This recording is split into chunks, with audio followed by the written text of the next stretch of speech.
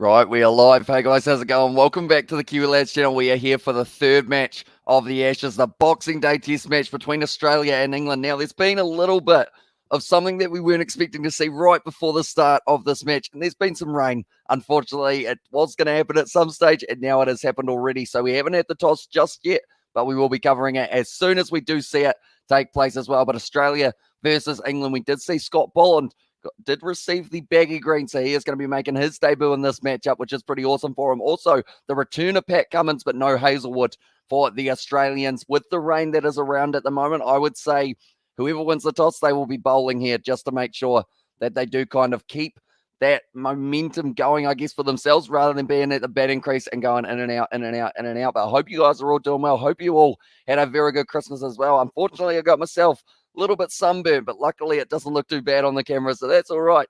For that regard, we also got the Shayna says Australia going up 3-0 as well, and also we've got the crazy NZ on the chat. We got Paddy Wagon, we got sadly it's raining in Melbourne, and predictably it's raining in Melbourne as well. Says Mark, and Merry Christmas. Also says Shayna, yeah, hope you all had a very good day. Seems like the weather was decent as well throughout, so hopefully you guys are all doing well. And I know for next year to use sunscreen, says Paddy Wagon, I do as well. I didn't think it was that hot. Turns out it was a little bit hotter than I anticipated. And also we have got the Merry Christmas all says Shane, and also well now that Johnny is back, England will win. As I says Xav, I do see that they have decided to go with Johnny Bairstow in there. Zach Crawley also added into this lineup as well. We have got Chaos Dragon in the chat. Hey man, how are you as well? I'm doing very well, mate. Hope you are well as well. But yeah, they've got Johnny Bairstow. They've got Zach Crawley. They've also decided to get rid of Rory Burns. That's actually who Crawley comes in for. So he's going to have a big task of opening the batting. Then they have got Mark Wood and Jack Leach back for the bowlers as well. We have got there. Can you read my message? That says Brandon there. And it was about can you give a link to my upcoming live stream on YouTube as well? Unfortunately, that was just a little Christmas special that I did decide to do there, or else then I would have to put links to every single video that is recommended to me kind of throughout these live streams. So hopefully that is understandable. Do you think Johnny is a good player? I think he's a good player. It's just whether or not he is suited to test match cricket. He is actually coming in at number 6, though, and I like that rather than him opening. Zach Crawley, he's got the capabilities of being able to open this match. They've dropped Wokes. They've also decided to drop out Stuart Broad, which is a big one to get rid of at the MCG, but they've decided instead their bowling attack, it is going to be Anderson. It is going to be alongside him, Jack Leach, a little bit of spin for the later options. But then if they're bowling first, maybe he doesn't get quite as much purchase on the surface as a Nathan Lyon would. But then you've also got in that bowling attack still Ben Stokes. He'll be trying a few of those shorter balls that seemed to work last match when it was taking place at Adelaide Oval. And then also, I would say overall for that bowling attack, you've also got Jimmy Anderson. If I didn't already mention him, isn't there BBL today as well? Says Shane, there is indeed. We have got 2 matches taking place. The Sydney Derby for the Sydney Thunder taking on the Sydney Sixers, and then the Perth Scorchers taking on the Melbourne Renegades. Back-to-back games. Hopefully the vocal cords will be lasting all through it as well. And also we have got the wearer last night to my test live stream as well. Says Brandon, I did see that you did mention on the Discord that it didn't actually work out for you for that test on. So hopefully it does work today for you instead. But then also in that bowling attack with Chris Wokes out does mean that they do need someone else to really step up for England. And because of that, I believe they will be going instead, more than likely. I mean, you've got Mark Wood, you got Jimmy Anderson, Jack Leach, like I mentioned, that is 3. Stokes makes the 4th. They must have one more bowler somewhere along there. Maybe David Milan, they might go with a few spinners. I'm just looking through. They haven't really got too many options for the bowling attack, so I want to make sure that they're not out in the field for too long as well. Still waiting for my call up to the England squad as well, says Greg. Maybe it could be just around the corner. Are you a bowler, Greg? Because if you are, and keep that name being mentioned, because they dropped Stuart Broad for this one so that they could add in a couple more options with the bat in hand, I guess you could say as well. I don't think I've ever seen Johnny Bairstow have a bit of a bowl at Scorchers Renegades as well. Says Xavier, let's go England and the chat as well. Yeah, there's a little bit of the rain delay at the moment, but that is going to be hopefully clearing up very soon at the MCG. Hopefully the weather's starting to look like this in a short moment. 11 millimeters of grass on the pitch. Hamish, how will it go as well? I think overall, with the fact that it is going to be maybe on and off rain for this first day, it will be a batsman's worst nightmare in a way, I guess you could say, because you will be going out there and you'll be coming off the field, going out there, coming off the field. And it seemed like even just before the match was taking place, it seemed to be stop-start in terms of what we did get to see from just even the commentators with the umbrella out. Then the umbrella was gone. And also this game will determine whether or not it's all over for England in the series. Come on, England. As I says, Darren, yeah, a must win for them here. They need to make sure that they can have a good performance. And if they win it, they go 2-1 down at the moment. But there is still the potential to be able to retain the Ashes or to gain the Ashes, I should say. Because if they do lose this game, unfortunately for them, it is all over for England. And even if they draw it, then it is the same kind of result as well. We have got there, I think he would bowl. That would be good as well. Johnny Best, says X have there, and I think Australia will bowl for first as well, says Shane. Yeah, I agree. Whoever wins the toss, they will be bowling first in this situation. And also come on Australia, says Scott. I hope you guys all had a good Christmas. Do let me know what you were up to. I know that I went out in the sun for a little bit too long, as you can see on my forehead. But it's not too bad at the moment. Also, no man. And a chat says Xav. But then, yeah, if the rain is going to be around, then you definitely do want to go. And as well, we have got there, Scott Jones has said, Xavier said, nah, as I say, he is definitely going for England in this matchup. So we'll have to wait and see how they go. But that bowling attack makes me a little bit concerned. They've also got Ollie Robinson, who I didn't mention before. So they've got a few options, but also David Milano, I have to say, he did pretty well in the last kind of chance that he did have with the ball in hand. I hope they bowl him again. And also Joe Root will be returning. He had a little bit of an abdomen injury last time, but he doesn't look too bad now. Right, the toss is going to be at 10:30 a.m. EDT. I swear that is going to be in 7 minutes, so that will be all right for us. As well, we have got to say bat first if we win a toss as well, says Robert there. He is willing to go with a little bit more of the risky option, I guess you could say, with the fact that the rain might be around, but it sounds like it's going to be a very nice day later on today. And also, the other factor is, as the test match goes on, I believe the weather's supposed to be better and better in Melbourne. I will get the weather report up for you guys at the moment, but the toss is going to be taking place in only 6 minutes' time, and then we will get to see whoever wins it and what they are going to be doing with that one as well. But anyone who is new to the channel, be sure to leave a like and subscribe. We will go Melbourne. What do we got for the weather? I know that at the moment they got a little bit of rain around. 16 degrees though and cloudy, so it looks like it is going to be clearing up quite nicely. Monday, sunny, 22 degrees. Tuesday, 23. Wednesday, 24. And then Thursday, supposed to be 33 for the high as well. It's 1 degree Celsius here in Newcastle under Lyme as well.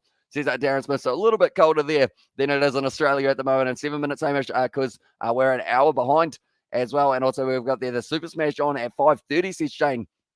For that one, who is playing today? Do let me know. Do you think Mexico will be a good cricket team or would be a good cricket team? I haven't actually seen any Mexico players, so it's hard to tell. But I know that if they commit to it, like that's the main thing. As long as you're putting funding into the sport and you are kind of being able to bring up young talent, then I feel like there is potential for everyone, really. And that one, also we have got Sebastian in the chat. Welcome in. Hey, Amish, how are you doing? I hope you had a great Christmas, brother. I did indeed, mate. Was a very nice day in the end. Looked like it was going to rain at some stages, similar to what we saw here, although we have seen rain at the MCG. But overall, it was very nice having the family round for the Christmas kind of occasion. My hay fever, it still doesn't like me, unfortunately. So you might see me kind of looking like I'm going to sneeze quite a few times throughout this one. And also we've got the hit another chat. I assume that is hay from RNG. But at the moment, they're just measuring out the run-ups for the bowlers. And the toss is going to be just around the corner. Canterbury Kings versus Otago Volts. That will be a good South Island derby between those two sides. But we are just seeing here once again that it is going to be 33 degrees for the final day of this test match. So that one, I mean, if the pitch is going to crack, it's certainly going to crack by that day. And the MCG, it's going to be one of those surfaces that's going to be very tough to read when it is kind of cracking all over the place. But Mitchell Stark at the moment, he is out there. He's raring to go. No Hazelwood, but they have got Scott Boland, who they did decide to bring in instead for the Australians. Alongside, I believe they've still got David Warner at the top of the order. I'm not too sure whether or not Marcus Harris is here or whether it will be Usman Khawaja. I hope it's Khawaja. I hope he gets the opportunity. I've seen what England's starting 11 is going to be. I haven't actually seen Australia's yet. So I believe we will get to find out as soon as the toss does take place as well. But they've still got Cam Green. And also, I'm still not awake from yesterday, as well, says Petty Wagon. The weird thing is, I think I got a very good night's sleep, which normally I don't end up having. Like on Christmas Day, I woke up way too early, but that's just kind of the child and like better in my mind to always want to wake up early for Christmas Day. But luckily, last night I was able to get to bed the earliest that I have almost this year, and it was about 11 or something like that. And I was able to sleep right through to where I did wake up as well. I've got there, I'm going to see 5 minutes late to my live stream as well. And it says Brandon, also my daughter and son-in-law just sent me a postcard from Sonny Nelson as well. Looked amazing. Says that Darren Smith there. Yeah, Nelson, it's very nice at this time of the year as well. And I have 15 hours of sleep, says Betty Wagon. So you well and truly committed to that sleeping as well. Christmas was good. I was out in the sun too, then rain, as well, says Robert there. So yeah, unfortunately, I believe overall New Zealand, I don't think we had too much rain around for the kind of Christmas weather. It looked like it was going to rain at one stage. I think that's because we mentioned the word barbecue. And anytime you say barbecue, in New Zealand. It rains for Christmas, but luckily we broke the streak this year, unless it was raining somewhere, and then we'll have to send a postcard apologising to that one region, I guess. Because unfortunately for them, we did cost them a bit of nice weather. But overall, it's very nice. I feel like it could have been a lot worse weather. Like, I managed to get sunburn, which means that the sun was out for just long enough. Like, it doesn't take me very long to burn. As you guys can see, I'm not exactly the most tanned individual. So because of that, it does mean that pretty much if I go out in the sun for too long, I end up getting myself burned. But we did a little bit of backyard cricket as well. I had 10 hours because my party as well. Set up Brandon there, and also we have got the I had full sleep and and a lot to drink, says Sebastian. You did mention that you might be hungover on this live stream. So yeah, we will wait and see whether or not Sebastian does end up falling asleep. Is it raining a lot there at Melbourne as well, says Jean-Lu. Hopefully I pronounced that not too badly. But yeah, at this stage, it is raining, unfortunately. So it does mean that we are going to have a little bit of a weather delay, but it looks like it's supposed to be clearing the later in the day that we do get as well. We used barbecue, but Son was wanted to have barbecue this Christmas as well, says Betty Wagon. And hey, says Uncle Bill's welcome in to the live stream. I hope you are doing well. Hope you are excited for the first match of the Ashes that we are going to get to see for Boxing Day. The next match of Boxing Day Test matches, it is actually going to be the match between South Africa and India that will be starting a little bit later on and off. And who won the coin toss? It is still yet to happen. It is going to be happening in 2 minutes' time. And whoever wins the toss, more than likely, I believe, will have a bowl. But there is a chance that someone might decide that they do want to have a bat, as well. We are supposed to play backyard cricket, or we were supposed to play backyard cricket over here in Queensland. It rained big time as well, says Ryan. So yeah, I don't even think we got a drop of rain overall here in New Zealand. 2 minutes as well, says Robert there for the toss. But I did take a diving catch in the backyard, which I was very happy about. My pants probably weren't too happy because I was wearing long pants, and they did end up getting themselves a little bit dirty, but it was a screamer of a catch out on the kind of short cover region as well. We have got there as a Perth game in Perth later as well, says Aiden. I don't believe it is. I believe instead it is going to be at Marvel Stadium, that it is going to be 2 changes for Australia. Cummins and Bolland, and as well, Nessa and Richardson both out, says Siddhartha there. So that are the only changes that they have made, Siddhartha. So they're still sticking with Marcus Harris, which kind of surprises me at the top of the order, rather than giving Usman Khawaja a chance. So I hope he gets a chance to play for the Sydney Thunder if that's the case, if they're not going to use him for the Ashes as well. We have got their prediction, Hamish, please, as well, says Darren. I would say this match, I think it is going to go down to the final day as well. Definitely if there's a little bit of rain around. And I want to say, as much as I want to see England be able to win this game just to try and level the series, I feel like Australia, whoopsies, not broke my camera, I just knocked it a little bit. I feel like Australia, with Cummins back, the bowler machine, and also with the captaincy, I feel like they're going to be able to do decently here, because they seem to go all right without Hazelwood and Cummins. But now that Cummins is back as well, I feel bad for Jai Richardson for missing out, and also in a way Michael Nessa for who they have decided to bring in for Scott Boland. But it's great for him because he is now going to get the opportunity. My girlfriend say up to 2 a.m. I go to bed at 1 a.m. as well. Says up around there. So yeah, late night for yourself there. That is for sure.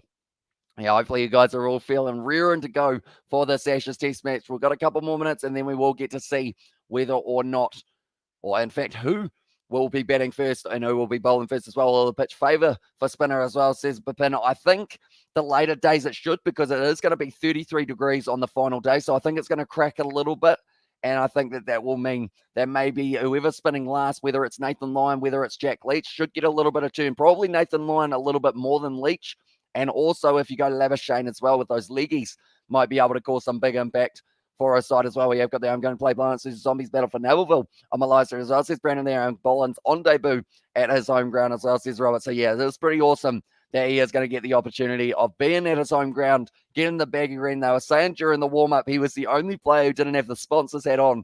Instead, he had that baggy green out, and he was not getting rid of it, Scott Boland. He was keeping it right till the final time as well. But this stage, it is now going to be the coin flip. Who is going to be able to get it? We got a lot of men out near the middle. I do see the 2 captains, though, Pat Cummins and also Joe Root Wright. Who is going to be batted? Who's going to be bowling? Gilly is at the crease, and I will be letting you guys know as well. Australia to bowl first as well, says Siddhartha. So it was flipped by Pat Cummins, and in the end, he does win the toss. And he is going to be having the bowl, Pat Cummins. So that is going to be now known that they are going to be bowling here, Australia. I believe that will be because of the fact that they don't want to have to really stop-start with the way that they're batting in this one. He's got a massive smile on his face, Pat Cummins.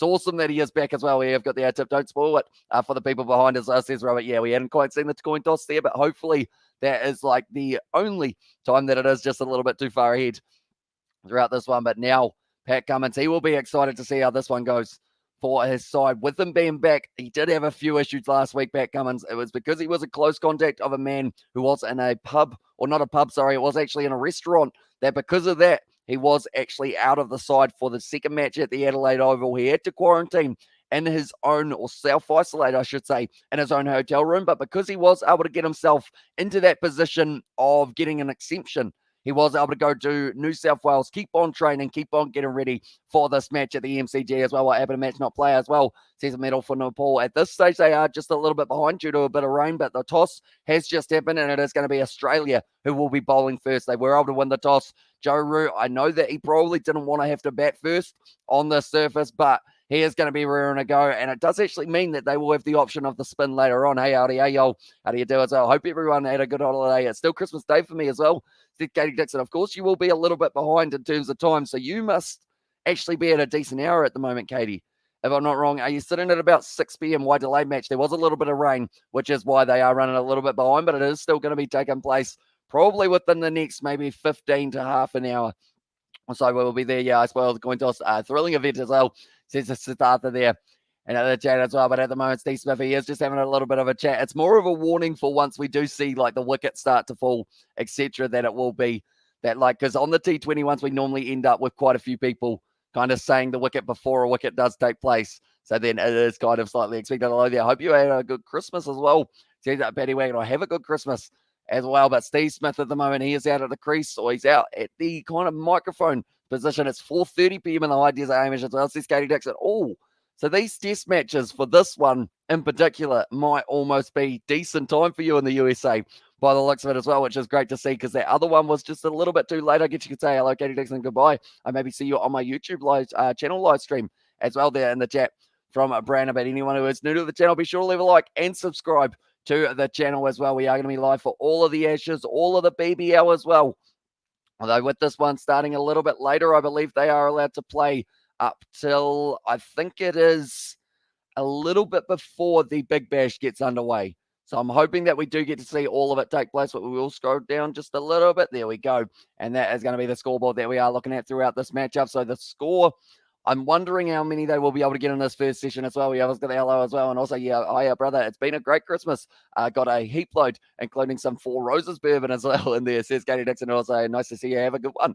As well, says Katie Dixon to the brain in there in the chat as well. At the moment, Steve Smith, I'm wondering how much spin we will get to see on day one. I feel like more than likely we will see a huge amount of pace bowling from Pat Cummins, Scott Boland as well on his home ground, and then alongside him, it is also going to be the option of Cameron Green if they decide to go to him. He had a little bit of an injury earlier on in the week, I guess you could say, from the last test match, but he looks like he is all right now. And also they will have the big, quick Mitchell Starc. No Josh Hazlewood, though. They will be missing him. I'm going to put my camera down just a little bit more. There we go. That might be a little bit too low. No, it's not too bad. We will go with that as well. But England, they are going to be batting first. And the last thing they want to do is lose early wickets. We actually saw in 2019 for the Boxing Day test at the MCG, we got to see New Zealand versus Australia. And in that match, Trent Boult able to pick up the early wicket of Joe Burns. Will we see something similar to what we saw in the first test match of the Ashes, where we do get to see maybe Rory Burns get one round the legs? So you have got there. If you were Cummins, would you open with Hamish Starc? Or would you open with Starc, Boland, or Green and Cummins as well? I think I would go Starc. I think you've got to go Starc, and it's whether or not you give it to Boland, or whether you go with maybe a little bit of a mixture. So I would say Starc and Boland if they were the two options as well. He looks like he's warming up at the moment. He has got the vest on, but he hasn't got the baggy green at the moment here. Scott Boland, he wanted to wear it probably more than likely for all of the matchup, but of course not quite able to wear it while you're bowling. Cheers, Les. Hope you're well, as I'm yet to stop pouring it down the neck, as says Sebastian there. But at the moment, it looks like there's some pretty decent grass cover on the surface. They are just painting the lines at the moment to make sure they are nicely done, but it seems like maybe, like they're saying, there's plenty of grass. I believe 11 millimeters out as well. With the cloud cover as well, this ball is going to swing, and that will make Mitchell Starc a very excited man at the crease. And even Scott Boland, when he does get that ball up, it will start moving. It will start talking, and quite a bit of seam might be on offer for the local man, Scott Boland. But at the moment, this is going to be the first of 3 matches that we are covering today. This is the first innings, the first session of their third Boxing Day test. And then we have also got 2 matches of the BBL that are coming just a little bit later on tonight here. And they are going to be the 2 matches as follows. The first one being the Sydney Thunder taking on the Sydney Sixers, and then the second being the Scorchers taking on the Renegades. Then tomorrow night does continue. We've got more of the Ashes and also the Hurricanes taking on the Strikers and the Heat taking on the Melbourne Stars. So 2 matches back-to-back for the BBL. Later on tonight, we've got about 14 hours of commentary today, if the vocal cords do survive it, that is. And also, hey, brother, I'm well, hope you are too. As well, I'm a vampire wiggle as well. And the chat says Katie Dixon there, and hey, Katie Dixon says Robert there as well. And at the moment, yeah, they are just having a bit of a chat with Michael Vaughan. Actually went to Shane Warne's house for Christmas. I believe they had a barbecue. I'm wondering whether or not it was raining yesterday in Melbourne, but it seems like the rain has already kind of left us. If it does end up raining a little bit more, I believe it's going to be a little bit unfortunate because we are going to be missing more of the play than we possibly already have here. But Scott Boland at the moment, he is going to be warming up. He is getting ready to go home ground at the moment for it. And it looks like he is just trying to work out the run up for that one as well. And hey, Audi, hey, brother, hope you're well there as well. And at the moment, Shane Ward just having a bit of a chat with Scott Boland saying, hope it goes well for you, mate. But this is a big moment. That's the thing. It's not just a debut, but it's a debut at your home ground. And not just that as well, while we're at it, you're going to have about 60,000 plus people in attendance. Maybe the rain has made a few people go away a little bit more than they would have liked. And I'm well, you as well, says Robert there. And the chat by Michael Vaughan at the moment. He will be hoping that England can put in a better performance than their second test match. And also the first, I would say the second test match, they fought hard, England. And in that second innings, they got closer and closer and closer to being able to draw that one. But in the end, they just lost that wicket. And that was an unorthodox wicket and a half there for Joss Buttler to step back onto a stump, something I haven't seen in a very long time. Did end up, unfortunately, messing that one up a little bit, Joss, but then they did end up losing their last wicket as well. We have got there Christmas. I love this new festive emoji as well with a 10 out of 10. It was actually Sebastian who did make it as well. Come on, England, we bloody need this as well, said Sebastian with the fingers crossed. And I'm hoping this match does go long and also England are able to get out of this day without losing too many wickets as well. If they can get through this whole day with only losing 2 or 3 wickets, getting a couple hundred on the board, they will be in a good position to be able to possibly go on and win this test match. But first of all, they need that foundation. They've got no Rory Burns at the top of the order. Instead, it is going to be Hamid and it is going to be Zach Crawley getting the opportunity to start the batting lineup as well. Then England, for themselves, they have got a few men at the top of the order that will also have to try and deliver here. It will be Joe Root. It will also be Dava Milan, who will actually be coming in at 3 in front of Joe Root for this one. And then they have got a few more men in that middle order, including Johnny Bairstow being brought back in as a lovely new emoji brother as well in there. And also England need a good start, says Greg Galway. They do indeed. I know we need the whitewash. Sebastian there in the chat, says Robert there in the chat as well. But it is not going to be easy for England, that is for sure. It is going to be Hamid, Zach Crawley opening the batting. Then they've got Milan, Joe Root, Ben Stokes at 5. And then also Johnny Bairstow, Joss Buttler, Mark Wood, Ollie Robinson, Jack Leach, and then Jimmy Anderson, who will be coming in as the 11th man at the crease. He's actually done a little bit more batting than he would have been anticipating for the last little while, but we will add up our little thingy, my bob, that we do have on the screen as well for England next to bat. And the next man at the crease, it is going to be Dava Milan, then followed by Joe Root. Then after him, like I mentioned, it will be the all-rounder Ben Stokes, who did actually bowl very well in the last match. We'll be hoping to do that again in this one if they do want a chance of it being able to, I guess, share the load of all of the bowlers in the side, because it is going to be tough out there at the MCG. It's not too bad for the heat so far. You're not having the days similar to what we saw at the Adelaide Oval. It was very cold, very hot on quite a few of those days, but hopefully we do get to see just that last day being a scorcher, and then from there there'll be plenty of movement in the surface for the likes of a Mark Wood maybe to try and really get that base down. He's got plenty of it. He's actually batting a little bit higher up the order, I believe, than he normally would, Mark Wood. He is actually going to be coming in at number 8 for this one, because normally they would have someone along the lines of, I guess someone that they did take out was Chris Wokes. He would have been batting there if it wasn't for him getting dropped from the side. And then also Jimmy Anderson is the last man in their side. There we go. We will go like that, and we will go like that. We will put that all across the bottom for you guys as well. There we go. And also we have got there, thank you, Les, as well. I'm glad you like it as well with the 10 out of 10 and Christmas as well. And Aussie favourites as well, says Raj. They are indeed. There is a reason for that. They're 2-0 up in the series at the moment, and they want to try and make it a 3-0, put the dagger in the coffin before they even get to those next kind of couple matches, because if they can do that, then they'll be in a very good position there, England. Or sorry, Australia, I should say. England need this win. They need at least the draw in this one, but they won't be going for anything less than the win. A draw would mean that there's still a chance that they can draw the series, but that won't give them the Ashes. And who's opening as well, says Robert? It is going to be Hasib Hamid and then also Zach Crawley. So two right-handers they have gone with. They've dropped Burns out of the side, and instead Zach Crawley gets the opportunity to open, I believe, while we were in India, I believe it was for England. They did end up having him at 4, I want to say, or somewhere around there. He wasn't quite opening, I don't believe, for that match, but he is a very talented batsman, Ryan Crawley, so hopefully he does go all right here for this match as well. Like I mentioned, anyone who is new to the channel, be sure to leave a like and subscribe. We're not just here for today, we're here for all 5 days of the Boxing Day Test match, as well as the BBL that is overlapping with these games as well, or happening straight after. So it's going to be all action on the channel, that is for sure.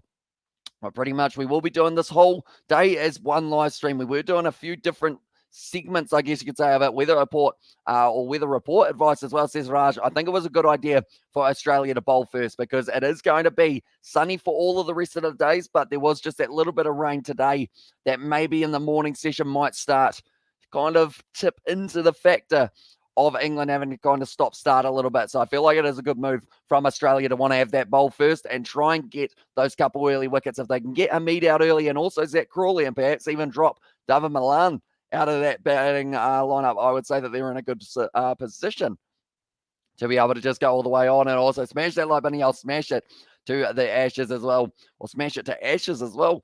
There's a Katie Dixon there.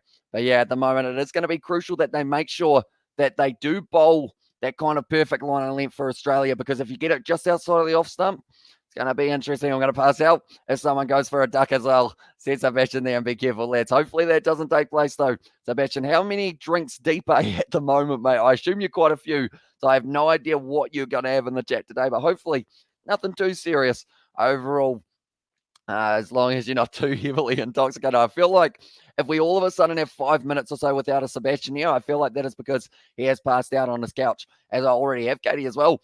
And there says Robert there, and also we have got there quack Mr. Ducksworth as well. There says Katie Dixon, and of course we have got the out emoji as well. That's Sebastian to design. We have got a 6-1 as well, but I'm not too sure how many 6s we will get to see today for the Ashes, but we're getting very close now to the start of this match, ladies and gentlemen. Just a little bit of delay due to the rain, but it is just around the corner from getting underway. That will happen when Robinson's in as well, says Robert Miller there in the chat. But do also let me know, ladies and gentlemen, I haven't asked this yet, but what did everyone get for Christmas?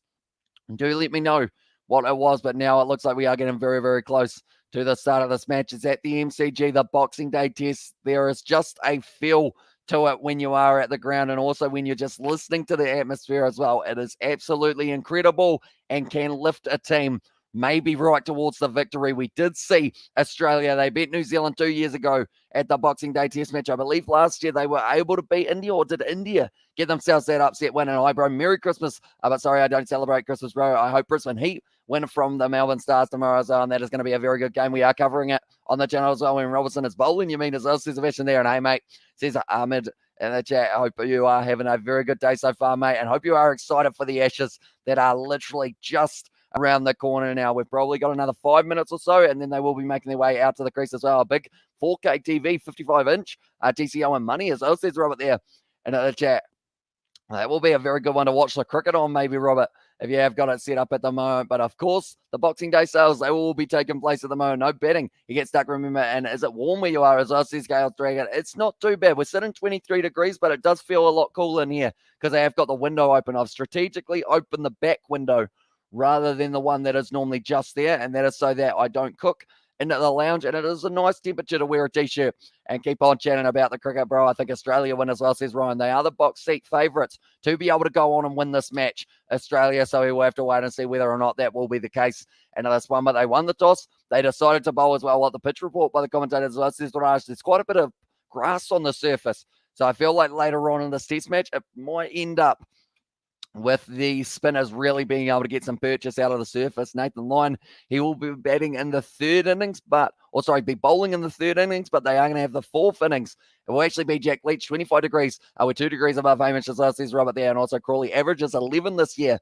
says Gregor Galway. So not the best average for Crawley, but I know that he's got potential. And if he can kind of stick it out, wait for that early swing to all disappear, then that's when he can really get himself some good runs. And at the end of the day, I'm not too sure what was Burns' average before he was dropped from the side. Do let me know, Gregor, because I know it wasn't hugely high, unfortunately, for Rory Burns, which is why he has been replaced there. I thought they might have possibly gotten rid of Hamid, but I believe his work in the field at the moment has been very impressive, Hamid. And also, they've decided to go with just the two guys with the right-hander bats who will be starting this one. And then also you got the left-hander of Milan, the left-hander of Stokes, the left-hander of Jack Leach. So they've got three lefties in their side compared to Australia's lineup, where they have got themselves left-hander and Harris, left-hander and Travis Head, left-hander and Kerry, left-hander and Mitchell Stark. So they've actually got the extra left-hander for the Australians, but they will be batting second in this innings or in this matchup. So depending on whether or not England survive this day, we may even get to see some Australian batting today, but I believe they will be able to get right through it, England, and they should be able to get themselves in a good position to move on to a good total as well. But at the moment, Jai Richardson out of the side, Michael Ness out of the side, Hazelwood still not back from his injury, so instead it is going to be Scott Boland who is getting the opportunity on debut. Also in that Australian side, it is going to be Marcus Harris still opening the batting. A little bit surprising that they didn't decide that they were going to be going with possibly, maybe the option of Usman Khawaja could have been the option there as well. And then also they have decided to go with Pat Cummins. He is back on the side. He is the captain as well, and he is raring to go. A 12.75 for Burns' average as well, so only a little bit higher than Crawley in that regard. And also what's your New Year's resolution? I believe my New Year's resolution that I have decided to go with so far, I've got a few more days, of course, to rethink it if I do change my mind, but I am going to be going with, first of which is going to be to try and get a little bit fitter, just because I do sit here for a long time each day, and I would like to get a little bit more active alongside that. And then also my second will be to get out and about a little bit more, and that is going to be something that will help with my Christmas present that I did get, which was a golf membership. So I'm going to be able to go out and also play a little bit of golf with my dad a little bit more often, which will be great. Spend a bit more time with the family and also do a little bit of exercise at the same time. Who you going for, Katie? As well, says Robert there, I'm a spoiled brat this year. So says Katie Dixon. I got some Four Roses bourbon and a stylish tote bag as well, and some perfume and a big blanket and some gloves and some pub games and a big beautiful rock of obsidian as well, says Katie Dixon. So yeah, that is a very nice list indeed. Ahmed has said there, although England has been shocking so far, but if these changes they have made work, we could see something special. Yeah, exactly right. I hope we do get to see an England side deliver at the crease. We love you, Leachy, as well. Aussie. And I got a ninth generation iPad as well. And there's their sports stuff there in the chat as well. But at the moment, Australia, they did decide that they wanted to bowl. They saw something out there, and it was the overcast conditions. This is going to swing around plentiful for the likes of I guess you could say Mitchell Stark's going to be dangerous with that swinging ball, but also someone else to take into consideration here, Scott Boland. He is going to be raring to go. This is his first ever test match. Gets a pat on the back and a pat on the butt from Steve Smith, pat on the back from David Warner, and a handshake. And he is going to be ready to go now for this matchup. Australia, they want to start this one well in front of a home crowd there for the MCG. You're on at the moment, just giving him some handshakes there, Scott Boland. It's going to be a good moment, and oi. And the chat says Chaos Dragon for Australia for the Aussie chant there. And also, will it swing and move around after pitching on track as well, says Raja. I believe there will be quite a bit of swing on offer because of the fact that we have got, I guess with the fact that it's so overcast, it's only just finished raining, there'll be a little bit of moistness in the surface as well. So I'm thinking this ball's going to go all over the place. Him and Harris are in front of home ground as well, says Robert Miller there. And also we have got their brother. I'm still learning about cricket. I don't know enough about it to decide as well there. And Aussie says that sports stuff there as well. But the Australians, they are almost ready to make their way out there. So we're starting about 25 minutes later than we would have been anticipating. That is due to the rain, but it does mean that we will be having an extra 25 minutes at the end of the day to try and make up for it a little bit. Well, you've got Australia 2-0 as well, says Robert there in the chat. So yeah, if Australia win this one, they win the Ashes and they retain it for another year or another 2 years. But if England win this one, there's still a slight chance for them to be able to go on. I've just realized we've actually still got the national anthem.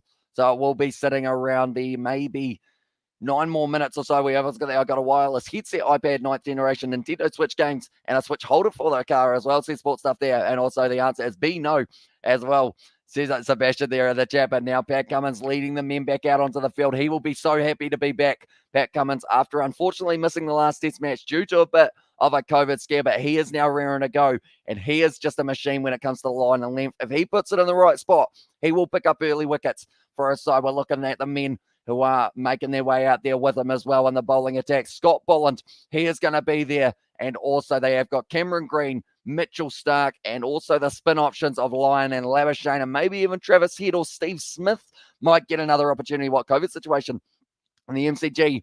I believe they've got pretty much a full attendance here at the moment for the MCG, or as many people as they did want to go to the game, I guess you could say. It looks like there's probably around 50 to 60,000 at the moment there, although the SCG might be a different style or a different kind of crowd that we do get to see due to the few cases that have been popping up there as well. And this is what I mean, mate, as well. And there, and also we have got the hello amateur. I set my alarm, so my bet for the first innings 300 for 6 after the first day as well. Says Kevin, I haven't actually mentioned about the predictions, so I don't know whether or not I will carry them over for the Ashes as well, but I appreciate you being up, mate, and hope you are doing very well for this one as well. And Bancroft in the side last game as well. Says sports stuff. I know that he is lurking, although he was actually in the Perth Scorchers lineup as well. And my mum and dad working at this game as well. Says sports stuff there. But yeah, Bancroft making his way back to the Perth Scorchers. Had a little bit of a rough game for his first game back, and I'm going to be back. I'm going to back England, and I think someone like Crawley will be key for them as well, says Ahmed. And I agree. I think definitely Crawley at the top of the order instead of Rory Burns. Different angle, the right-hander, and I really hope he doesn't lose his wicket early because he is one of those guys who can bat time. And if he can bat time here, then they can get themselves quite a few runs. But at the moment, Scott Bolland, he's getting the round of applause from the crowd as well. So it is great to see him there. My mum and dad are working at this game as well. And Bancroft's not on the side, says Robert. And also the first thing everyone had me watch when I was all teach me about cricket was when the guy bowled it on the ground and everyone had a mental breakdown about it as well, says Katie Dixon there. And also, sorry, I was thinking of the BBL, says Kevin. No worries, mate. But I hope you are doing well. Hope you are excited for this game. Although, to be fair, it's probably sitting around midnight there in South Africa at the moment, isn't it? So hopefully you are doing well. Hopefully you enjoyed your Christmas as well. I'm saying that should maybe give a go. Go Robert as well. Says, and it was sports stuff there. And also, who do we love? Leachy as well. Says sports stuff. Yeah, Jack Leach. He will feel he's got a bit to prove here for this game. I thought they may have bowled Dom Bess as an option there, but I believe because of the off spin that Joe Root offers, they decided instead that they would switch it up and have Jack Leach for that different angle of the right-hander. Of the left-hander. Also, they got Dava Milan, who I wouldn't mind seeing a few leggies from throughout this match as well, because he was actually bowling very nicely in that last match for himself. But at the moment, it's a little bit of wind there at the MCG as well. So it means that I feel like there's going to be quite a bit of movement in the surface and also with the swing of the ball as well. But now we have got the national anthem, Usman over Bancroft as well, says Robert there. And basically all you know about what cricket is that Australia cheaters will suffice. But now it's actually, as says the match there to KT Dixon. But at the moment, we have got the English God Save the Queen playing as well, and they'll be open to put in a good performance here, England. They've got nothing to lose.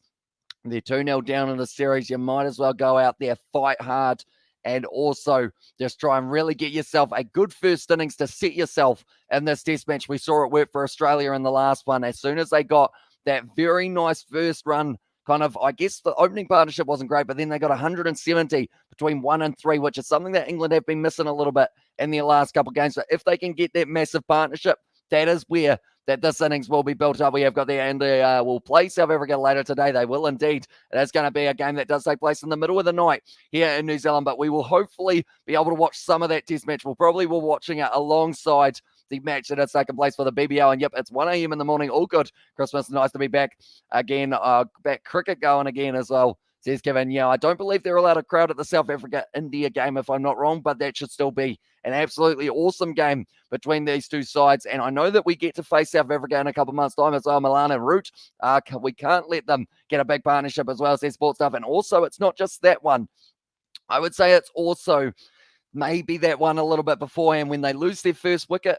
It's the one between 1 and 3. It's whoever's still at the crease and Dava Milan. That needs to be a good one because that's something we've seen with Warner and Labuschagne many times. Those two just build up their partnership and keep on going from there. We have got there, although I love learning about cricket players, walks and a Mortal Kombat theme song starts playing as well. Yeah, I've got there for the last two games, the partnership Milan and Root have been big. Yeah, they've been the partnership to break, so I'm hoping someone else will also be able to step up in that batting lineup. In January 2010, England bowlers Stuart Broad and Jimmy Anderson were accused of ball tampering by stopping the ball with the spikes of their boots. And the third test match against South Africa as well. And I hope Bairstow doesn't lose this wicket early. He needs to get going as well. He's either very good or very bad as well. And he's actually going to be batting at 6 for this matchup. They decided instead it will be Hamid and Crawley who will be opening the batting. So if Bairstow does have a bat today, it means that England are possibly in a little bit of trouble as well. We have got their plays. Would definitely chop my cojones off for saying that as well. Says Sebastian there. Nice to see you as well for what Katie says, Kevin. But now Australia, they're going to be raring to go. I believe Mitchell Starc will definitely get the first delivery of this match in the first over as well.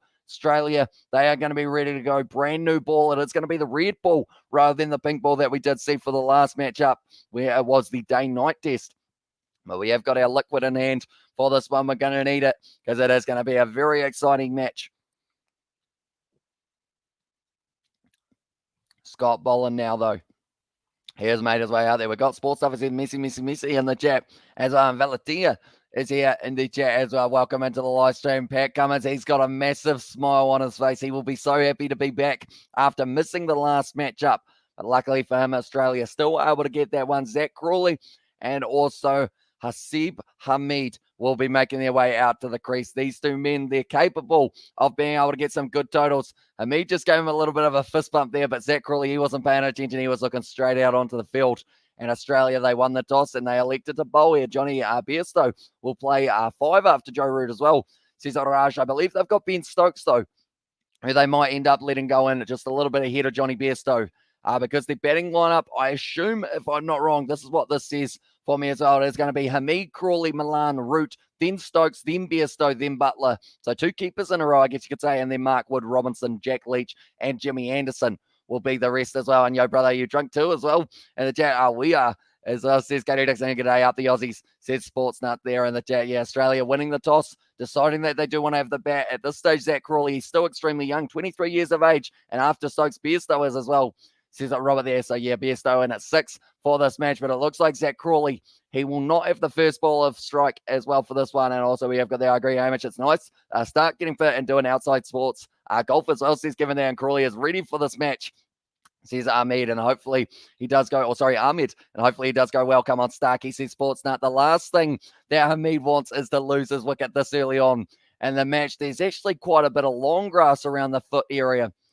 I believe it was of Hasib Hamid as well, but it looks like Mitchell Starc, he is going to be bowling this first over as Butler, keeping him Bairstow as well. Says Robert, I believe it is Butler who is going to be keeping for this match, I should say. But now Hamid and Crawley, they are the 2 opening batsmen for England. They need a good partnership, but Mitchell Starc, he loves breaking an opening run partnership. That is for sure. They've got 3 slips at the moment for the Australians, and it is also Cam Green who is going to be slotting in at gully. They've got their man at almost a halfway in between square leg and mid-wicket, and also I reckon it will swing a mile. It should indeed, with the overcast conditions that we have got for this game. Bit of humidity as well. This ball is going to do crazy things for Mitchell Starc, which is why it is going to be crucial that Hasib Hamid is able to just stick out there for a little bit longer. They've also got a backwards point and the 2 men down the ground as well for the Australians, but we are almost ready to go. It's half an hour later than it was anticipated, but the rain was here. It is gone now, and now we have been told that it is ready to go. Mitchell Starc, he is going to be starting this match off with the ball at head, ladies and gentlemen. The 3rd Ashes Test match, the Boxing Day Test match, MCG, 60,000 plus in attendance for it, and Starc is going to be steaming in for this first delivery now. Hamid is on strike. Mitchell Starc, where can he put this one outside of the off stump? And it is left for that first one. Unfortunately, my spell is a bit bad this morning as well. Says Kevin there. And also we have got there, needs to get a bit of pace up as well. And Josh the Cat. And there says Sebastian there. And chat as well, but nicely bowled by Mitchell Starc. A little bit of movement outside of the off stump, but nothing too crazy there for Hamid for the very first delivery. It's a no ball. Okay. That's something that's gone slightly wrong. So it's probably lucky he didn't pick up the wicket there, Mitchell Starc, or else it would have been disallowed. Yeah, he got that one. The pretty wrong bowl. Green when Root comes in for a couple overs to see if we can break that early partnership as well. Says Sports Stuff there, but now Starc. Now this is really the first ball, I guess you could say, because of that one that did just get cancelled out. And it's the same ball pretty much. It's outside of the off stump, and it is just going to be left by me once again, going at 138 kilometers per hour here for Mitchell Starc. Not looking too happy with the ground straight away here, Starc. Today, all I aim as well. I must win for the Bombs. My money is on the Ashes as well. My money is on the Aussies from David Davis. I hope you did have a great Christmas, mate. I hope you're doing well at the moment as well. And also, we have got their morning all and Boland's debut. It is indeed. Welcome in, Victor, as well. Hey, David, says that Robert there in the chat. And no swing, says Sportsnet, although it is still very early in the day. So perhaps after a couple more overs, we do start to see that ball move around a little bit more for Starc.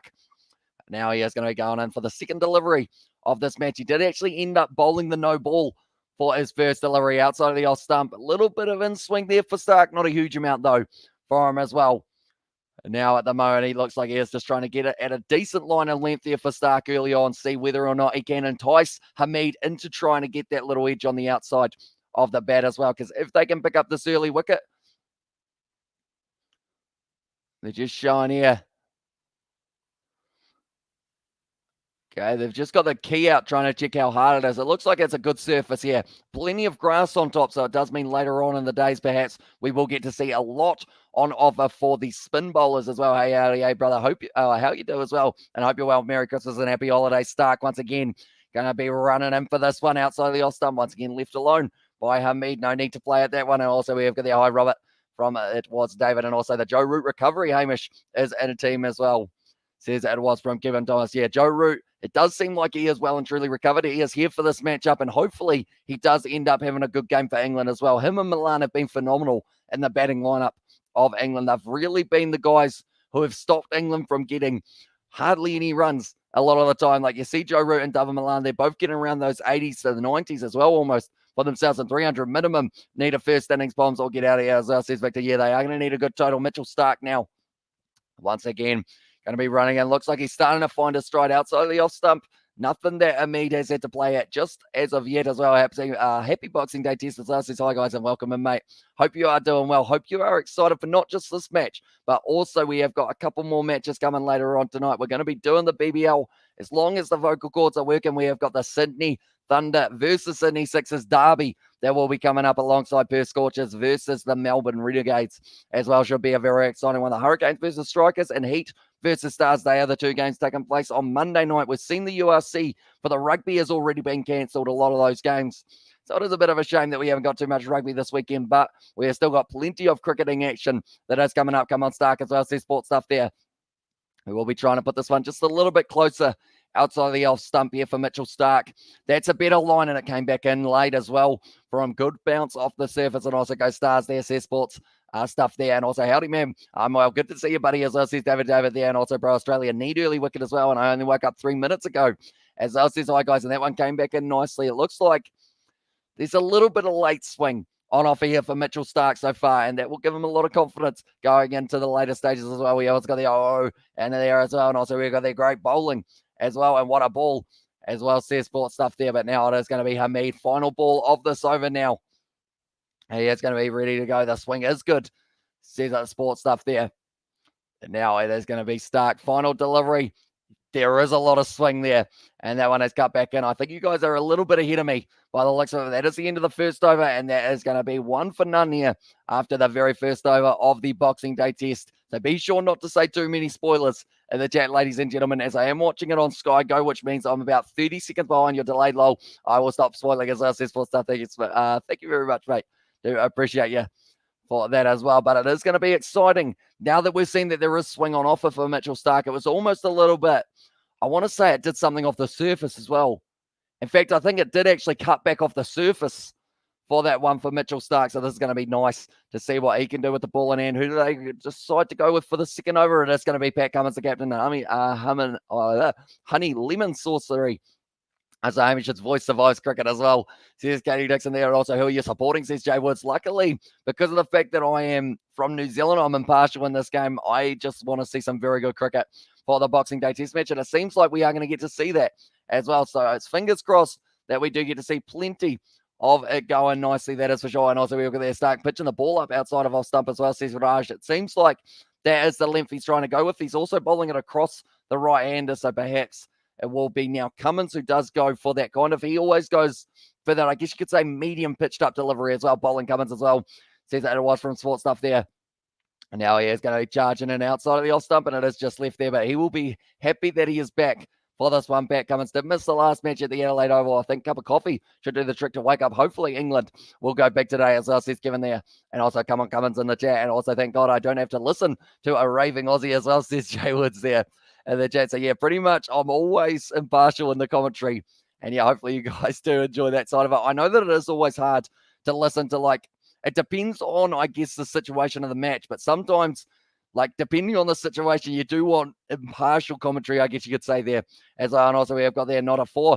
Oh, that's a nice shot down the ground there for Crawley. And it looks like he was on the front foot, straight down the ground. Boland's trying to chase it. And he has been able to cut it off nicely there. Scott Boland to the deep on debut. Hit down the ground. Couple runs for... They've actually got 3 there. Good running between the wickets for Zach Crawley, and he has got himself off the mark now, of course. Buddy, Katie Dixon having Xmas as well. Says that David there and in the chat as well. Cummins, he's willing to pitch that ball up by the looks of it, which does mean maybe he gets a little bit of swing later. So says that Sports Stuff there. And in the chat as well, we have got the Santa emoji, the Christmas emojis as well from Katie Dixon. Of course, for some of you guys, it is still Christmas, depending on what region of the world that you are living in. For the likes of Katie, I believe you said it was 4 p.m. before, so hopefully you do enjoy the rest of your Christmas. Have you got a Christmas tea planned, Katie, or is it just going to be the lunch that you have already had? But now, at the moment, Pat Cummins, he went for 3 runs off that second delivery. Probably not too happy with that one overall, but he was willing to pitch the ball up, see if it was going to swing a little bit. And now he is going to be ready to steam in once again, Cummins. And he will have a lot of built up. Oh, nice delivery. Hits the back leg of Hamid. But yeah, we'll have a lot of built up deliveries that he wasn't able to bowl in the last match for the Adelaide match. So he will be rearing to go all throughout this first day. You will see that spring in the step as well. The balls as well, says Sports Stuff. Oh, no, has it gone right up? I thought it was the back leg, but no, it was straight where you don't want to be. Who is the captain now that Cummins is back as well? He has taken the captaincy back for this game. So it is going to be Vice-Captain Steve Smith and, Captain Cummins is taking the reins back for this one. So he did win the toss, decided that he wanted to have a bowl, which I think was a good decision with the way that it does look like the surface is going to be playing. Oh, nice delivery from Cummins, and it is blocked well by Hamid. Gets right behind the ball. And that is going to be so important for him. His last dismissal was actually when that ball had a little bit of extra pop and it ended up hitting his glove for Hamid. Needs to make sure that he doesn't, I guess you could say, doesn't reach for the ball too much here. As we've been grazing all day, so there's no set D today. Just shove your face with a boatload of Christmas food as well. And also ready. My last chat as well, in the chat, and Hamid Wu as well in the chat there. Or read my last chat. I put the notifications on and stuff, by the way, as well. So thank you very much, mate. Hugely appreciate it. Anyone who is new, sure to hit that subscribe button. Pat Cummins, it's just outside of the outside edge, and that's going to be actually connecting with it as well, and that's going to be now Hamid. He is gone, and Pat Cummins back at the MCG has been able to pick up the early wicket of Hamid, and he goes for the duck now of 10 deliveries. So you have got there's gingerbread. I think I'm going to go get some before it's all gone. I'm a slut for gingerbread as well. And this is Katie Dixon. Also, we have got there, and they're just a little edge, outside edge from Hamid, and unfortunately for him, that does mean that he is going to be losing his wicket. This is not the first time you did this, and this miserable troll, as well, says Sebastian there in the chat. Also, we have got their duck, says Sports, but now Hasib Hamid, he is going to be gone, 10 balls faced, but he does end up going for the duck, and Australia once again have been able to pick up that early wicket. And also we got to get Milan out early as well, and also useless top order, says Victor. Yeah, unfortunately Hamid, he has gone, and also no partnership again, as well, says Kevin. So you got to feel for Crawley. He's already been out there. Of course you feel for Hamid, but now Crawley, he has got to try and reset with another batsman, and there is the Quacky as well. Says Betty Wagon and Hi Sebastian, and the chat from David as well. I hope you guys are all doing well at the moment. He actually did exactly what I said he shouldn't do, and he reached well and truly for Hamid there. And also we have got there, are you okay still there? Was a duck as well, says that Betty Wagon there. And also we have got there in the chat as well. Bro, I think Michael Nessel will play for Brisbane Heat tomorrow as well, says Ryan. It would be pretty awesome to see him get the opportunity, and come on, Cummins as well, says Sportsnut. Yeah, he was able to get himself 5 wickets in his first innings as captain. So it's as if having that captain's hat on just ends up kind of taking him to the next level as well, which is hard to do for a player like Cummins because he already plays at such a high standard. But this man as well, number 1 T20 batsman in the world, Dava Milan, and also has been really making a name for himself in Test match cricket recently. See what he can do. I know that recently it was also Joe Denley who was up the top of the order, but instead now Milan, he gets that number 3 spot. What can he do here? He needs to make sure. I mean, from 20 matches, he's got 1,000 runs, so he can certainly bat time. And hi, buddy, as well, on great bowling. Says that Sports Nut there in the chat as well. But now it is going to be Dawa Milan charging into the crease here. Going to be just outside of the off stump. That's a beauty from Pat Cummins once again, but it does miss the outside edge of a Dawa Milan. That is the end of the second over, and that is going to be England now sitting 4 for 1 after the 2 overs there as well. But 1 wicket falling, 4 runs for that one, and that is a brilliant delivery to start off. Bowling to Dawa Milan, but now the Australians, they will have their tails up. That was a beauty of a delivery there from Pat Cummins, but Mitchell Starc at the other end now. He will be trying to get out. I'm fuming, actually. Can't believe Hamid went out for a duck again. This is awful on his part as well, says Sebastian there. And also, hello, fellow Kiwi sport lovers as well, says Josh there. Welcome into the live stream, mate. Hope you are doing well. Hope you're enjoying the Christmas from yesterday as well. Yeah, I hope you are all doing well for yourselves there. But Crawley at the moment, he is sitting on 3 runs off 2 deliveries here for himself. The Boxing Day test that is underway, and the Australian fans at the MCG who have all piled in 46,000 in at the moment is the call from them as well. And I believe there are going to be more and more coming in throughout the later stages of this one as well. But now it is going to be Mitchell Starc running into the crease once again here outside of the off stump, but it is just left alone. Coming back, I need water as well, says hi guys there in the chat. That is fair enough. We are going to need to stay hydrated throughout this whole day as well. Yeah, bud, hope you did too as well, says David there. And a chat for Paddy Wagon for hope you had a good Christmas. Hydration. We've got to keep hydrated.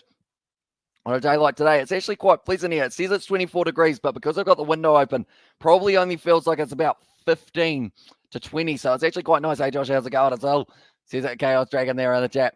But now a 1 dot ball so far for Mitchell Starc in the second over of his spell, and he will probably get 4 at least here as well. Nicely put outside the off stumps. Alex Carey behind the stumps. He had a very good game last week.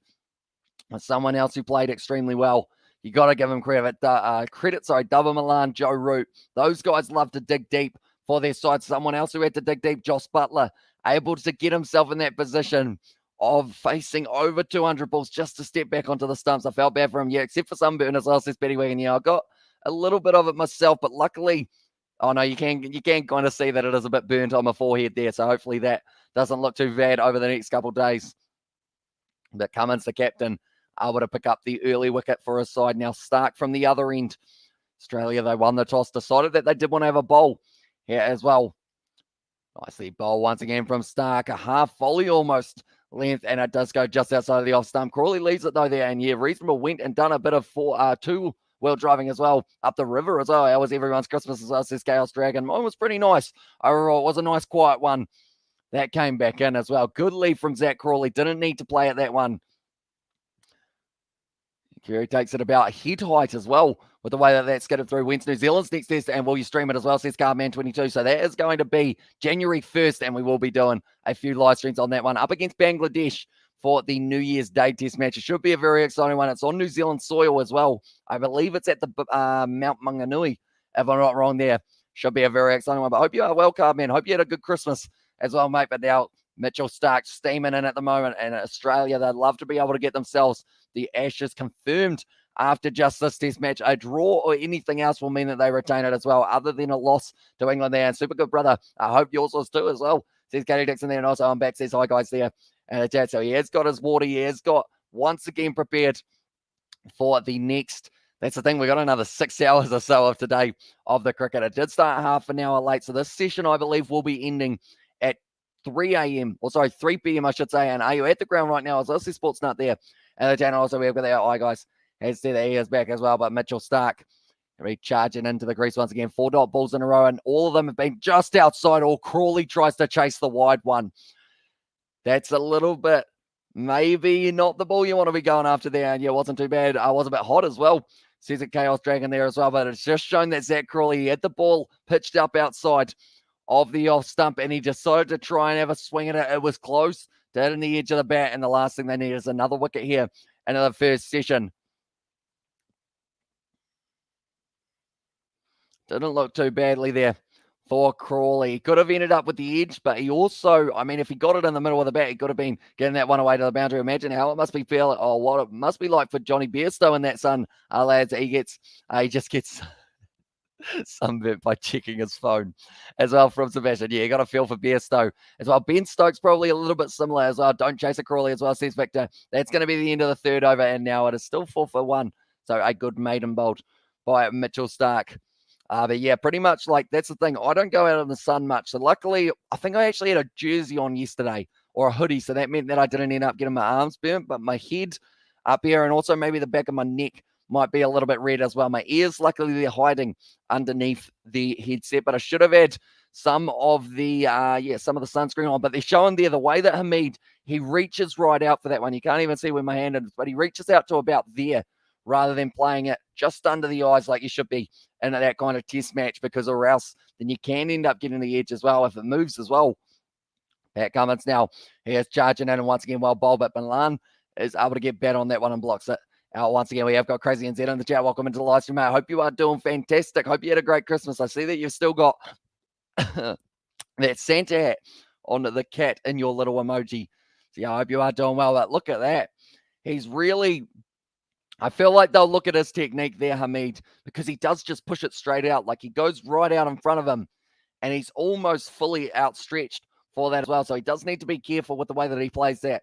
And also we've got that. I'm sure Hamish won't get sunburnt just by I'm sure Hamish would get sunburnt by just walking outside. I feel like you're 100% correct. A little bit leg side-ish there from Cummins, but he wasn't quite able to connect with it as well. So when are you becoming a sports commentator going around the world? As that says Josh Middlewis. Not too sure. I feel like at this stage, the thing is, I always mention it about how, yes, it would be fun to do, but then it's also the fact that I wouldn't get to talk to you guys in the chat that I think would make it not as fun kind of thing. And hey, RDA, brother, I hope you're doing, or how you do, I hope you're well, as I see Katie Dixon there to a Crazy NZ there as well. But it looks like they're getting closer and closer to 50,000 at the ground. Oh, yeah, you just reminded me to change my profile picture, And also, happy holidays, everyone. And also, Ben Stokes, he needs a factor 50 just to open the fridge. Says a bitch. I feel like even though you've had a few beersies or probably a little bit something stronger than a beer, Sebastian, you still got all the jokes flying, mate. I am impressed. And also, I'm typing quicker because I have an iPad holder as well. And it says, hi, guys.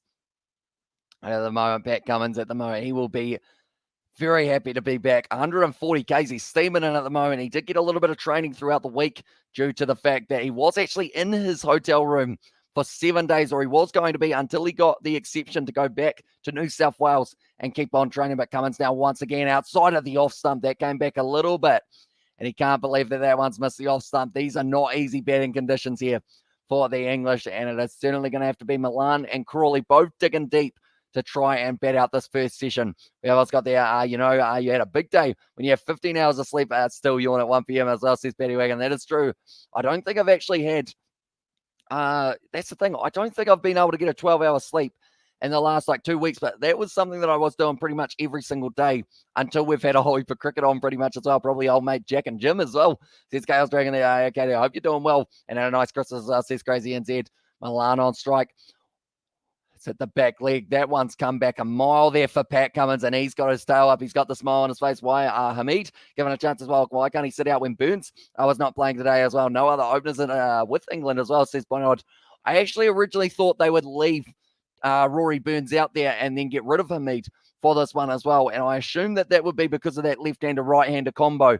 But they've already got that combo out there, but for all the wrong reasons, because they have lost that wicket of Hamid as well. And that reminds me, what I better quickly do is I will get rid of Milan off the next to bat list.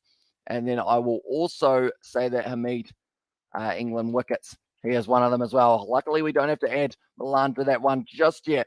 But England wickets, it was in the end Hamid, who did lose his wicket, and he did end up getting the 0, unfortunately, for himself, off only a few balls as well by me. But there we go. We'll put in there, and we will go like that. So we will go doing, doing, doing. And there we go. Nicely done. We have got there Hamish White Black Caps are not playing Boxing Day test. Why are they playing on January 1st? I believe.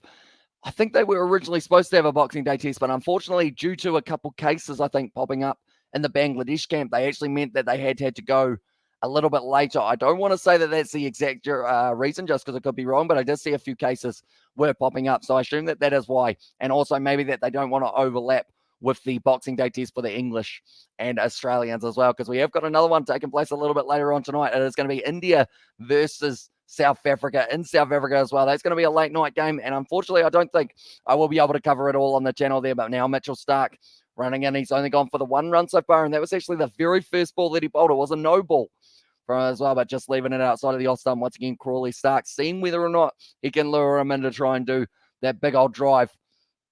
He looks like he is going to be a bit more sensible here, Crawley, maybe. And that's one thing as a young batsman, you just want to feel the bat on ball. You want to get your confidence up. But he does leave that one. Mitchell Starc having a bit of a chat with him as well about deciding not to go after that one there as well. But anyone who is new to the channel, be sure to leave a like and subscribe. We are going to be back for the next test match of the Ashes. And also we are going to be doing the BBL later on where you do live commentary for all 3 sessions as well. Says the coding. If we are talking about the Black Cats versus Bangladesh, I think some of them do overlap with the BBL, but this game we are going to be covering all 3. What's the feeling settings for Starc as well? Says Raj at the moment. He's looking like he is starting to get it through there a little bit quicker. He's going at 137 at the moment. There's a little bit of swing on offer as well in the early stages, although I do know that his back last match was actually not going too well for him, unfortunately. And also we've got there what has been England worst tour today, Amish, as well. Oh, I couldn't even tell you which one that would be, but I know that this one, even though they have been struggling a little bit, I don't think this will be the worst ever that they have done. They need to make sure that they do bat out this session and also maybe a couple more today as well without losing too many more wickets.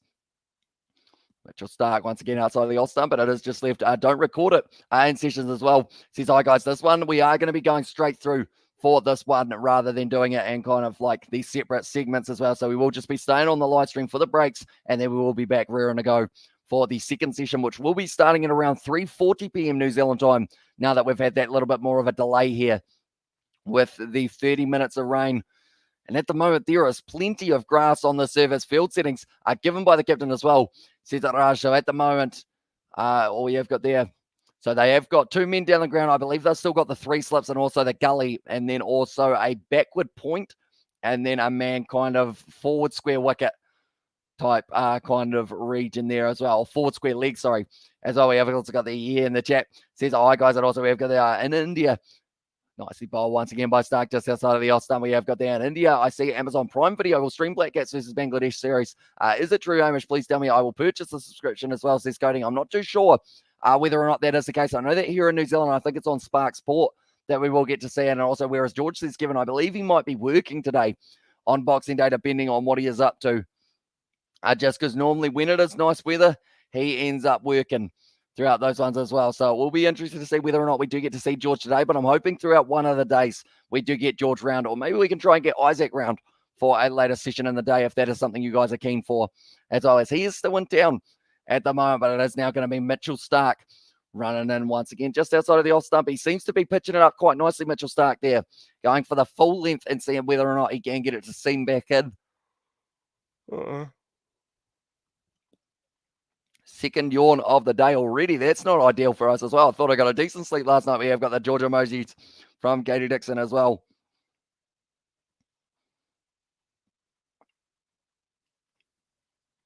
There we go. I have asked Isaac what his plans are for the afternoon. I'll ask George as well while I am at it. Oh, I put hat to your plans. He will be confused at that. Mitchell Starc now. A little bit leg sideish. That's up in the air, but it has gone past Nathan Lyon, I believe it was. It was at backward point, and that is going to be 2 runs there in favour of England. Do they get back for 3? They do indeed. Nice, good run in between the wickets, and that's going to be the end of the Starc over. It's only 125. You shouldn't be yawning yet as well. And also, we have got there about my 10th yawn.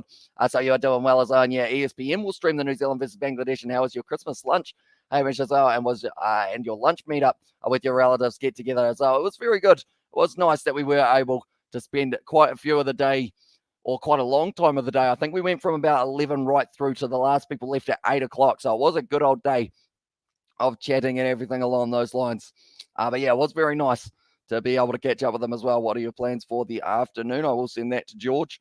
And also, Isaac, maybe we get a reply from one of them. We will have to wait and see as well. But anyone who is new to the channel, be sure to leave a like and subscribe. It was a beautiful ripper of a delivery there for Pat Cummins that did lead to the wicket of Hamid, unfortunately falling, and then almost able to take the off stump of Dava Milana as well. A little bit lobby from Crawley when he did try and play it to the league, so I just didn't quite get it right there. But he is still out there at the moment. And also we've got their Bing Bong, George and Hamish as well. And there says Katie Dixon. Yeah, you guys seem to enjoy the last segment of George Learns Cricket. So hopefully we will be able to get one of those going for the Boxing Day Test match as well. And also Bing Bong there from Chaos Dragon. Nicely bowled by Cummins. Almost a half volley, and now going to be worked out through the covers for Zach Crawley. Looks like they will be getting back for the 2. Yes, they do, lads. Assemble as well. I bet you none of them will reply for pretty much the whole day. I feel like I'll just be sitting here looking every once in a while, and they just won't, sadly. And also, I've got the Hamish. Can you please tell how you put the Skogel light scoreboard on the stream? I use any plugin or software for this. So pretty much I do use StreamYard, and it does give you the option to screen share. So because of that, that is how I do get it up there. And then also I just have to keep my mouse in a certain spot so that it does keep on updating as well. George is in Wanaka currently.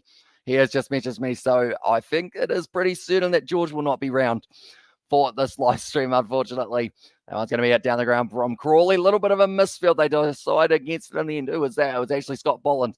Does have a little bit of a mistake there. Maybe a few nerves out there at the moment for him. And also, we have got about the Google plugin. But yeah, pretty much it is just a case of screen sharing it all. Awkward bounce for Scott Bolland there. Seemed to like bounce up quite nicely, and he looks like he's got a big smile on his face still, Scott Bolland. And he is looking like he is still going to be excited for his chance to bowl a little bit later on. I believe they will be going Bolland and Green, which will be a good battle with both men at either side of the crease. But now it is going to be Cummins, was once again just bowling it right where he needs to on the stumps, pitched up as well. And it's whether or not the English batsmen are willing to try and whip that one maybe to the leg side at the moment. Crawley sitting on 8 runs off 17 deliveries compared to Milan, who has faced 7 deliveries yet to get off the mark. Hamid, he did lose his wicket, caught behind by Carey and also bowled Cummins, and that was 0 runs off 10 deliveries. For that one, Crawley is a good replacement for English batting. He's a hard-hitting, aggressive batsman as well. I did actually manage to predict a lot of the changes in terms of, like, my mum was like, oh, they've made 4 changes, and I was able to get 3 of them, I believe. I did actually go Dom Best rather than Jack Leach as the one that I thought it would be. They are going to be able to get 3 between the wickets. Nicely run by England once again. It's looking like a long boundary. It always is at the MCG, so you got plenty of space to be able to pick up those 2s, pick up those 3s as well. And even maybe, will we get to see one that is run 4?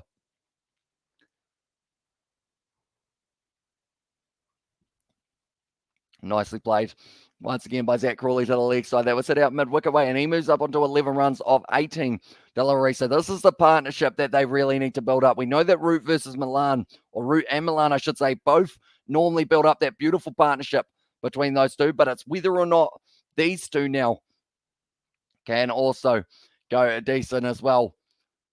Nicely played once again from Dava Milan. Still yet to get off the mark, but he won't be too far off, possibly being able to pick himself up a single very soon. He has got some very good totals in the past few test matches.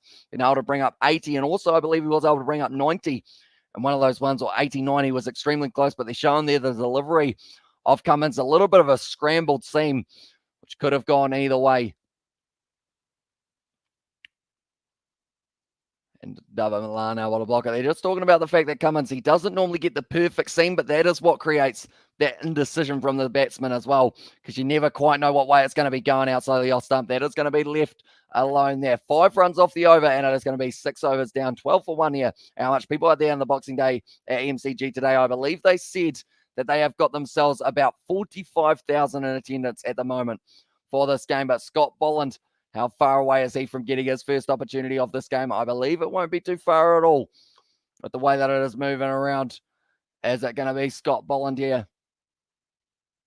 It is indeed. Scott Bolland on debut gets the opportunity here to try and pick up the early wicket here for Australia. They've already got themselves one.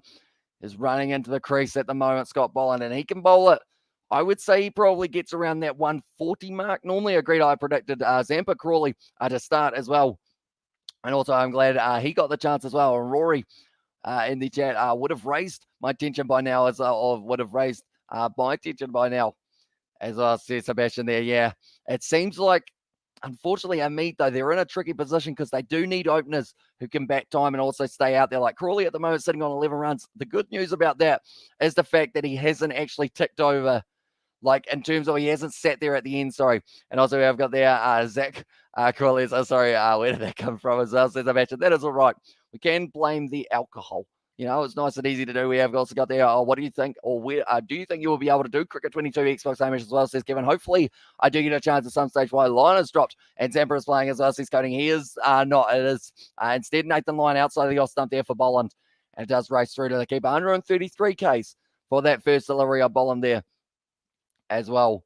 And at the moment, Scott Bolland, he is certainly a capable man with the ball in hand. He's been working hard to work on that line and length for Test match cricket, and he does now get the opportunity. They decided to bring him in on his home ground conditions rather than the likes of a Jai Richardson staying in the team or Michael Nessa as well.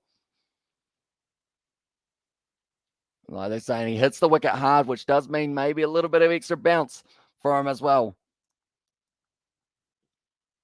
Well bowled there, Crawley able to block that one. Was coming back in a little bit late for Bolland there.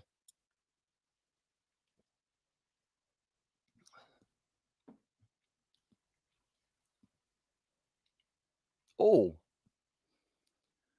well, since Colin Miller, Scott Bolland is actually the oldest fast bowler that they've debuted for Australia, which is quite a nice stat, I guess you could say. And he was in the 1950s, so it's been a long time. I wonder how old he is compared to Michael Nessa. I believe Michael Nessa is also right up there, but Scott Bolland just a little bit older. And it's well bowled once again. Good line and length from Bolland, and it is just forward defensive from Zach Crawley. We'll be trying to back time throughout this whole test match. They need a good start here, England. We mentioned it many, many times, but it is true. They have currently been going for 33 minutes of this first session. I told the alcohol off by putting down the glass, but then I picked it back up straight, picked it up straight back again. As well as there's a mission there in your glass. Looks so classy to drink water, Hamish. You use steel utensils as well. And this is coding. It is just easier to grab a glass of water, really. I could have a drink bottle at some stage, but I decided for this one, I would just go with a stock standard glass of water as well. And I do just choose the biggest glass. I can find almost a half volley there from Bolland. That is going to be just the dot ball. Once again, we have got you need some coffee, Hamish, as well as the Scales Dragon. Although the thing is, I only woke up about 2 hours ago, so I feel like I shouldn't be too bad overall in terms of how wide awake I am. So hopefully it will improve throughout the day as well. And I feel like it will just be all of the talking that does end up well and truly waking me up. We've still got 2 games of the BBL that are taking place later on tonight. So anyone who is new to the channel, be sure to leave a like and subscribe to the channel as well. We are getting closer and closer to the 10,000 subscriber mark. Nicely bowled there by Bolland once again. And they are going to be taking on the quick single. And they do get through for it as well. Nathan Lyon not quite able to get that arm to throw the ball towards the stumps there. And at the moment, Nathan Lyon, he will be liking the look of this grass on the surface, definitely with Mitchell Stark and whatnot steaming and creating those foot marks that he can then use as the little bit of rough outside of the off stump.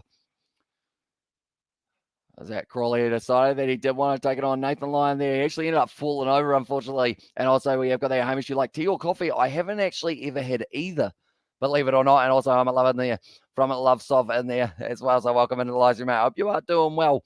I hope you are excited for the Ashes that we are going to have today as well. The Boxing Day Test match, which is going to be absolutely phenomenal by the looks of it as well. The crowd are in attendance, over 50,000 people at the MCG.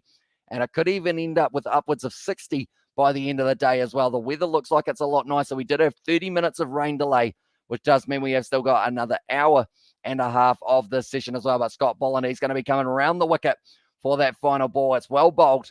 And that is going to be the end of the first over. Goes for the 1 run, and good to see Crawley back as well, says Mark T. Yeah, it is good that we are going to get to see him get a little bit more of an opportunity in the test match format. Definitely with the way that they have been struggling with their openers recently, England. In terms of Hamid and Joe Burns, I believe Burns, they said, has an average of 11, whereas Crawley has an average, Crawley has an average of 11, whereas Joe Burns had an average of 12.5. And Crawley already playing above his average here. And he seems like he should be able to stick around at the crease for a very long time. They're going to need it as well here for England. Building up this partnership is huge for them because once Milan gets off the mark, normally doesn't take too long to get himself a few more runs as well. England need to switch or need to stitch good runs for this wicket as well. And they can't expose Joe Root again in front of the new ball as well. How could you not have even tried tea or coffee as well And there, oh, did I say Joe Burns there? Of course, he is the Australian to get dropped from the top order as well. But Rory Burns, sorry, in that regard, not Joe. Joe Burns at the moment playing for the Brisbane Heat, I believe.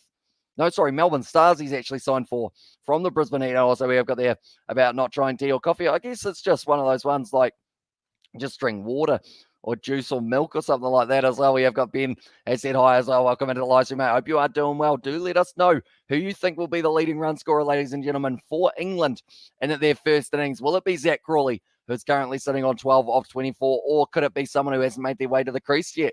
Joe Root, perhaps, could be another option there for them as well. That's off the edge, just carried, and it's not going to be Crawley unless the highest is 12. Pat Cummins picks up a second, and that is going to be another wicket for the Australians. We have got there Hamid is playing his last test unless he scores a big 100 in the second innings as well, says Mark Diva. That is going to be now, once again, Pat Cummins picking up the wicket, line and length there from him with the ball in hand, and that is going to be a ripper of a delivery. Crawley gets it off the outside edge. I said that he was playing above his average, but unfortunately only the one run above the average there for Zach Crawley. Taken in the slips by, I believe, or actually, sorry, it was gully by Cam Green. Was very sharp in the field last week, but that is going to be Crawley gone, and both openers falling early on. 12 runs off 25 deliveries there. But so far, he's been the only English batsman who has got runs. You could be an auctioneer, Hamish, as well there. And the chat says Scales Dragon. I've heard that quite a bit. Also, horse racing commentator is another one that I have heard quite often as well. But now it is going to be the captain, Joe Root, making his way to the crease. He wouldn't have been expecting to be out there so early in this matchup. Or was he? I guess that's the big thing.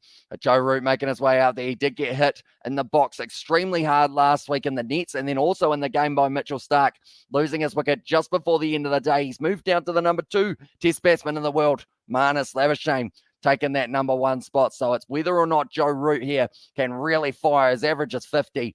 Is that going to be what he can bring up today as well? Barely half an hour, and both openers have gone struggling to be surprised as us. Sebastian, I was scared exactly for this. Joe Root once again will be trouble early. Definitely while the new ball is still swinging. It's still moving, seaming off the surface as well at the MCG. There's plenty of grass. This is not when Joe Root wanted to make his way to the crease, that is for sure.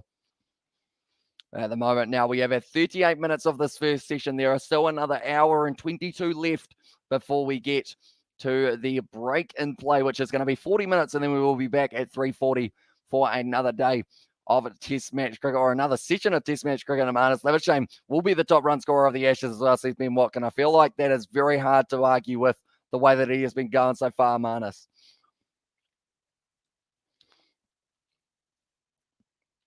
It's nicely taken by Cameron Green. They're not surprised, really. I thought they would have dropped Hamid, but not Burns as well. Yeah, I thought they would have gone with the right-hander, left-hander combo as the opening around. 0 degrees, biting cold, but you are wearing a T-shirt as well, says it Mukti there in the chat. Yeah, New Zealand, we're not too bad at the moment. We're actually sitting 24 degrees here, and I've also got the window open, so a nice little breeze coming in as well. And also, Root and Milan might as well open as well, says Jay Woods. I mean, at this point, maybe they should. Nice bit of bounce there. Little bit of extra bounce almost for Pat Cummins as well, with the little bit of height that he offers, which will give Cam Green a lot of confidence when he does get the chance away. This is going, England may just want to forfeit as well, says a Robert there. It ended up going right up near the bat handle, similar to what we saw for Hamid in the last match, how it did get a little bit high on him. And Crawley at the moment, he just looks back at the surface. He's disappointed with that one. But now, can these two rebuild? We've seen it be the Milan and Root show many times for England. And also, do you agree, BJ? Wattsman is Black Cat's greatest wicketkeeper batsman in Test cricket. He's definitely extremely up there. That is true. 13 runs between the openers. Take your time to realise just how balling that is as well. Yeah, it's not ideal, but straight away, Joe Root off the mark. Almost a run-out opportunity, but he has got through, and he has got himself his first single. So he is now off the mark, and he's actually scored a run quicker than Dava Milan at this point. One thing is everyone should be able to agree Joss has been terrible as well, says Ben Watkin. I assume that is behind the stumps. There we are talking. It's weird with Joss Buttler at the moment because he drops the sitters, but he takes like one-handed screamers out to the side. Like some of the wickets that he has been able to get so far in the Ashes has been absolutely phenomenal with the ball in hand. Whereas the other ones, unfortunately for him, like the ones that are straight to him, he just puts down. So I'm not too sure whether it's the case of too much time to try and work on the technique for Joss Buttler, or whether it is just a situation of the diving one, the reflexes take over rather than kind of like the mind. I guess you could say, well, Brendan McCullum was a good one too as well, says Robert there. And also today, a century of Stokes Cheers, it was just Winder. And the general name to Johnny Bairstow is playing or not. He is indeed. He is batting 6th for this one. So that I decided to go with him in the middle order rather than going with him in that kind of top order option as well. We have got there Boscia, Boscia, I believe that is, the best wicketkeeper. As on Tom Latham, has been a great wicketkeeper for New Zealand as well, says Jay Woods. And speaking of also Tom Latham, it's going to be the situation of those two men playing in the match on December 1st as well, as he's been going for the flashy ones, as us, says Ben Watkin. Yeah, I wonder at times whether or not he should just take a step to the side and just make everything a diving catch. Nice ball once again from Cummins. Very athletic individual, Pat Cummins, and he will be glad that he is back already. He got himself a fifer in the first day that he was Test captain for Australia, and already being able to pick up the 2 runs here as well. And already I can hear that my voice is starting to disappear. Must have done too much talking for Christmas as well.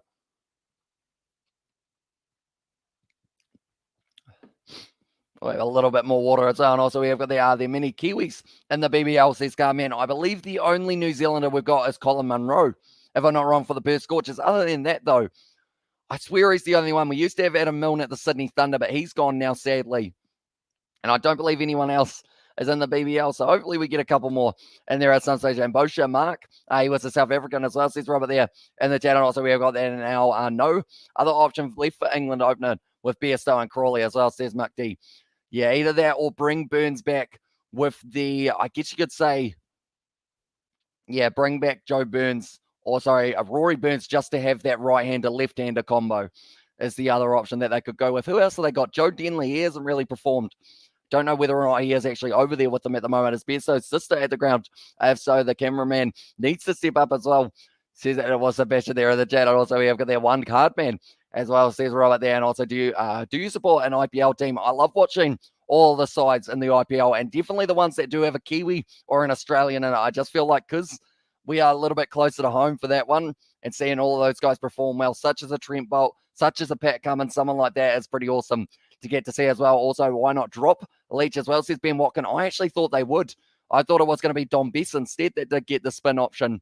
But I guess that is because maybe him and Joe Root bowl very similar kind of lines. And also they're both in that situation of both going for the right-handed off spin. So maybe they decided Leach with the left-handed off spin is just another angle. He's in BBL with the heat aimish as well. Says Robert there, a little bit leg side-ish. And that is going to be what away. And it is a nice shot. This one might be racing away to the boundary for Joe Root. He moves up onto 5 runs off 2 deliveries now. For Loki, lads, I'm back as well, says Brandon. And also we have got there in the chat as well for Joe Denley being at the BBL for the heat as well. And also take care of your throat, bro, as well, says Mark D. Yeah, I didn't expect it to already start to try and cut out a little bit my voice. And why Black says not given any young cricketers chance against weak Bangladesh. It is strong team other than Kane Williamson as well, says Cody. I guess they want to find that form for South Africa, who are going to be travelling over here very soon as well. I believe that is in February that we do get to see those matches up against South Africa. And unless they're saving best for the SCG, that one's going to be bouncing up nicely from Bolland. Did it almost hit Joe Root, where he was hit many times last week. And good replacement for Leach's Overton as well, says Mark D. Yeah, if you want to bring in pace, Craig Overton would definitely be the way to go for that little bit of extra height. Definitely on a surface. It looks like at the moment it's nipping all over the place off the surface as well. And also we have got there Wednesday next rugby match. There were a couple matches that were going to be taking place tonight for the URC. They've all been postponed, but then there is still Premiership rugby. That's going to be at 3 a.m. tonight, but we will be sleeping, unfortunately, for that one. So we are ready to go for the next match of Ashes cricket. That one's seen back in a little bit, and there's plenty of bounce on offer here for the MCG and Joe Root at the moment. He's got a smile on his face. He said close. That was close as well for Joe Root, who is just having a little bit of a chat at the moment with one of the fielders, because, of course, last week Joe Root got absolutely nailed in the box a couple times. Oh, it was close, but I hit him in the thigh instead. Tell you what, that's probably not a bad LBW shout in the air, but I think it was going over for them as well. Joe Root into the top 10 all-rounders ranking, along with the second best batting ranking as well. He brings more to the team than the other 10 as well, says Jay Woods.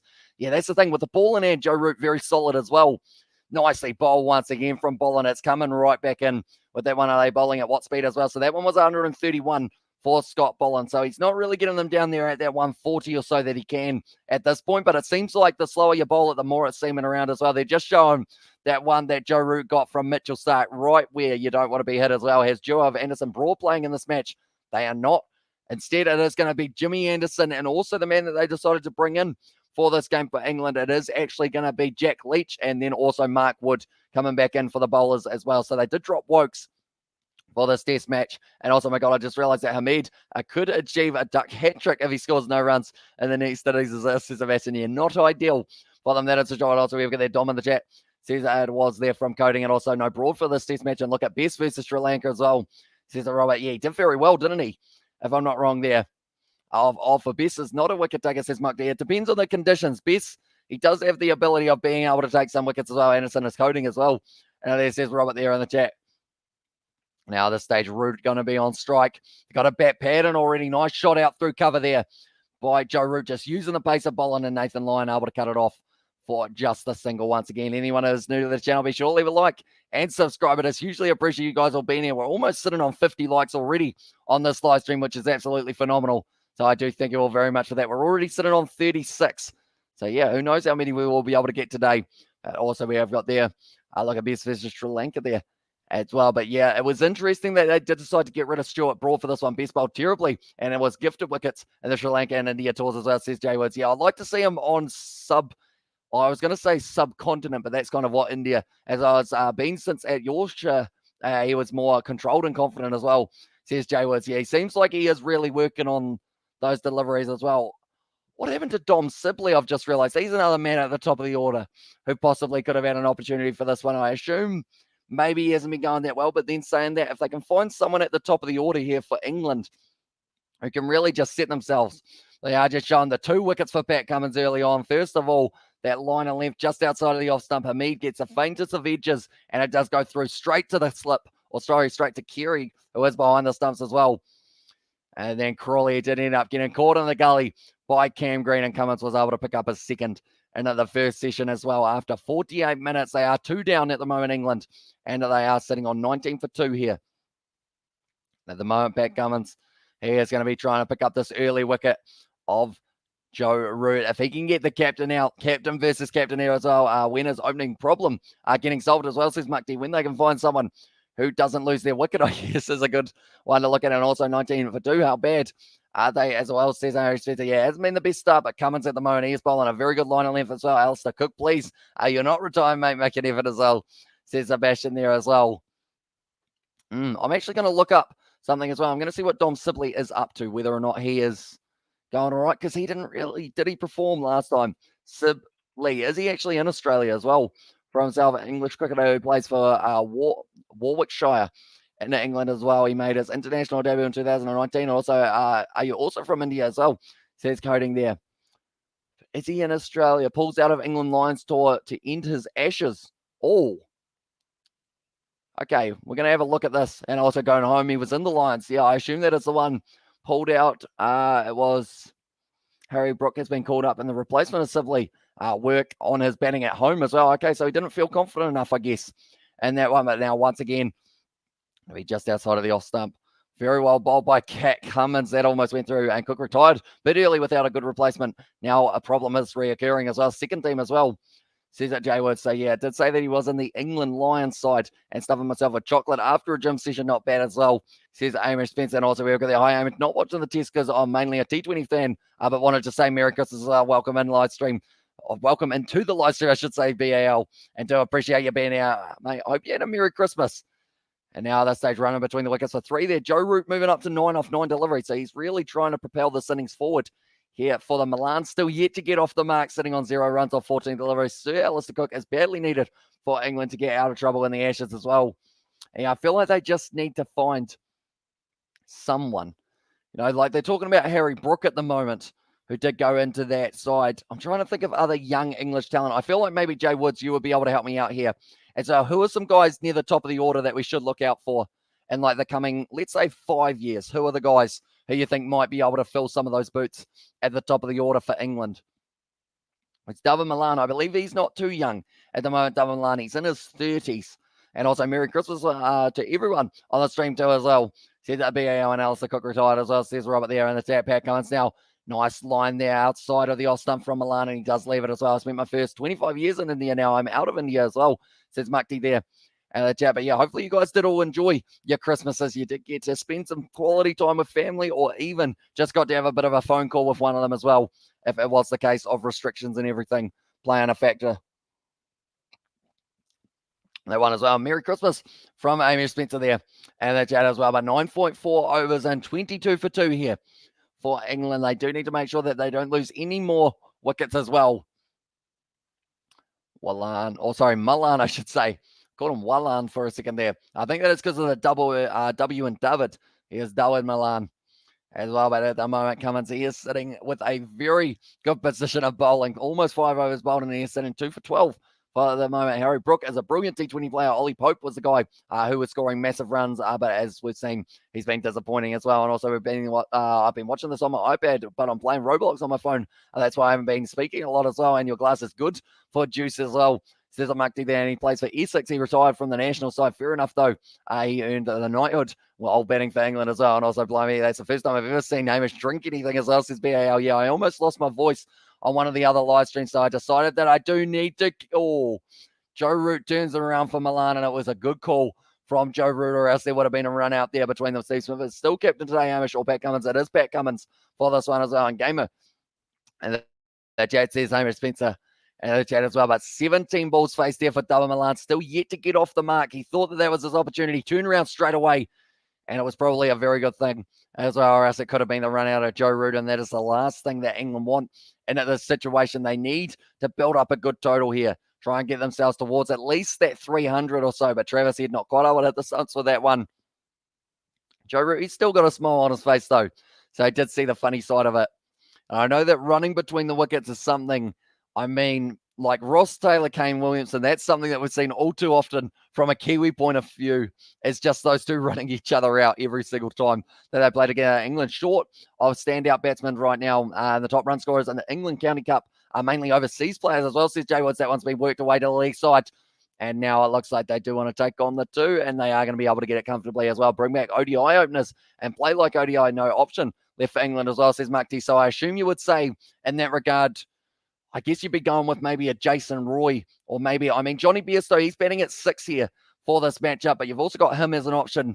Would you open Joss Butler? I don't know whether or not they would want to promote Joss Butler. Definitely if he's behind the stumps. If you have Bairstow as keeper, maybe you go with Butler as your opening as well. Milan carrying England as well. Yeah, he's been doing very nicely. Him and Joe Root, good partnerships between those two recently.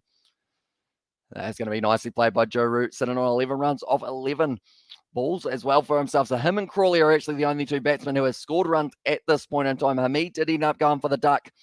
I should also add Crawley to my list of wickets as well, shouldn't I? We will go like that. And we will add Crawley. I spelled his name wrong. Called him Carly, which I'm sure he isn't too happy about. Crawley was able to get himself 12 runs in the end, and now Stokes will be the next man into the crease by the looks of it, if they do continue with the order that they have got. Nicely bowled once again by Bolland outside of the off stump, and it is just going to be blocked by Joe Root. Try ODI openers or T20 openers as well, says Mukti there. And the chat in English should just forfeit as well. Says Hamish says it wasn't ODI, the stupid dog that Garfield, or Odie, sorry, the stupid dog that Garfield, the cat, used to kick off the table as well. I think his name was Odie, wasn't it? If I'm not wrong. Maybe. I haven't seen Garfield in a little while. And so I actually watched the Garfield movie. Probably that was the last Garfield that I saw. It usually is in the paper, though, I think. And some people even say Jason Roy, but I'm not sure if he fits in with the test as well. Yeah, we did see him put under pressure last Ashes when they did decide to go with him. Single once again for England there, moving up onto the 25 runs. Quarter of the way to the century here for these two batsmen, and they will be hoping to be able to just keep on keeping on for the rest of this game. Anyone who is new to the channel, be sure to leave a like and subscribe to the channel as well. I'm just trying to think through my head. Who else is there for England? It's a tricky position to be in, because when you want to have two guys who can just keep on going at the creases, I'm just so easily distracted as SBAO. I definitely am. It's a good thing and it's a bad thing at the same time, I guess you could say. But Bowler now, he's changed the angle. He's going to be coming around the wicket. David Milan edging it through the slips, and that is going to be the 4 runs for him down the third man region, and that is going to be Milan now off the mark. It did end up going along the ground, though, off the edge, and I just think that tests are no longer priority for England as well. We have massive T20 talent coming through, like Harry Brook, Tom Banton, and Sam Billings as well. I think they are just short format specialists now as well, says Jay Woods. Yeah, I'm looking forward just seeing more of those guys. Definitely, because, I mean, we get to see Sam Billings every week or every day almost for the Sydney Thunder due to how quickly the BBL is coming around as well. And also with Harry Brook, he is at the Adelaide Strikers, I want to say, if I'm not wrong, and he looks like an exciting talent as well. By the way, I'm having hot dogs for Boxing Day lunch as well, says BAL. Nothing wrong with that, mate. Sure to have some sauce with them as well. Well, yeah, let's go there. If your team is strong but openers are bad, then your whole team becomes a weak team as well, says Mark T. And also we have got there, Hamish, you are right. As a Kiwi legend, Ross Taylor has been responsible for so many run-outs, specifically with Kane Williamson as well. Yeah, those two just don't seem to quite be able to run between the wickets. A lot of yes, no calls. Hobart, Harry Brook. He is Milan's replacement. Oh, so he's actually at Hobart Hurricanes. They played last night. No, the night before, sorry, because I know that we've got quite a few games coming up very soon. Hobart Hurricanes tomorrow night. They are going to be playing the Strikers. So we are going to get to see him in action. Sorry about that sneeze, ladies and gentlemen. I tried to mute myself. Couldn't quite get there in time. It kind of came out of nowhere. Also at this stage, Brisbane Heat versus Melbourne Stars. We're going to be covering both of those games on the channel, both of these games as well. So the vocal cords, they are going to be disappearing. Pat Cummins at the moment. He is 5 overs in and he is still going to keep on bowling. He's feeling good. The tail up at the moment. They've got 3 slips. They've got the gully as well. What can he do with the ball in hand? Nicely played by Joe Root. Justice going to be the dot ball once again. But Pat Cummins, the thing is, as the captain, he can bowl for as long as he wants, really. Like, of course, Steve Smith might say after 15 or so, mate, maybe you should just have a little bit of a break. But with 2 wickets already falling, he feels confident that he can get himself another one before handing the ball over to Cameron Green, perhaps, who will be the next bowler. And also, they've got Nathan Lyon as a spin option if they feel like they're not quite getting the better of them with the pace. With the amount of grass on the surface, I would say, like, spin later on in these days is going to be very interesting to see how it does go. But we've almost ticked over to the hour of the first session of the Boxing Day test, and we have still got another hour to go of this first one as well. But at the moment, I'm trying to think of other English batsmen off the top of my head as well. How many beers as well? Says Amish Spencer there. How many beers for yourself or how many beers for me? As well, Amish Spencer, do let me know. And I really need to try and get up in the morning because I'm missing the BBL, but I'm not a morning person as well, says BAL. Yeah, today was probably the earliest that I've woken up other than Christmas Day. Today's probably the earliest I've woken up in about 3 months or somewhere around there as well. England openers are not surviving for the first 10 overs as well. Wicket falls in the first 10 overs and the whole team come under pressure as well, says Mark D. Yeah, it's pretty much the openers, they've got to survive the new ball. But they haven't been able to do that. So it's meaning that even the likes of a Ben Stokes or someone like that, when these two don't get a partnership going, he has to face the new ball 12 overs as a slow bowling rate as well. Says Raj there. Yeah, they've been going a little bit slow, I guess you could say. But overall, I think they will speed that up as soon as Nathan Lyon gets a chance as well. Says Amish Spencer, and you, mate, as well. I didn't actually have anything to drink in terms of alcoholic beverages for Christmas. Decided to keep it nice and clean, definitely because I was in the situation of there were quite a few children around and we ended up playing backyard cricket. So I was like, will that mix well? And I was like, nah, she'll be all right. Just have myself a nice Fanta. I had a Fanta though, which was very fancy for myself, I guess you could say, for Christmas as well. And also 2 lagers and a bottle of rum down for me as well. Says Sebastian there. And also simply can survive 400 balls without scoring as well, says Mukti there. I'm wondering whether or not does the style of cricket, do they want someone like a Pujara for India who can just bat? Or do you want someone such as, I guess, someone who plays a little bit more aggressively to try and speed up their innings from the start? It's a very tough one because, of course, they'd love the best of both worlds, someone who will stay out there for a long time and score them runs, but it doesn't seem like they've quite been able to find that balance for that one and get on the drink kitty as well. And there says Amish Spencer, cheers, we got some water here, which is all the beverages that I do need for myself. And now Cummins once again going to be running in off the outside edge of Joe Root. A little bit of a run-out opportunity there. Cam Green, sharp fielding in the gully region as well. Also got there. I've been drinking for 11 hours straight now as well, says Sebastian there. That's an effort and a half, Sebastian. That is very impressive. Hopefully you've been having plenty of food alongside it as well. Cameron Green just trying to get that run out. Joe Root at its hand, or had his bat down, I should say. And also I couldn't find any chocolate liqueurs as well anywhere for Christmas. Unbelievable. As well, says BAL. Because I know Lindt chocolate's quite popular in terms of not the liqueurs side of it, but also just the chocolates in general. They're very nice. We had a few of those over the last 24 hours. Cummins once again bowls well. The ball ends up seaming away, and that is going to be the end of the over. Captain to captain, and that is going to be now 31 for 2 here. Well, England, I think they are more worried about consistency of the batters, not styles. Otherwise, they would never have picked Rory Burns as well. And water isn't a drink as well, says it was Hamish Spencer. I mean, it depends on how you look at it. I guess it's a good point. And also, Roy Opener missing in the India team as well, says Raj. Yeah, they are going to be missing him. And then also, I know that there's another player for South Africa who is missing. Is it? No, it's not Roberto. It's one of the other Paceys who wasn't there. I just smashed down my favorite box. I feel sick as well, says Hamish Spencer there in the chat.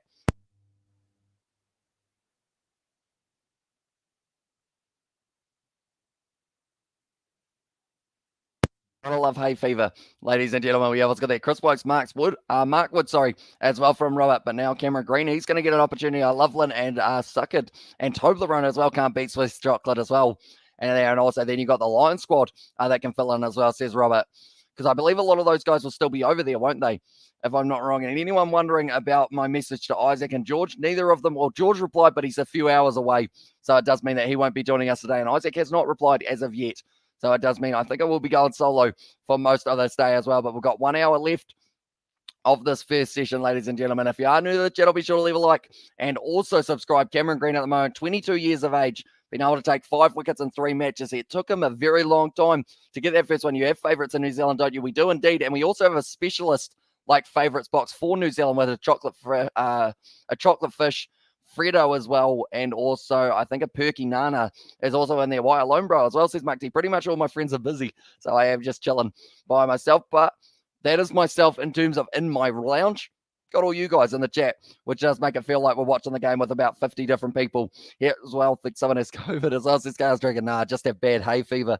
Unfortunately, I always get at this time of year. Marty Parkinson is the best young spinner who is in form as well. I'm very surprised he is not in the squad. Says that Jay Woods. Is he left arm leg spinner? Jay Woods, do let me know. And also we have got there, they must, because Abel's in the BBL as well. Or they must be, because Abel's in the BBL as well, says Robert there. And the channel also, where is Omicron as well, says Mukti there. I believe at the moment we've only got it in managed isolation here in the chat, I guess you could say. And also we have got there, I feel so special as well, says that BAL there.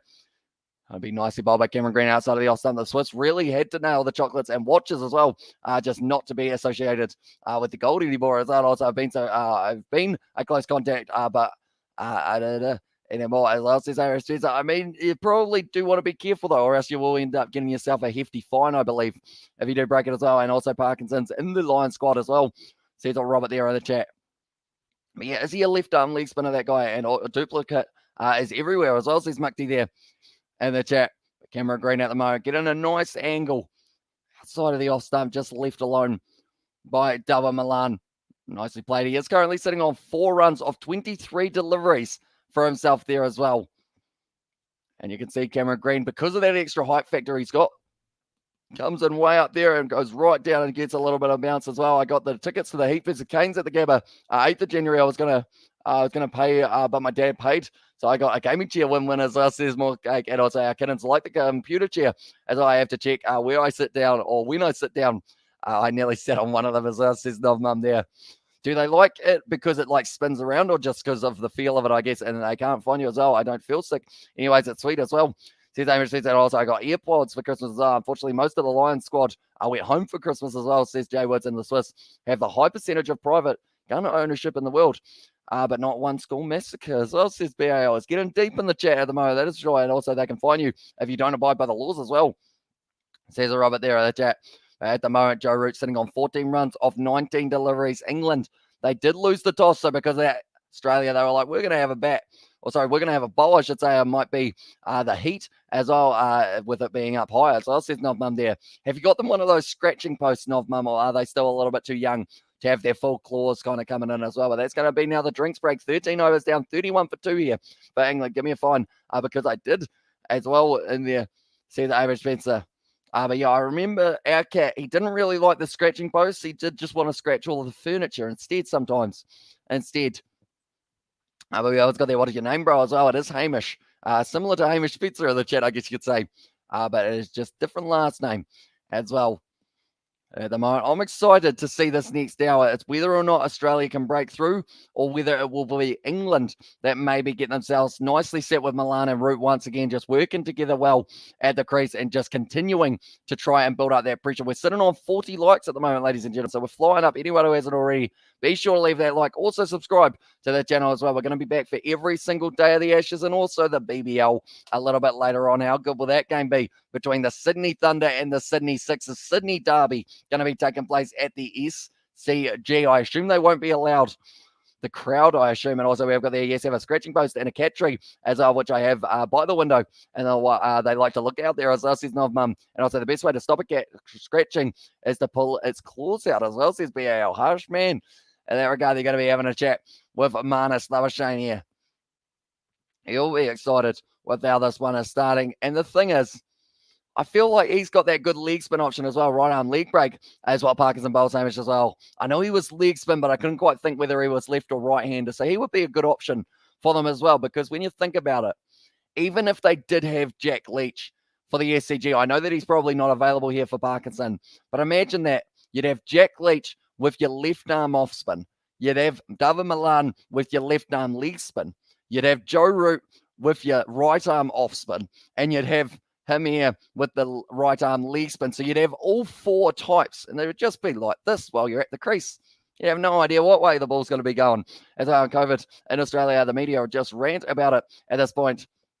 As well, says David, and also we've got the Marty Bowles Rippers as well. Says that Jay Woods there, and also playing in Australia is not easy. Says Mark D. Yeah, the touring teams, they normally do struggle when you are in Australia. Of course, India were able to win themselves a series, though, a little while ago. And at the moment, they do need to find a way of getting themselves the win here, and then also the win for the next two if they do want a chance of being able to get themselves in the position right. I've seen Usman Khawaja just very quickly. So that means he is not going to be playing for the Sydney Thunder tonight in their game up against the Sydney Sixers. I'm sure they would have loved to have him there for that game. But at the moment, we have got 53 minutes left here. The over rate a little bit slow for Australia so far. 13 overs bowled in the first 58 minutes of this kind of session, but we will have to wait and see whether or not it does speed up in the next little stage. The MCG, it's looking pretty packed at the moment. It is great to see that we got so many people in attendance for this big old matchup between the two sides. Anyone who is new to the channel, like I mentioned, be sure to hit that subscribe button, because we are going to be back for the BBL later on tonight, which is going to be Usman's 11th man. I assume that is 12th man there for Robert. So yeah, he is going to be right there waiting for maybe an opportunity. We will have to wait and see if he does get it though. But these are the games of the BBL that are coming up. It is not in 2 days. It's actually tonight, and it is going to be taking place in 6 hours time. The Thunder taking on the Sixers, the Scorchers taking on the Renegades, and then it will be the Hurricanes versus Strikers, Heat versus Stars. They are both happening tomorrow night, and we are open to cover every single one of them on the channel as well. Plenty of cricket coming up. A little bit of rugby, hopefully next weekend, just because of the fact that all of the rugby games that we were going to be covering this weekend did unfortunately disappear as well. And also we have got the, you mean MCG, not SCG as well, says Robert there. Did I say the SCG? I do apologize. I'm thinking of that game between the Sydney Thunder and the Sydney Sixers. That is going to be at the SCG, taking place just a little bit later on off the edge there. And that is going to be racing away to the boundary. It looks like the ball was kind of doing a little bit of a zigzag as it was making its way out as well. Root making runs, get them out quick, boys, as well, says Amy Spencer there.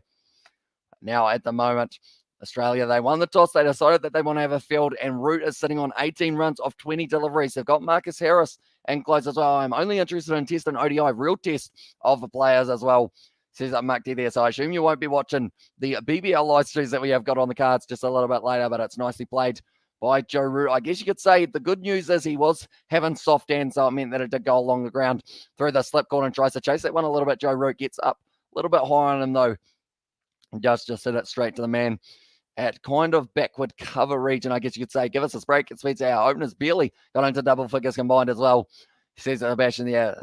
And at this stage, I mean, David Milan and Joe Root are going to be the keys for them in this situation, because every single innings, these two have just had to stick it out and stay out at the crease for as long as physically possible. So if they do end up getting themselves a 100+ run partnership, I feel like that will give England just that little bit more confidence. But it's what the next guys do, whether it's Ben Stokes, whether it's Bairstow, or whether it's Josh Butler. Those three will need to go well, and then you're pretty much getting into the tail of the likes of the likes of a Jack Leach or something like that. I will never stop until England are better than Australia as well. Says Amy Spencer. I guess cricket, luckily for yourself, you are in that situation of being able to do so. If you're talking about any other sport in terms of like the football or anything like that, you're probably a little bit more not so great, but for cricket, at least Australia are very solid. And also, it's like starting a day with a bad mood, a whole day wasted as well. Says Mark D there. Nicely played once again by Joe Root. Just get him behind it. At the moment, England, they are being put under pressure. Joe Root able to get the boundary a little bit earlier on another day. Like they're saying, Steve Smith, he's actually number 3 in the ICC World Rankings. Marnus Labuschagne moving himself to first, which was pretty impressive indeed. And then also, it was the one who is at the moment sitting in 2. It's actually the man at the crease at the moment, Joe Root. He is sitting on 14 runs off 19 deliveries. Oh, sorry, he's actually sitting on 18. That hasn't updated for a little while. There we go. Has now updated it to 18 off 24. Bowling once again. Nicely behind the ball there for Joe Root. Stops it with his foot. And that is going to be close to the end of the over. But bowling so far, he's gone for 17 runs. And Australia are better than England at everything but football as well. Amy Spencer there. At the moment, Rudy is sitting on 18 runs off 24 deliveries. And also Milani is sitting on 4 runs off 25. So still a slow start for David Milan. Normally does like to go at about that 1 run per ball. But it seems like at this stage it is just a little bit rough for them at the moment. It is now going to be Joe Root on strike once again, the captain.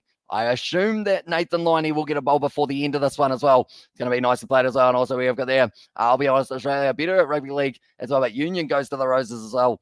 Says Sebastian there, what you all forget is England is always the first at everything and everyone else just copies us and makes improvements as well, says BAL there. And the chat as well, but that's going to be the end of the over. And now it's going to be 35 for 2 here after the 14 overs as well, but they are showing there. Scott Boland, he did receive his cap. At the moment, he's gone for 17 runs of his first 4 overs, so a little bit expensive. But Pat Cummins, he has been able to do well. And also, we have got the House of Formula One going down under as well. Says BAL, yeah, I guess as soon as you talk about Formula One, Mr. Lewis Hamilton himself, very high up there as well. There was actually a quiz question I heard the other day about who won their 4th one in 2019 or 2018 or something like that. He's got about 7 titles at the moment, Lewis Hamilton, for Formula One, which is very impressive indeed. Cameron Green now, he did have a maiden for his very first over. Nicely bowled outside of the off stump, just left alone though in England. Bad at 1 World Cup, and the only difference was a field goal as well, says Amy Spencer. Although, I mean, it's still a World Cup that you do want to have kind of to the name. And also at the moment, they are sitting higher in the rankings, I believe. I think they are sitting 4th, if I'm not wrong, at the moment for England. So doing it very nicely indeed for themselves. Ireland, I believe they are sitting in 3rd at the moment, if I'm not wrong, for the world rankings.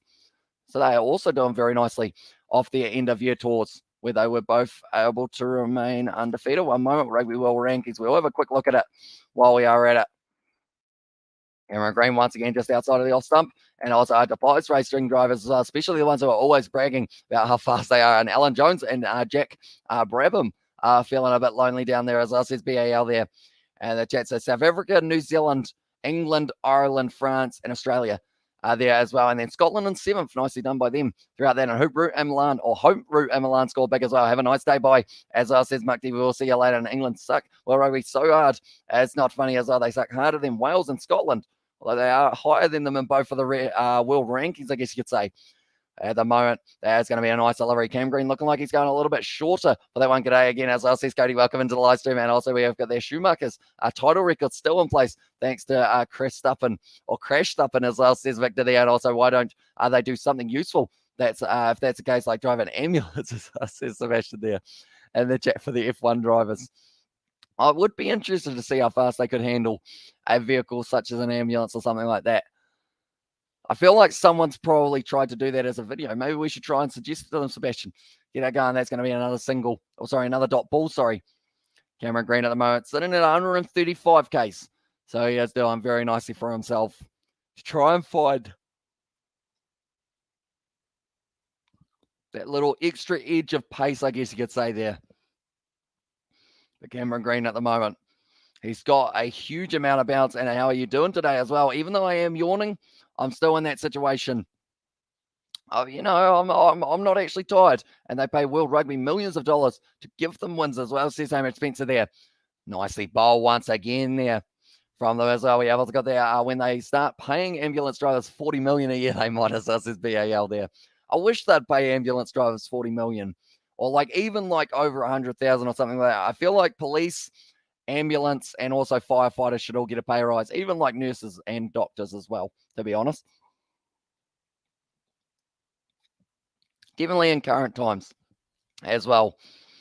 Pat Cummins at the moment, he's liking the way that ball is kind of moving off the surface for Cam Green. Currently sitting that it's 2 maidens in a row. No, it is going to be worked away for the single. It's a run-out opportunity. Harris decides against it, and that will be the end of the over. And now it is going to be 15 for none here. 15 overs down, I should say, and 36 for 2 for England as well.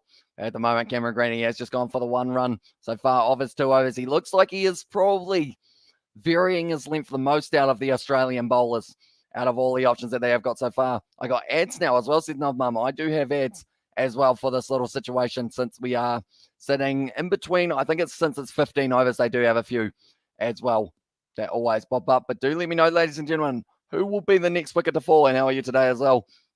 He's doing very well, mate. As I don't forget, bin collectors and street cleaners too as well. Says, yeah, I feel like they have to deal with a lot of rubbish, I guess you could say. Sorry, had to do the pun. Had to go for it.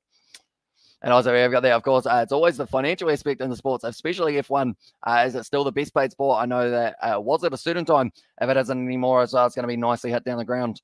Fort Milan, once again, just a forward defensive. And also, they should pay me more for working on Christmas Day as well. Says Hamish Spencer, did they give you time and a half, Hamish?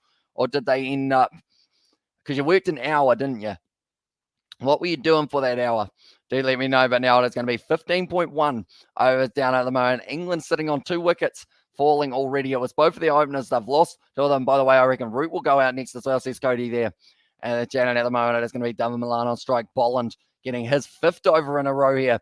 Really steaming into the crease, getting it down there at about 130 at the moment. So he hasn't really made his way right up, I guess you could say. Golf is the most played sport as well, says Hamish Spencer there. And the chat as well. But Bolland, he has been impressive throughout for the Hobart Hurricanes normally when he does get to play for them in the BBL. So trying to change it to a test match length. But for his side, at the moment, there's a huge amount in the crowd going on. I believe there's a lot of cheering. And I once worked as a security guard and had to work Christmas Day, and only got time in an 8th as well. Says a BAL there. Did you get a day in lieu? Which is pretty much, I don't know whether or not that's the saying that they use over there as well. But did you end up getting, I guess, a day of holiday as well alongside it? I reckon Root should leave the field to have a Root as well, says Amish Spencer. Are you on the sideline? I just subbed, says Cody there in the chat. So I do appreciate you very much, mate. And also we've got there 36 for 2 at the moment here for the English. After 15.4, I believe there's a couple of men with helmets on at the moment in the crowd. They've decided to dress up for the first day, which is always the case normally when we do get to see a game at the MCG. You get to see all kinds of outfits at the moment. It will be interesting to see whether or not England can bat out the session without losing any more wickets there as well. But currently 15.4 overs down. Bolland, the crowd are noisy at the moment, which is great to see for themselves. But at the moment, 4 dot balls in a row for Bolland on home ground as well. And the crowd at the moment, they're all just cheering as well. Okay, there's boos and there's yays as well. That's the security guard business for you as well. Says BAL there as well. But now Bolland, he is going to be rearing to go. He has already bowled 4 dot balls. Can he get himself another here as well? Nicely bowled and nicely fielded by Cam Green. When I was first worked at the warehouse in the 1980s, I got triple time for working New Year's Day, which was a lot of money when you are a teen and still living at home as well. Says, no, I'm exactly right. And I feel like that's the thing. Normally, I know definitely this year, a lot more businesses have decided that they are going to close for Boxing Day just because of the fact that they can't really afford to pay the staff the extra money side of it as well. But Bowler now outside of the off stump, and that is going to be the end of the over. It is a maiden for him as well, and that is going to be now 2 for 36 here for them as well. And also, I used to get time and a half after 6 p.m. every day when I was a motorcycle courier, and the triple time on bank holidays as well, says BAL.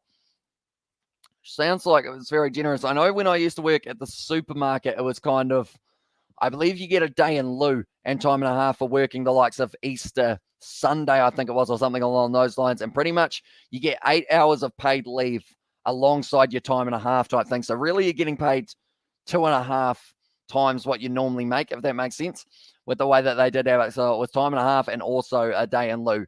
So if you worked 8 hours, you get paid for a total of 20 hours, I guess you could say. So it was always good work in those days, definitely if you didn't have anything planned for the holiday season.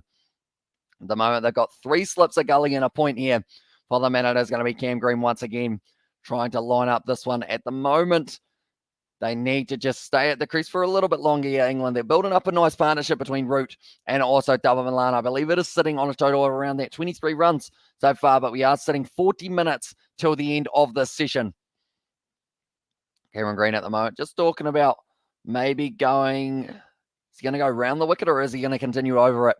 Yeah, but the partnerships at the moment, Root and Milan, 3 times they have been at the crease together and they have got the best of the time. 161 is their average partnership with a best of 162. The rest of the team have got an average of about 10. That's a nice shot down the ground from Joe Root, but cut off nicely by Pat Cummins, who is fielding at mid-on. Normally the captain does slot in at one of those 2 positions. I used to do a lot of long-distance deliveries after 6 p.m. and could make as much as one night as I did during a regular week as well. Says BAL there in the chat as well at the moment. Like they are showing there, England this series, Root and Milan have an average partnership of 161.5. The rest of the team have an average partnership of 14.62 with a best of a total of 61. Nicely pitched up once again by Cam Green, but good work from the big quick to be able to get down and cut that one off.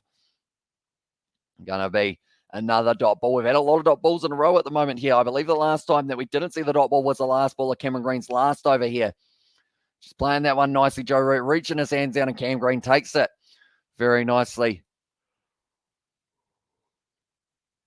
Another little yawn for myself for good measure, but at the moment, 16.3 overs down for Australia.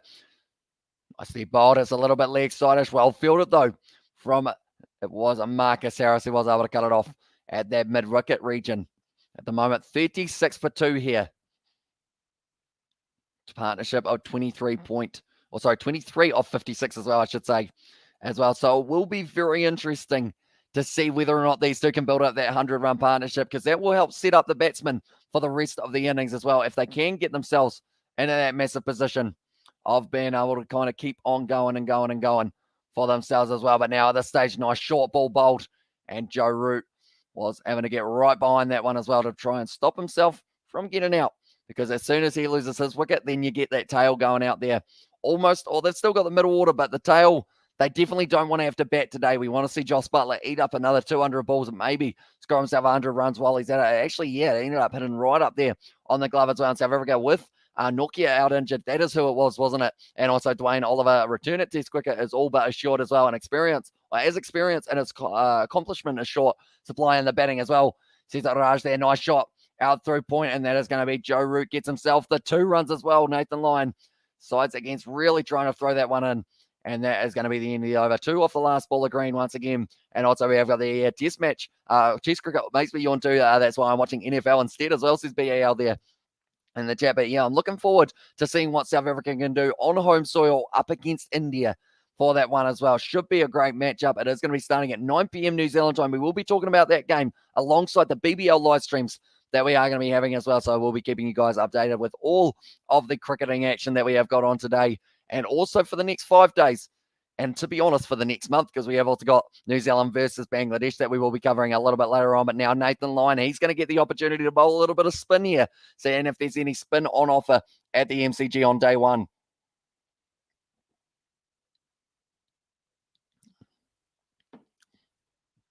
Just saying Merry Christmas to the commentators, and I hope you guys all did have a very good Merry Christmas as well. Hope you had time with family, and if you didn't, hope you did at least get a phone call or something along those lines, and yawn for the wicket as well, says Betty Way. And I'm not too keen on continuing to yawn throughout this one, because we have got an extremely long day ahead of us. I believe we are 2 hours into a 14-hour day of commentary. It's a long time, ladies and gentlemen. That is for sure. If we do end up going all the way, the crowd is still restless by the sounds of it. They are cheering for something that is happening at the MCG. I know that when I was at the MCG a couple of years ago, there was a massive cup snake that was made, and security kicked a lot of people out. And I know you like yawning, so as well, it says Betty Wagon, but now it is going to be Double Milan sitting there, 5 runs off 37 deliveries. Nathan Lyon now outside of the off stump. It's where he has decided to leave that one. And it looks like there's plenty of bounce and turn for Nathan Lyon with the very first delivery for Gazza. And he will be open to get himself maybe a fifer in this game as well. Recently bringing up his 400th wicket. Getting closer and closer to 500 every single match that he does play. He loves himself a second innings of bowling as well, but also to be able to pick up one of these two early on with the likes of a double Milan. That was almost a wrong in there from Nathan Lyon. Just yawn because you want to as well, says Betty Wing. I don't think I do want to, though, unfortunately. But double Milan at the moment, sitting on 5 runs off 39 deliveries. A little bit of a slow start for him and kind of his strike rate that he does normally have, and you really need to work out that Red Bull contract, mate, as well, says BAL. Maybe a Fanta contract. I feel like that's the other thing. Like I told you guys, I haven't drunk tea and I haven't drunk coffee. Also haven't drunk a Red Bull before. So they might not be too happy with us if we were like that. Now, you need to yawn, let it out as well, says Betty Way. And he said yawn 4 times and it's still not coming out. I feel like I'm working on that a little bit better. It's a dumb and Lan at the moment. The left-hander is going to be on strike. Nathan Lyon pitches it up. A little bit of spin still on offer for him. The partnership moves up to 25 here at the moment between these two batsmen. England sitting 2 wickets down for 38 runs here as well. He's really getting the seam in the right place there for Nathan Lyon. It is spinning a ton. And that will make Jack Leach also an excited man from the sideline. And maybe even Joe Root, who is at the crease watching this ball move from the non-striker's end. Once again, another no run. And that is going to be Nathan Lyon at the moment, sitting 5 dot balls in a row here. That might have been a little bit of a yawn. I love it. Davalan at the moment going to be on strike for the final delivery of Nathan Lyon's over. That's a good region. And that is going to be the end of the over. Good maiden so far for Nathan Lyon. And that is going to be now 18 overs down. My scoreboard stopped updating. Hopefully this fixes it. There we go. And now it is sitting 38 for 2. And Joe Root will have the strike for the next over, which I assume normally when it's Cummins is out there.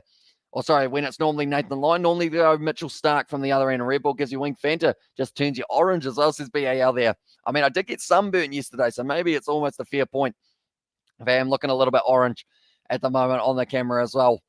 I do look like I'm very hot, but at the moment it's actually a good temperature here. It's 25 degrees, but it doesn't feel like it at all because I have got the window open, and we've also got a little bit of wind coming through the house as well with the window open, like I mentioned, and good degree of spin as well, says Raj. Yeah, it's looking good early on for Nathan Lyon. Cameron Green going to get another over as he is still sitting 3 overs bowled and 3 runs of it as well. What's it to the league side? It's just going to be the single though, Marcus Harris.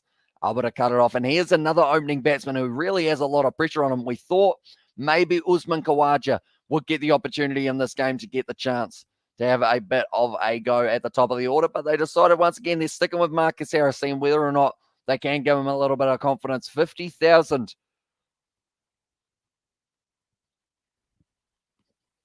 50,000 at the MCG was what I was going to say for this match. The Melbourne Cricket Ground, there was a little bit of rain earlier on in the day, but I believe they're sitting somewhere around that middle, I'd say about 18 degrees at the moment at the ground as well, which is nice and pleasant, I guess you could say, for watching a bit of cricket and somewhat sad as well, says BAL.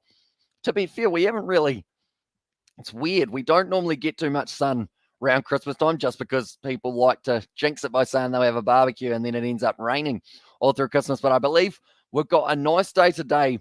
Tomorrow might also be nice, and then we've got rain for like 2 weeks as well. So it's certainly going to be a good bit of weather to be able to sit inside, watch plenty of cricket as well, whether it's the Ashes, whether it's the BBL. We are going to be up and about for it as well. That's going to be a hit to the leg side by Joe Root. I believe it hit him in the leg. I haven't seen the sun in about a month. No exaggeration as well, says Sebastian. Yeah, you'll be looking forward to summer coming in about 6 months, I guess it would be for yourself, Sebastian, or about 5 months now. Another yawn. It's unfortunate. I've had a little bit of a yawn patch as well.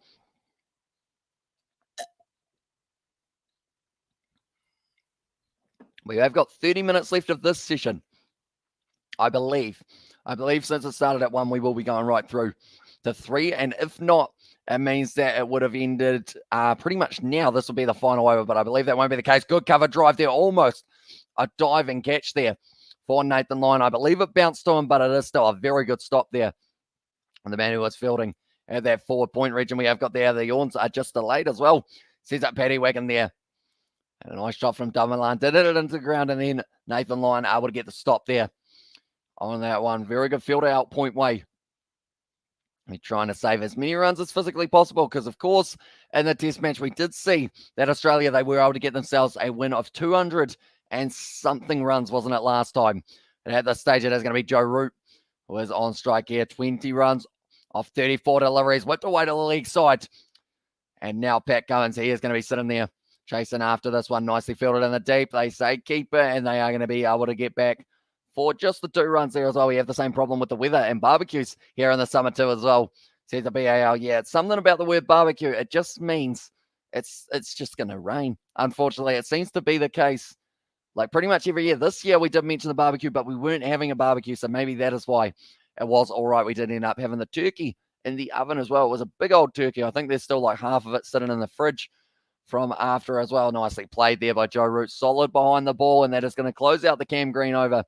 And that is going to be 2 for 42 now after the 19 overs here for England as well. Tell you what, my scoreboard's been a little bit slack today. There we go. Has updated itself now. So at the moment, England going at about that 2.1 runs per over, or maybe a little bit higher, maybe like 2.2. And which of the BBL games will be covered on the channel, as says Sebastian? That is a very good question, mate. And the answer is hopefully all of them. We have got the Sydney Thunder versus the Sydney Sixers. That will be the first game tonight at 8:05. Just after this game will be finishing, and then also it will be the Scorchers taking on the Renegades for the later game. Then after that, on Monday, we have got Hurricanes versus Strikers and Heat versus the Melbourne Stars as well. But I am going to be scheduling those ones just a little bit later on in the day so that you guys do know that they will be taking place also. But yeah, we have got plenty more BBL and plenty more cricket today as well. I'm starting the day yawn drinking game as I'll get your shot glasses ready, mates, as well. Well, Hamish, yawn drinking game, tell you what, you would be absolutely intoxicated by the end of even just the innings almost, rather than the whole day. Nicely bowled there by Nathan Lyon, just using that bat to try and, I guess you could say, shut down the spin there for Dava Milan. But at the moment now, England, they need to get out of the session. They have got, at the moment, an average of 12.3 overs per hour, I believe that just came up. So they're going to be a little bit behind here for Australia. So that might be also why Nathan Lyon will be getting a few, advancing down the wicket there for Milan. It hits the pad, but also I believe he got a little bit of bat on it. Nathan Lyon appealing for it, and it is not going to be given out as well. I would be absolutely intoxicated, would I? As I said, Sebastian, definitely if you've already finished quite a few beverages, I guess you could say. Did end up hitting the pad first for Dava Milan, but got right down to the pitch of the ball, so maybe would have been all right for that one. Nicely bowled by Nathan Lyon, went to the leg side. Milan wants it. Joe Root says no, and that was a good call in the end. No run for that delivery. The partnership moves up onto 29 of 73 balls so far. They have got Stokes, they have got Bairstow, and they have got Butler as their 3 options for the next 3. Also, they have got Wood, Robinson, Leach, and Anderson as their bowling attack that they have decided to go with for this one. Nathan Lyon, well bowled once again just outside of the off stump, and it is just going to be the dot ball once again there for Nathan Lyon, sitting on now 19.4 overs bowled in this match so far. My scoreboard once again has decided it doesn't like me. There we go. Now it is going up to 19.5. Milan still sitting on these 6 runs. He almost faced 50 deliveries here. It's going to be the dot ball. It looks like he is just trying to bat out a little bit longer, get rid of that new ball swing, and also a little bit of the seam that might be there at the moment. And then he will be rearing to go for the second session of the day as well, which will be running, if my clock is correct, it will be running from 3:40 to 5:40 p.m. will be when the next session is. Outside of the off stump, good shot from Milan, but it goes straight to point. That will be the end of another maiden for Nathan Lyon. 2 maidens in a row, and that is going to be 20 overs down, 42 for 2 there. And that's why you are doing me and don't drink much as well. Says up Paddy Wagon there. So I guess you are filling up only a little bit of the shot glass, perhaps in that regard, to make sure that you don't end up getting completely, what's a polite term? I guess intoxicated is the right one. I was going to say something faced, but I feel like you guys know what I was going to say, but I decided against it in the end. Nice and PG on this one, but it's currently 12:30 local time.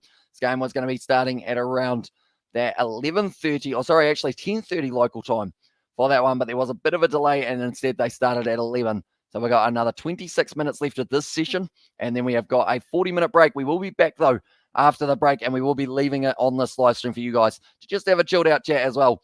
Pissed as well, says BAL. That's another way of putting it, I guess. That's actually more polite than what I was going to say as well for it now, but it is going to be Pat Cummins back into the bowling attack up against the captain, Joe Root. Captain versus captain. We've seen that a few times today. Got a couple people with a couple royal faces in the crowd. I see the Queen there has decided she wants to attend this game. It looks and also we have got that. Yep, it is the first one of the two, Sebastian, there as well. But Pat Cummins now, he is going to be sitting 2 for 14 so far over 6 overs. And you know that he loves the bowl, so he'll probably bowl about 30 overs if he has to throughout, not just probably the first day, but throughout the innings that England are going to be batting. He'll just keep on running and steaming in, and he doesn't really lose any of the speed that he does run in with as well. Pat Cummins, always going to be a feisty man when he does have the ball in hand. Missed the last test match at Adelaide. MCG, nice pitch up delivery, but a good drive there from Joe Root. Hits it down the ground. MCG, it's a long boundary. Travis Head having to chase after it, and he does cut it off. It's going to be a lot of threes run between the wickets, so that is why they will love the fact that it's only sitting about 16 rather than sitting at the 30 or so that it was in Adelaide as well. If you did every time I yawned, you'll be out before the end of the first session as well. Nice drive there from Joe Root to be able to get that one going forward nicely. And also we have got the as drunk as an Aussie at lunchtime as well. And there says BAL. Now, at the moment, Pat Cummins, he is going to be sitting 2 wickets. Like I mentioned, he was able to pick up the 2 openers, Hamid and also Zach Crawley. Hamid for the duck, and then it was actually in the end, it was Crawley. I've just realized that I've got Hamid with an E there rather than Hamid. Instead, I had Hamid, so I will quickly change that one as well. Nicely played by Dava Malam. Well, it's faced 50 deliveries now, and he is not going anywhere anytime soon by the looks of it. And runs and in dismissals, I guess you could say. Normally runs at about that I want to say it's about that 80 strike rate or somewhere around there, maybe even 50 at the lowest. But this at the moment is a very persistent innings for him. He's sitting at 11.76 for his one. So maybe he has been told to, rather than going out there being aggressive early on, we want to bat some time here. We want to wear down these Australian bowlers. We want to do what they did to us in the last match as well. Nicely bowled by Pat Cummins, 2 pitched up though. Once again, it is going to be a couple runs at least down the ground. And it looks like it is going to be Mitchell Starc. Does cut that one off once again, running the 3 for England. Nicely run between the wickets of Milan. Moves up almost onto the double figure, sitting on 9 off 52. No worries, Amish as well. He doesn't deserve his name to be spelled correctly after that, as well as there's a Sebastian there in the chat. Yeah, unfortunately, the duck falling for Milan. I'm glad that Crawley did get himself some runs in some regards, but I wish it was a few more as well at the top of the order for England. But the partnership, it's sitting on 35 of 79. These two just know how to bat time together at the crease, which is great for England, but they do need someone else to be able to go out there. Once they lose 1 wicket of this partnership, normally it's the second wicket that falls pretty much instantly, unfortunately. Normally within a few overs, the next man does fall as well. So if they can avoid that and have Stokes create that partnership with the next one as well, nicely played by Joe Root, they will be taking on the single when they do get it as well. Good running between the wickets, and this has been an expensive over from Cummins so far, going for the 7 runs off the first 4 balls of it, maybe trying to pitch it up just a little bit too much here for Pat Cummins, looking for the LBW rather than the edge outside of the off stump.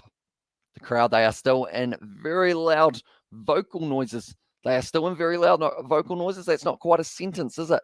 Almost one, but not quite. They are loud at the moment, the crowd, is what I was trying to say. But now Pat Cummins, once again, can they fire him up enough to get himself the wicket? If you haven't already, be sure to leave a like and subscribe to the channel as well. As a called test, because it's half bollocks as well. There's a BAO. I don't believe that will be where the name came from. And Crawley was fairly decent, but still too short of the expectations as well. Yeah. Unfortunately, only facing 25 deliveries. That's the end of the over now. Almost for Cummins. Just the one more. Oh, Mitchell Starc still got that back injury. I'm just seeing there he does end up holding the back when he did throw that ball in. Now, we will remember from the Adelaide Oval, he did end up having a bit of an injury there for the back. I hope it's nothing too serious for him, because if you take him out of the bowling attack for Australia, they've got Bolland, they've got Cummins, and they've also got Cameron Green, and then they've got Nathan Lyon and Labuschagne, etc. They don't really have too many more options, though, other than those guys. I'm trying to think of who else bowls pace for Australia in their starting lineup. I'm going to have another look at them. What do they got? Oh, is Travis Head going to have a bowl here? It looks like he might get a little bit of a chance here for Travis Head, the way that he was taking off the jumper there as well. Unless, of course, it was Pat Cummins' jumper that he did have on. But at the moment, they've got Labuschagne, Steve Smith, Travis Head, all can do part-time spin. Probably Labuschagne the pick of the bunch for those guys. Then also you have got Cameron Green for the pace, Pat Cummins for the base. Mitchell Stark, if he's injured, he's going to be out. And that's a big hit to them as well. Nathan Lyon for the spin and then Boland. So it would be the three quicks who have to try and bowl it if they did end up losing Mitchell Stark due to injury. So that is the last thing that Australia want in this situation. And the second half of the test is the ISIL, or the Ickles, I guess you could say, in case you didn't get that as SSBL. I did understand it, mate. Don't worry. I mean, it's almost ICC at the start of that one as well, which is the International Cricket Corporation or something like that, International Cricket Company. I think that's what it stands for. 20 minutes left of the session, though.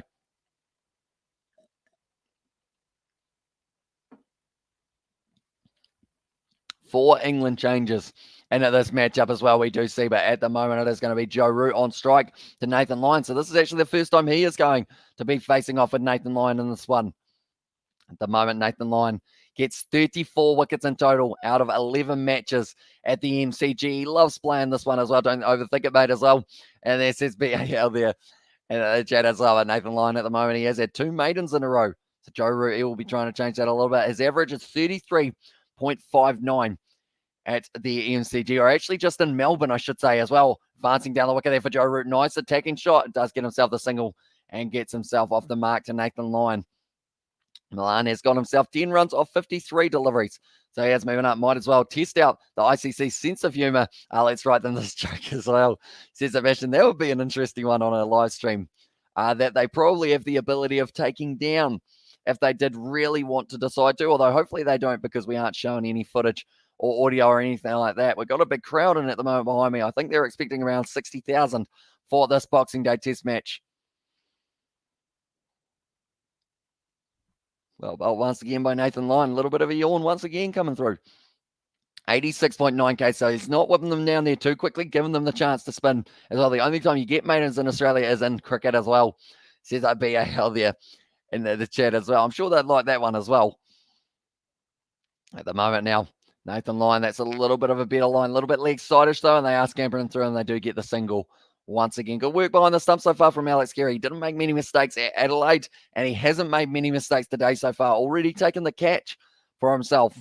Bairstow, Butler, those two men who were both considered as keeping options, I guess you could say, for this one. Butler, he wasn't really able to take too many catches in that last one, and when he did, they were absolute screamers of catches as well. It was either he'd take one diving catch to the side with one hand, or he would end up dropping it when it was relatively simple for that one, Josh Butler. Nathan Lyon, well bowled. That's a good region of the pitch. Making Joe Root step out to the pitch of the ball, and it's whether or not he does end up having to play that one on the front foot or the back foot. As soon as you get that indecision, that is when you can possibly get that wicket in close. They have got a bat pad on the leg side as well for this one. I believe it is Marnus Labuschagne, a little bit leg sideish. It's going to be Nathan Lyon getting down to that ball. Nicely done by the veteran Lyon. He doesn't want an injury, though, that is for sure. That is going to be the end of the over. 2 runs off it, and now they are sitting at 53 for 2 here with another total of 17 minutes left in the session before we get to the end of it as well. But the latest stages of the day, I believe it will be getting very close to the BBL game that we will get to see. They will be going for the extra half hour due to the half an hour that they did lose from the rain, because I know that light shouldn't be an issue. I don't assume, although saying that the daylight test match, or the day-night test match, I guess I should say as well, is normally a little bit different due to the fact that they are kind of accustomed to the lights and they've got the pink ball. So maybe we do get to see lighting be a factor here. Definitely if it's overcast in the later stages of the day, it will be swinging a lot.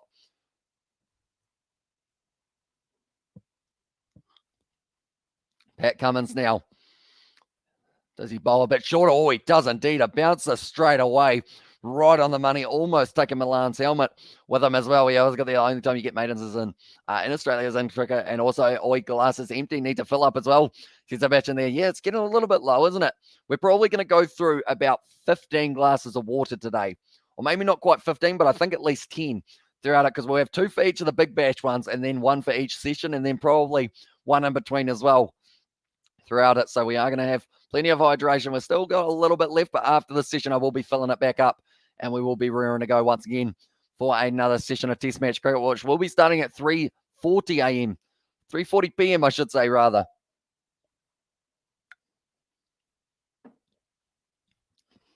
Haven't spilt any water yet in any of the live streams that I have had water, although I did end up unfortunately choking on the water the other night for the BBL live stream, which some of you guys will know about. And also for anyone who is wondering about the BBL point system, we are going to be continuing it today. Although depending on when this day of cricket ends, I guess depends on when we are able to have the predictions come in for it as well. But now Dava Milan, he is going to be on strike for this one. 11 runs off 57 deliveries. The partnership moves up to 40 off 90 deliveries there. Does just leave that outside of the off stump. Doesn't decide to play at it, which is a good option. Definitely when it is a little bit shorter, you never know where you will be going. I take it back. Oh, I take it you have a bucket with you there because it seems you never, or you never seem to leave to go for a pee as well, says BAL. That will probably be in the drinks break as well if I do end up having it, although it will be different to the drink that I am consuming. I feel like I had to clarify that because someone was thinking it, weren't they? They were thinking, oh, he's going to drink and then he's going to drink it. Or sorry, he's going to piss and then drink it. That's not the case. We don't do that very often. Only in an island survival. I guess that's a good question for us while we're in the middle of one of those. That's a nice drive from Dava Milan. One hand on it as well for that one. That's going to be 2. If you guys were thirsty on a deserted island, would you drink your own urine? Let's get personal for a second here.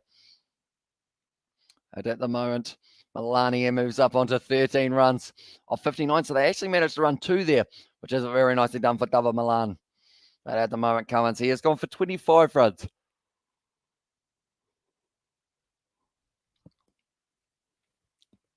At the moment, they are showing Chris Wokes. He is on the touchline. He is not going to be getting an opportunity in this game. Unfortunately for him, he is going to be missing out in this match. He's actually had a very good batting average throughout it as well, which I feel like is why I have decided to have a little bit more of a chat about him as well. So his bowling hasn't been flash. I don't think that's taking the piss, mate, as well, says BAL, literally and metaphorically, I guess you could say.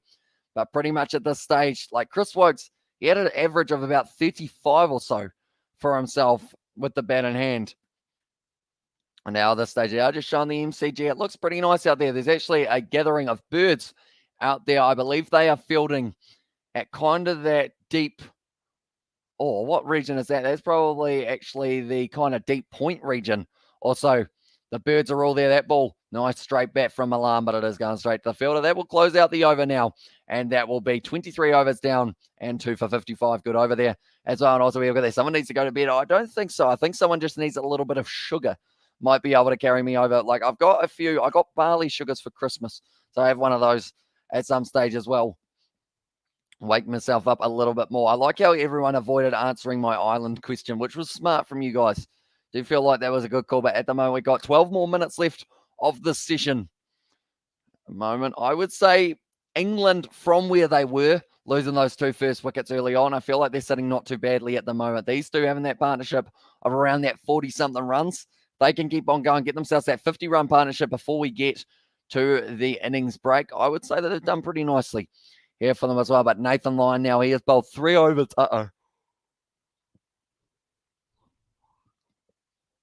This light annoys me. It is a little ring light, right? And it seems to be, I mean, I could face it towards the wall, but then it's not really as well lit up. So I have to kind of put up with it as, what were you with a friend? Would you drink theirs instead as well? It says BAL. Oh, that's actually a better question. I don't know if I would.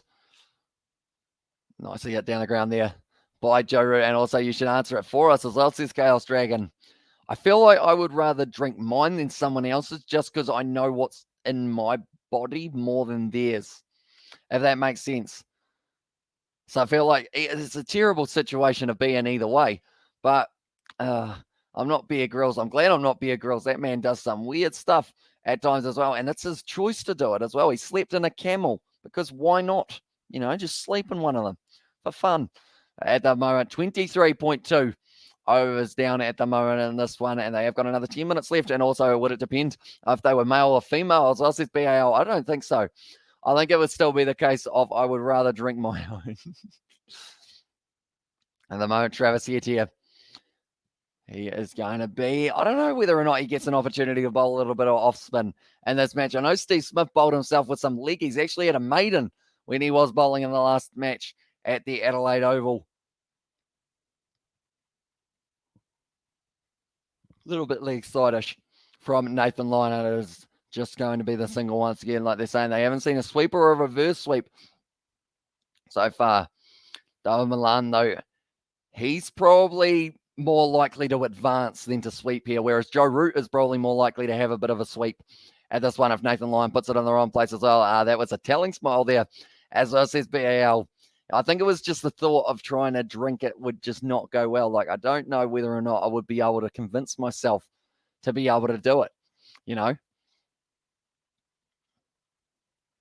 At the moment, David Milan going to be on strike. 13 runs off 61 deliveries there for himself. Been a little bit slow, a little bit leg side-ish, and he does whip it away to leg side, and they're going to be getting at least the one run here. It looks like they do want to, or do they?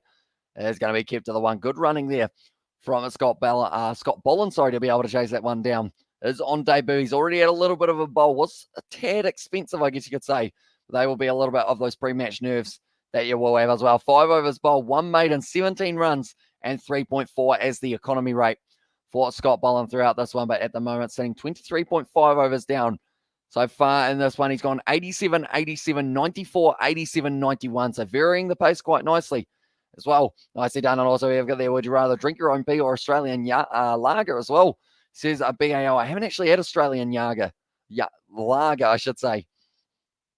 So I guess that, even though it might be terrible, but I'm sure at least that way you know that it's not coming out of somewhere else. Although, to be fair, you don't know where it's coming out of. I haven't looked up the system of Australian lager making. That's the end of the over, and it's going to be a 58 for 2 here for England. Our test match live streams always go in weird directions at times, but I think that's what makes them so unique, I guess you could say as well. You don't hear the commentators at the ground saying, "Oi, Isha, would you drinking in Botham's piss?" That would be something. Probably more a lawsuit than anything, isn't it, for them? But it's all right. There's a few wood pigeons at the moment down on the ground by the looks of it as well. Just under 10 minutes till we get to the next stage of the break, the first break that we will get to see. We kind of had a 30-minute break at the start due to the rain as well. At the moment, 24 overs, and Joe Root here is going to be on strike, sitting on 30 runs so far for himself. Outside of the off stump, he actually drives it, Joe Root, but it is going to be nicely played and nicely fielded as well. Minus Lower Shane working hard, I believe it was, in that cover region at the moment. But now 45 of 101 here for the partnership between these two men. Cummins sitting on 2 for 25 off the 8.1. He's got the New Balance bat, Joe Root. Can he get himself towards that 50 at the moment? All Cummins turns around, and he is going to be running back in for it again here by the looks of it as well. But he will just be happy to be able to run in for this one. Adelaide Oval, he missed out. He was a close contact for someone at a restaurant. And also, why do Aussies drink Castlemaine XXXX? Because they can't spell beer as well. It was from a BAL there. And the chat video at the moment, it is going to be Root. 30 runs of 49 deliveries. Oh, that one came back in a little bit for Cummins. Nicely bowled once again by the captain as well. But it looks like the length is going to be important. 100% is in the chat. It said high as well. And there as well. So very excited for the cricket, I would assume, there with the amount of highs that we have seen there, or possibly is high. That could be the other option. And in that situation, by 100%. Currently Cummins at the moment, he has the potential of being able to get himself a 5 for here as well. He did actually get the 5 for in the first match of the Ashes series. It was at the Gabba that he was able to pick it up. There's plenty of grass on the surface as well. So I feel like Nathan Lyon in the second innings also probably has the opportunity of getting a 5 for. But this is an important time in the innings of England. We remember late in the day for Adelaide Oval, right near the end of the day, Joe Root did end up losing his wicket. And it was Mitchell Starc who was able to get him with the outside edge to the slip cord. And so this is why Joe Root at the moment, he will be having that in his head just a little bit. And he will know that he doesn't want to lose his wicket now, or else he will be in a tough position trying to go into the next stage of the innings as well, because then you've got that in your mind throughout the whole rest of the match, really, that you went out just before. In a weird way, I appreciate this guy's presence on the streams as well. Says Sebastian, it is great that he keeps on coming back. I feel like, I don't know whether or not it is just our streams that he does tune into or all cricket streams. I hope he is going all right as well. Like, it at least lets you know that someone is constantly going to be there as well. Like, I see you didn't actually time him out. Oh, no, you did time him out. Never mind. I thought for a second you hadn't timed him out, Sebastian.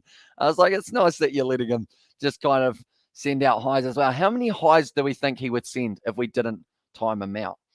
I feel like that would be a good sweepstake, although it would mean that the chat is just full with highs for the next little while. Do we try it for the next one, Sebastian? If it's more than like 50, then we'll just have to time out, or more than like 20. But if it's not, just see how quickly he goes. What else? He wants to say that was almost carrying to Warner. Did it carry? Might have bounced. That was a good ball from Pat Cummins. Just a little bit outside of the off-stump. Milan, he had relatively hard hands at that one as well. Pat Cummins there off the edge. Does bounce to Warner there.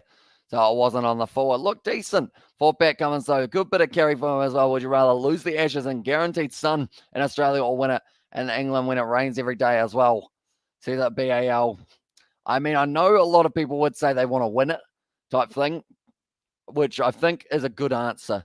Because, yes, you end up having a couple of days rained off, but you're still getting that victory. Like, on paper, it won't say that it rained all the time, like when it's in the history books, if that makes sense.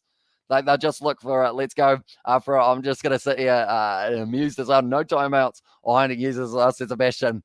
Although just for this next one, we won't allow it too much. But I feel like hopefully we get to see him before the break.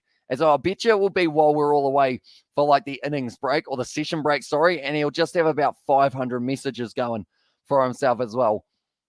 And at the moment, they are just showing they're a little bit too full from Pat Cummins at time. And Dava Milani has been able to pick up the length nice and early. Same with Joe Root and being able to get that one spinning just a little bit as well. At the moment now, Nathan Lyon. Oh, well fielded once again by Marcus Harris in the cover region. And he is not letting too much through at the moment for Marcus Harris. He'll have to make sure that he's pristine in the field, as he is probably in there only by the thinnest of margins with Usman Khawaja just around the corner, possibly wanting a chance as well. But at the moment, 3 minutes left, I believe, with Nathan Lyon bowling. This one will get one more over before we get to lunch. No run available, but Nathan Lyon at the moment, 5 overs bowled, only going for the 4.2 runs, as I've been very economical in his early stages. The partnership sitting on 46 of 108, so they're getting closer and closer to being able to bring up that 100-run partnership, or sorry, the 50-run partnership. That is the first step, of course, then to go on to the century. Well bowled once again by Lyon.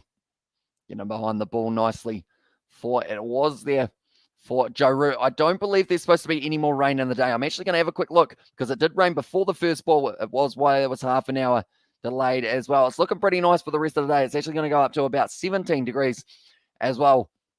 Well played by Root. Once again, just getting right behind the ball. We have got there my internet speed. Download and upload is 200 megabytes. I have fiber internet connection. Hamish, what is your internet speed connection? You have your current speed as well. So pretty much my current speed, if I don't reset my modem, is download speed about 7 megabytes per second, and then upload speed at about 1 megabyte per second. When I reset the modem, though, I get up to about 10 megabytes per second for the download, and also my upload. Thankfully, most of the time when I do reset the modem, it goes up to about 30 or so, somewhere around there. But sometimes I have to reset the modem about 7 times to get to that 30 as well. Well, India versus South Africa match will happen as well, says Mr. 18. I believe so. It is just going to be without a crowd, unfortunately, that they won't be able to have it. Although I haven't heard any other updates of whether or not it is still going ahead for that one as well. Moment. Milan. Just doing a little bit of the pitch repairs. It's not quite going to take them through, but he has made sure that the next over will be the final one as well. Well played by Dava Milan. That brings up to 59 at the moment PM here in New Zealand. So there will be one more over here for the partnership, sitting on 47 between these two men. And hopefully they will be able to increase it and keep on going throughout that second session of the day as well.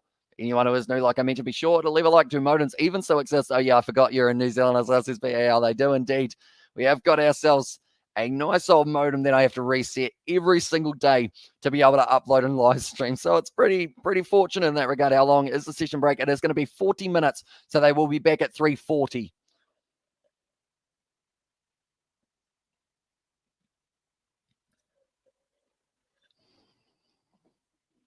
But yeah, that's going to be 40 minutes time. So we will be back at 3:40 p.m. or 40 minutes from actually now, I guess you could say, because they are going to be having a little bit longer. Good delivery there from Pat Cummins, nicely done outside. Are you on dial up then, Hamish, as well? Says the BAL. I believe we are on unlimited, but they have a thing how it's like once you get to a certain amount, they actually send you an email and be like, hey, you've used too much, which kind of doesn't make sense, does it? When you think about it, because it's like, hey, you've got unlimited Wi-Fi, but don't use too much of it, or else it's called excessive use, and we will end up giving you a warning for it as well. It is very slow session for England, but very boring batting for both batters as well, says Coning. Although, to be fair, when you lose 2 wickets at the start, you want to try and rebuild.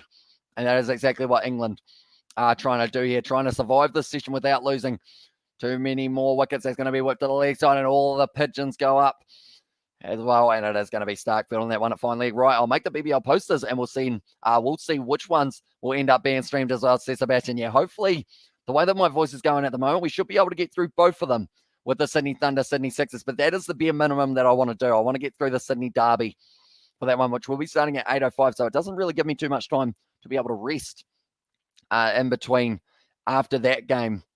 Or when that game starts compared to when this game will be finishing with a little bit of a delay, because I assume we will be having the half an hour extra for this one as well. But at the moment, Australia, they've got 4 balls left till we do have the innings break. Nicely bowled off the edge, and they've got the wicket of Milan. And it is Pat Cummins who picks it up as well. Milan falls just before the end of the session, the worst time possible to lose the wicket for England, and that is going to be lunch, I believe, now, and they will be going in with their tails up. Pat Cummins, 3 wickets so far. I'm on unlimited mobile data, however. I haven't had the warning, even though I downloaded 4 terabytes of games in 1 month as well, says BAL. So even on mobile data, it's like you get a gigabyte and then we'll slow it right down to the slowest speed possible, but is it still data for us over here? And Root is glass as well with 10 out of 10, says Bastion. He is indeed, but now as Buddy Milan, he is going to be gone here. And Milan falls 14 runs off 66 balls, stuck it out of the crease for a while.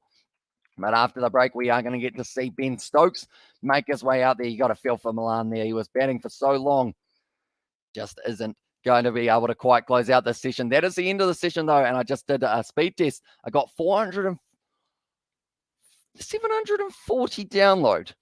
That's like what I get in like a day.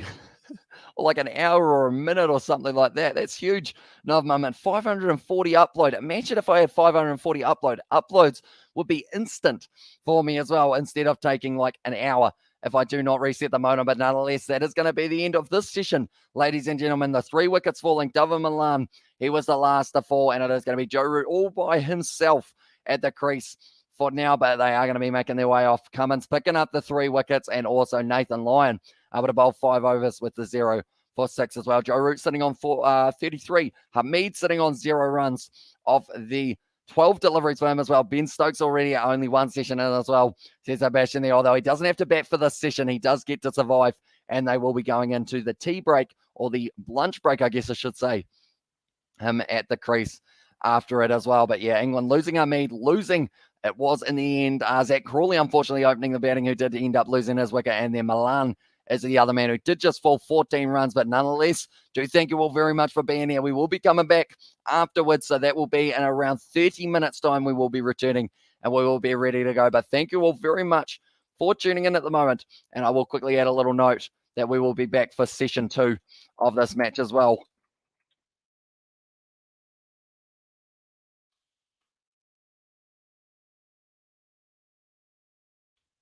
There we go. We have got there. We will be back for session 2 soon as well. Down the bottom also, cheers, mate, says BAL. But I will see you all a little bit later on in the 30 minutes or so. But thank you all very much for watching, and I will see you all just a little bit later.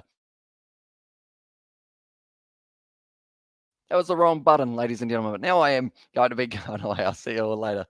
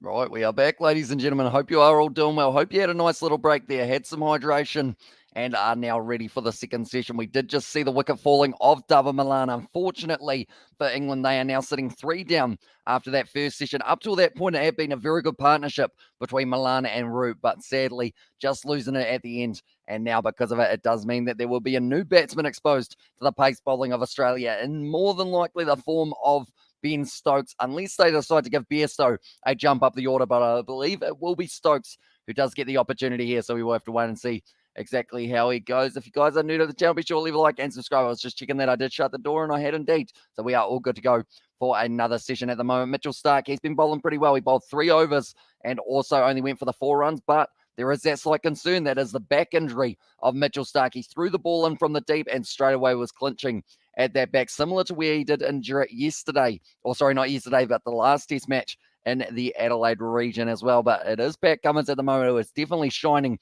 for the Australian bowling lineup. 3 wickets, 27 runs off him, and he has got 9.3 overs that he has been bowling as well. Was able to pick up all 3 of the wickets of Milan. Also was able to pick up that wicket of Hamid. Alongside it was actually Crawley, who did end up losing his wicket as well, sadly for him. But yeah, I hope you guys are all doing well. Hope you are all excited for the next session of cricket that we have got for ourselves. And this is going to be a big one for England. They cannot afford to lose too many more wickets, or else they will be in the position of maybe getting bowled out for only around that 200 mark. At the moment, Root, he did start off very nicely, and he is still at the crease, sitting on 33 runs of 59 deliveries. So if he can keep on doing that and build up a new partnership with Stokes, but they are just showing that ripper of a delivery from Pat Cummins to pick up the wicket of Dava Milan right at the end of the session as well. It was only 3 balls away from him being able to go right through. We have got high depth and brief in the chat as well, and also Esbok has tuned in a little bit as well, and Aiden is here as well. But I hope you guys are all doing well. Do let me know who is going to be able to pick up the next wicket. I feel like at the moment the safe bet, of course, is Pat Cummins, but I'm going to say instead it is going to be, I'm going to go Nathan Lyon if they give him a bowl, but I'm not too sure whether or not he will get the opportunity. But to Ben Stokes might not be a terrible idea. See whether or not he does want to go aggressive early on. It looks like Pat Cummins at the moment, he is going to be very calm under pressure here because there isn't a lot of pressure being built. This partnership, though, Stokes and Root, they need to be able to build something up. Milan losing his wicket, 14 runs off 66 deliveries. He batted for a while, but just not quite long enough. But Stokes now makes his way out to the crease, and Bairstow will be the next man into the crease as well. So it's interesting that they have gone with Bairstow and Butler. I thought maybe Bairstow might have opened the batting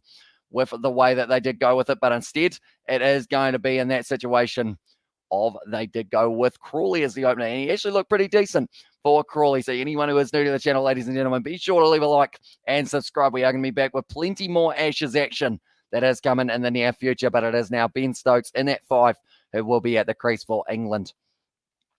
This pitch at the moment, there is plenty of grass on it. That's the one thing that you notice straight away. It's a very green top, which does mean that spinners in the later stages might be able to really have a lot of purchase. The likes of a Jack Leach, maybe even a Joe Root. We know that he was spinning it nicely in Adelaide. Possibly hoping to do the same here, but it is going to be Ben Stokes here. 3 balls left to this Pat Cummins over, and it is going to be Stokes on strike for it as well. What side does Cummins go? Is he stepping over the wicket? He is going to be just going over the wicket like he normally would. Cummins, he's already picked up 3 wickets. He's found that angle. Once again, hello, Kiwi lads. I got some things to in 30 minutes as well, says Brandon there in the chat. So hopefully it's all going smoothly for you, Brandon. Hopefully you did have a good Christmas as well in that regard, and you are ready to go for some more cricketing action. We got the 2 games of the BBL later on tonight. It is going to be the first of which being the Sydney Thunder. They will be taking on the Sydney Sixers, and then the Perth Scorchers, they have got the Renegades, which we will hopefully be covering on the channel also. Then the Hurricanes taking on the Strikers, and the Heat taking on the Stars is the other fixture that we will be covering on the channel also. But now Pat Cummins, he is ready to go. Like I mentioned, 3 more balls left of this over. It's going to be going over the wicket, as well. And also Lowy Spot goes silent as well. And there says Robert. And now Ben Stokes, him and Root, they need this partnership. He's advancing down the wicket, first ball there for Stokes. So yeah, straight away seeming like he doesn't want Pat Cummins to be able to get the better of him in the early stages. 133 Ks there for Pat Cummins bowling that one quite nicely as well. It's getting hotter and hotter here at the moment. And it does say it's a light rain here, although the sun is still out. So I think that is lying a little bit. But the MCG, they had a little bit of rain earlier on in the day, hence why this session did start half an hour later than it was originally anticipated. Same with the second session of the day as well. It did end up, rather than starting at 1, it did start at 12:30. Or sorry, rather than starting at 12:30, it started at 1, I should say.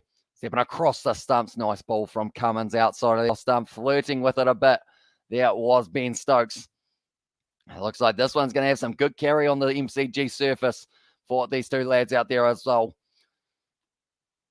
Look at that. He tried to walk at the ball a little bit, but Cummins at the moment, he gets just enough pace to create that indecision for Cummins. For Ben Stokes. It almost went close to hitting his outside arm as I genuinely looked in the mirror and I got sad eyes at the moment as I said, Sebastian, hopefully they can do decently here as well, and we do get to see them really get a good partnership going here for England. We have got there now. I got a YouTube on my live stream today and 25 people on the live stream as well, says Brandon. So that's very impressive for yourself, mate. Stepping across once again there. Looks like Stokes is very keen on exposing that leg stump, seeing whether or not he can lure in Pat Cummins to try and go for that leg stump and then maybe hit him away the leg side. 2 hours when the update out, then after 3 hours, and then another 3 hours, says Brandon there as well. That's going to be the 27th over down now. And the score will remain at 27 overs down, 61 for 3. I said that in a very weird way. I actually went out in the sun for a little bit, which was relatively hot. Probably shouldn't have done that, but I have got another glass of water for myself. We have got plenty of hydration coming today, that is for sure. It's a brand new glass. We got plenty that we will be having today for the hydration side of it. We're going to be having at least 7 glasses of water, which is very important on a day like today. That's important for these players as well. They're actually playing in temperatures a little bit cooler than we're sitting at the moment here in New Zealand, but they are going to be running around. Scott Boland now going to get another opportunity. Did go for 17 runs in his first spell, 3.4 as the economy. Can he sort his line and length out for this innings and really get it going? I feel like he actually, that's the thing, he's got a lot of potential, Scott Boland, to be able to get that line and length right for this one. He didn't actually go too bad in the first innings. It's just, it was early on and Crawley seemed like he wanted to be aggressive, and also Joe Root in the earlier stages of his innings as well. But Root now 34 off 60 deliveries, gone a little bit uppish on the leg side, and it is going down to fine leg. Just Mitchell Stark throws that ball in. I'm watching him. Does he grip the back? Don't think he did for that one as well. I'm sleep deprived as well, intoxicated and sad. This is what Christmas is all about as well, says Sebastian there in the chat. Yeah, hopefully England do all right. And also, if you do need to have a sleep, Sebastian, it is fully understandable. Definitely if you have been drinking relatively often throughout Christmas Day, I guess you could say as well. But Ben Stokes at the moment, 3 matches of the Ashes series so far, and he has only got to 65 runs with an average of 16.25. So he wants a massive innings. I am a live stream in the KFC Big Bash today. I started my live stream at 8 p.m. as well, says Brandon there. That chat. But yeah, BBL, very exciting competition. We've got the Sydney Derby that has taken place between the Sydney Thunder and also the Sydney Sixers, which should be a very exciting one. But Boland at the moment, he will be excited to be out there. I mean, it's his home ground of the MCG, and you just want to pick up some wickets early on for Boland. There's a paper bag that is coming across to try and attack Scott Boland there. Does he kick it? He just lets it drift on by like it was a tumbleweed in the breeze, and it is now taken off for itself there. Thinks that it is fielding by the looks of it. And that kind of mid-on, mid-off region. It's going right up into the sky, the paper bag. At the moment, it is propelling itself forward. It's actually slowed down play because Ben Stokes, he is waiting for it to get out of the way. It's just kind of hanging around. I wanted to be mid-on, but I wasn't quite able to due to the fact that it is just a plastic bag. It's outside of the off stump and left alone by Ben Stokes once again. At the moment, Ben Stokes, he is sitting on 0 runs off 4 deliveries. I wouldn't be surprised if he bats in a very similar way to David Milan and doesn't try and go too aggressive in the early stages of this one, because you need these 2 men at the middle by the end of the session, I would say. If they do want a chance, this could bring up the 100 runs for them, and also maybe they get going as well. No, anyway, I'm going to be here for the whole day of Ashes, the Sydney Derby in the first match. It's all, if all of them are happening, 10 out of 10, as well, says Sebastian. That's going to be a tough day for yourself, mate. Advancing down the wicket once again there for Ben Stokes and Kate Dixon as well. Set up Brandon there in the chat. So I have a question, Sebastian. If we were to not do the game between the Perth Scorchers and the Melbourne Renegades, would you end up going to sleep? Or would you end up staying up and watching that game anyway? Do let me know. That one bounced nicely for Scott Boland. Decided that he did want to advance once again from Ben Stokes. Oh, right on the fingers there for Ben Stokes. And like they're saying, they're not sure about the technique that he is going with at the moment. If you're moving too much, you might get yourself in a little bit of trouble. for Ben Stokes, and it seems like it's similar at the moment for him to just try and create a little bit of indecision in the bowler's mind, but it seems like more it is the batsman who is looking unsettled at the crease here, Ben Stokes, at this stage. Yeah, he was just walking down the pitch. Actually, he's either rocking back onto the back foot or he is flying forward here for Ben Stokes. He doesn't seem to quite know what way he wants to go. The best shot that he played was the one that he was the most solid in fact, and the one that he didn't move too much when the ball was being bowled. So it will be interesting to see whether or not he does keep up the tactic of trying to step around the crease a little bit. Yeah, and yes, he does. He walks down there and he does hit it to the leg side. That is going to be just the single there for him as well. If the game wasn't streamed, I would get some rest as well. But if we're doing it, I'm staying to mod as well. Says Sebastian there in the chat. It is a late night, or it's actually an early morning for you, isn't it? The way that it is going, because in Romania, you will be sitting at, it starts at 12:15 a.m. and then I guess you are going to be going to, 12:15 p.m. and then you will be sleeping throughout the day, come back for the Ashes, I assume, in that regard. So you're going to be a tired boy, that is for sure. You're probably doing my sleep schedule at the moment, which isn't too fun at times, to be honest, but overall, there's plenty of cricket on, and I assume that you won't be watching India versus South Africa because that one will also, that's the thing. You could probably watch cricket for 24 hours if we didn't need to sleep, but the body is made in a way that does need a little bit of rest in between, and it is going down to fine leg. It's going to be the single to close out the over, and it will be now 3 for 64. Speaking of yawning and sleeping and whatnot, my yawns are still coming. Thick and fast at the moment for them. Oh, they're trying to sell me a camera at Harvey Norman. The thing is, I actually for Christmas ended up getting myself a couple camera batteries for my camera that I have got that is in my room at the moment. But that is the one that we're going to be doing maybe a few more Kiwi Lads vlogs and whatnot on, and also maybe some golf we will be playing hopefully in the near future as well. But at the moment, they're just showing the big old sale that has taken place for Harvey Norman Boxing Day. It's going to be huge for a lot of these businesses to be able to keep on selling all of the stuff at an affordable price as well. But now Mitchell Starc being brought back into the bowling attack. You can't wait for the excitement of the India versus South Africa series as well, says Sebastian there in the chat. So yeah, unfortunately, it won't have the same feel as this one purely because it won't have a crowd. And I feel like having a crowd for a cricket game, when it doesn't have the crowd, it's weirdly silent, like it's in a ghost town type thing. I remember it for the first game that we didn't have a crowd for was the ODI between New Zealand and Australia last year or the year before. And it was just completely silent, and it felt so weird. As I what time is the KFC Bash and the Yawn? And I am going to live stream some football in January as well, says Brandon there. So the KFC Big Bash starts at 8:05 and 11:15 for the two games that are taking place. But Mitchell Starc now steaming into the crease, well bowled. Good bounce for him as well to Joe Root. And of course, Joe Root will have a little bit of flashback to what happened last time he was facing up against Mitchell Starc. He did end up, unfortunately, getting a ball right where you don't want a ball, because it did hit the other ball, I guess you could say, for him in that situation. And that is not what you want as a batsman. Well, it's not really what you want as anyone, really, because of the fact that it's very painful. Cameron Green at the moment, they are showing him in the field. He actually ended up having a little bit of an injury for himself as well. There's a big old boo going around the MCG, and I feel like the crowd are getting restless. They want to see some more wickets, and they want to see some more big shots from the English. We have got there. I just yawned as well, says Brandon there in the chat. Mitchell Starc nicely bowled off the edge there at Joe Root and fielded nicely in the gully by Cam Green. Was able to cut it off once again, but at the moment, Rudy's sitting on 65 off 30, off 63 deliveries here. And everyone in the crowd is looking in one direction. So I assume someone is misbehaving a little bit. That is normally what happens when you combine the heat and alcohol for at a cricket game. Someone always decides that they do want to do something they probably shouldn't do as well. But at this stage now, it is going to be Mitchell Starc will be running him once again. Currently 2 dot balls in a row. He actually didn't go for many runs at all in his first ones as well. And also now Starc going to be steaming in, nicely bowled outside of the off stump. And Alex Carey able to get that one in the gloves. Now he has already taken a catch off Mitchell Starc's bowling. That's a lie. He's taken it off Pat Cummins' bowling, but he's one of those keepers. He's doing very nicely. Do we have a streaker as well? I don't believe it's a streaker. I believe it's just someone in the crowd who are like maybe misbehaving a little bit. I know that when we were at the MCG for the Boxing Day test a couple years ago, there was a guy who was making a cup snake pretty much, and it was about 5 meters long or something like that, and they all got kicked out of the ground, I did see. So then one man had 2 cups, and he was putting them together, and the crowd were all getting behind him, and then he also got kicked out of the ground as well, unfortunately for him.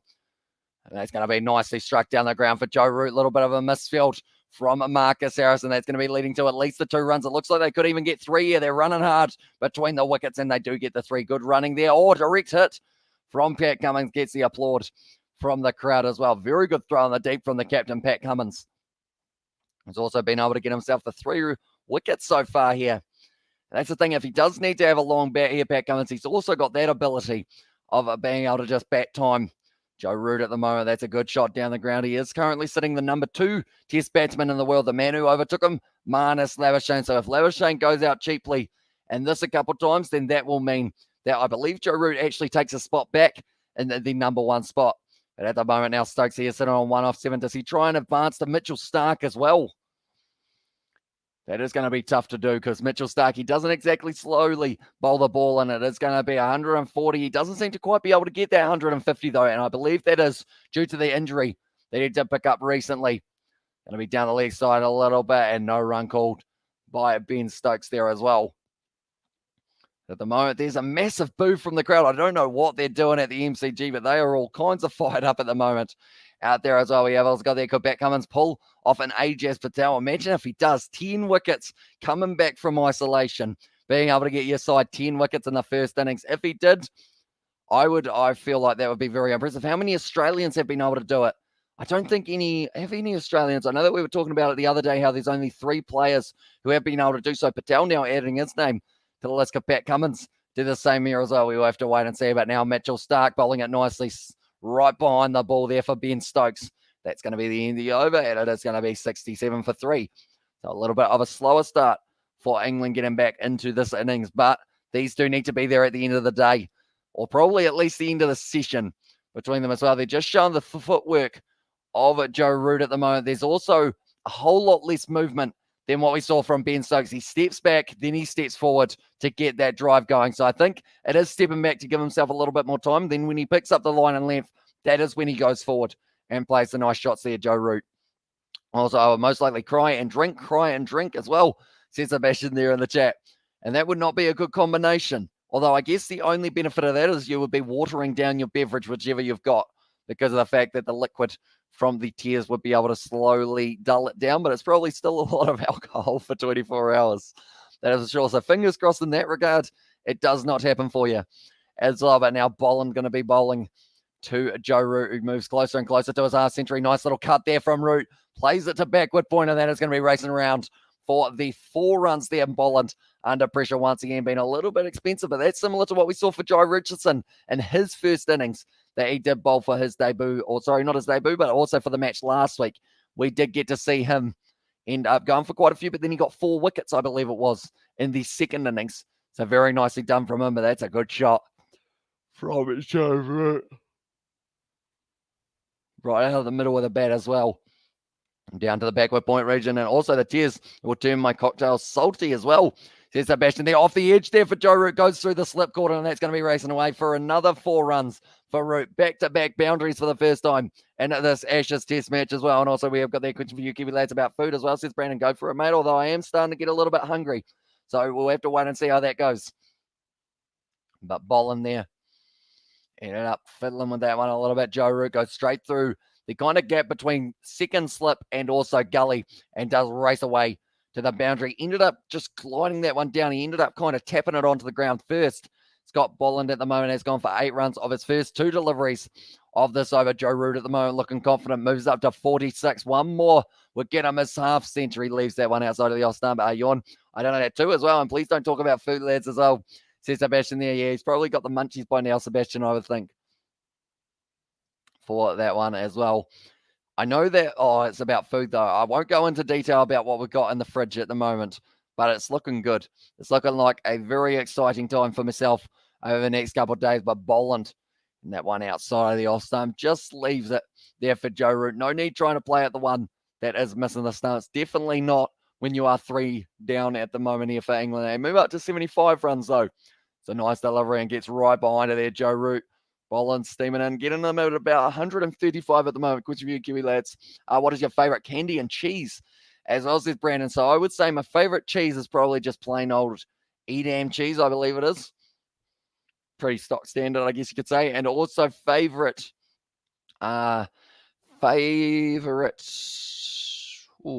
candy. Quite like volcanoes, as you guys may know. And also, yeah, we'll go volcanoes, those ones as well. I'm in desperate need of some vitamin C or any nutrients as well. Bringing it up in the chat would kill me as well. That one is going to be nicely. Do you have an orange, Sebastian, or a kiwi fruit? That's as well. Candy and cheese as well, says Sebastian there. And I'll let chat as well, but that one is going to be hit straight to the man at short cover. And Joe Root at the moment, like they're saying, he is using his feet extremely early, which is why he seems to be able to pick which ball he wants to go after. He doesn't go overly aggressive. And also, where are you from, bro? I am from New Zealand. So we are currently sitting at 4 p.m. here as well. Do let me know where you're from and what time it is where you are as well, mate. And at the moment, Root, one more delivery left of this over now. Almost 30 overs in. Oh, he's gone lofty, and it is going to be racing away almost to the boundary. It looks like it's going to be pulling up. He should be getting at least 3 runs here. Nathan Lyon able to cut it off in the deep, and that will be taking him up to 49 with the strike now. Actually, they only get the 2. So now it is going to be 48 off 71 for Joe Root. That is the end of the over, and it is now going to be 77 for 3 here for England as well. And also we have got there, is it just me? Is 3 people as well? Says Brandon there. We've got a few people in the chat at the moment. We've got Sebastian, we've got Ferdius now, whose name I have hopefully pronounced correctly. And a few of the others will probably be still possibly having their lunch because of the fact that we do only have the 40 minutes as well in between. So I know that my tea break is going to be the next one as well. And that is going to be for about 15 minutes or so that I will be able to eat some chips, which I am very excited about. And that there regard, but at the moment, Stokes sitting on 1 run. Root sitting on 48, and the last wicket falling was Dava Milan. He ended up facing 66 deliveries for Dava Milan. And now Mitchell Starc once again going to be steaming in. It's him at one end, bowling at the other. 2 very tall individuals, 2 big men can get the ball down there in a hurry. That's going to be a nice shot from Ben Stokes out through cover. And this is looking like it is going to be at least the 2 runs. Do they get back for the 3? They do call yes. And that is going to be the 3 runs. Marcus Harris having to chase that one down. 2.5 men. Only half of my brain is available at the moment as well. Says Sebastian there in the chat. Just a little bit over pitched from Mitchell Starc, sorry, I should say. Mitchell Marsh playing in the game later on for the Perth Scorchers after coming off 100 for himself as well. A good stride from from Ben Stokes. That would have been quite loud. I do apologise for that. Anytime I've sneezed today, it's been like an all of a sudden, boo, how are you? And then I end up not quite getting my hand on the mute button in time. But at the moment, the partnership sitting on 19 runs of 22 deliveries here for Root and also Stokes. So ticking it over quite nicely after losing that wicket. Definitely with the fact that Stokes was sitting on 1 off 6, I believe he was at the start. Joe Root now sitting on 48 runs of 71. He's gone for the cover drive. It's a good shot. It's going to be cut off though, and he does move up to 49 now, getting closer and closer to that half century. I wonder how many runs he does need to be able to overtake Marnus in terms of being the number 1 test batsman in the world. Once again, it's Marnus, Root, and then Smith is slotting in at 3rd, Williamson at 4th, and then I believe it's actually Rohit Sharma, if I'm not wrong, who is at 5 as well. I had a mate who drank so much once, a genuine small part of his brain disappeared completely as well. Said Sebastian there. You can get yourself alcohol poisoning and all sorts if you do end up heavily beveraging, I guess you could say, which is why I'm sticking to the waters at this point, just to try and keep myself alert, I guess you could say as well.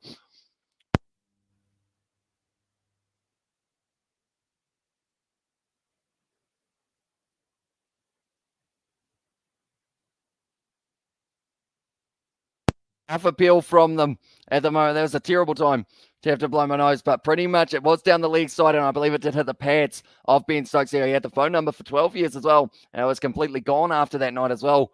Says Sebastian there, and also pizza or hot chip and fish. As I says, Brandon, what if this one hit from Mitchell Marsh? Mitchell Starc, I keep on saying Mitchell Marsh. Well, this one hit the pad.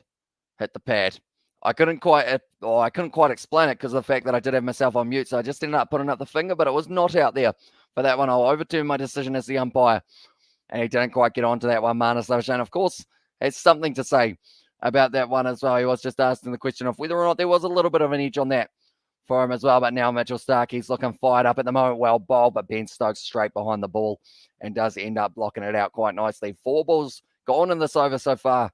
England, they are sitting on 81. Joe Root sitting on 49. He's got more than half of the runs for England so far in this matchup.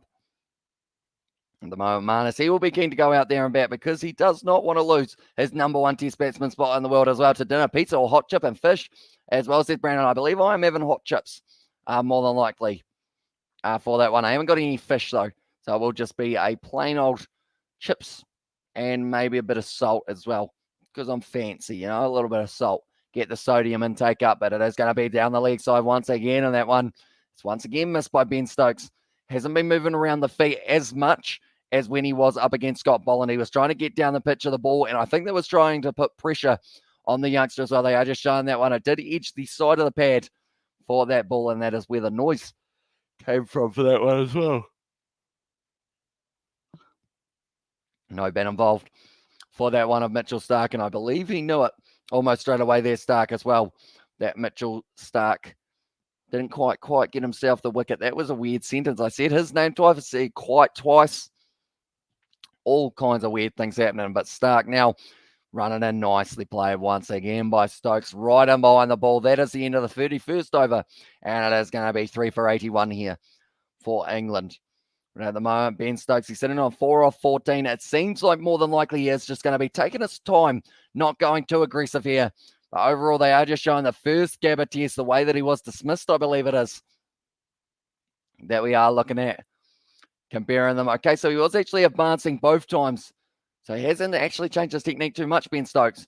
Hazelwood, he wasn't too happy with him advancing. Of course, Hazelwood, he is out at the moment with a side strain. So that means that instead it was Scott Boland who did get the opportunity of being able to get out there. But at the moment, Boland, he's gone for 30 runs off 7 over so far. So almost going out a run of ball for that man after bowling 42 deliveries.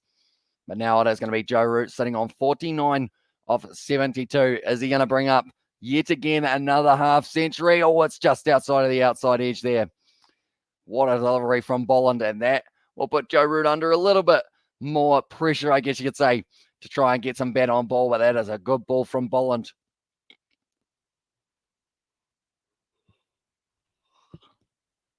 Ended up coming back in a little bit with a swing and then nipped away.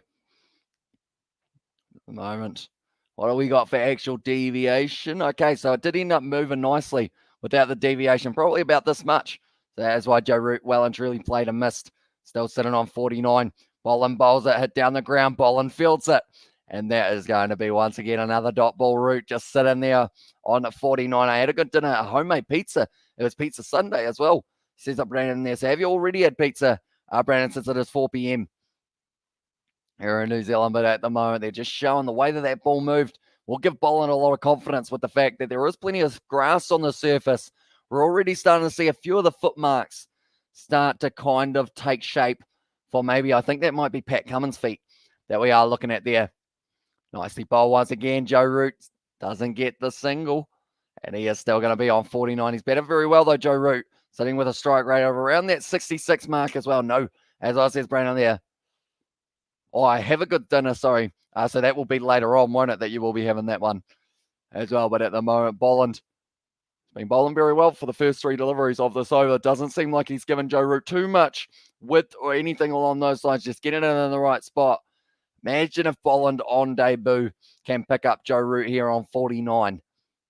It'd be absolutely incredible for him. Boland steams in. Little bit leg side-ish though, and that is going to be whipped away. That will be the 50 to Joe Root. Well batted from him as well. For the 3rd time in the Ashes, he is going to be bringing up his 50 as well. The big crowd at the MCG all applaud Root's effort there. He had to make sure that he came out there and batted well, and that is exactly what he has managed to do. 53rd Test 50 in 112 matches. He's gone on to make 2300s. This one is going to be one that they will need as well. Half century for the captain as well, says it Sebastian there. And that's the other factor that they have just said. He's never scored himself 100 on Australian soil. Could the MCG be that blessed ground that Joe Root is able to do so? Him and Stokes here, they need a good partnership, and it is starting to rebuild nicely here for the English as well.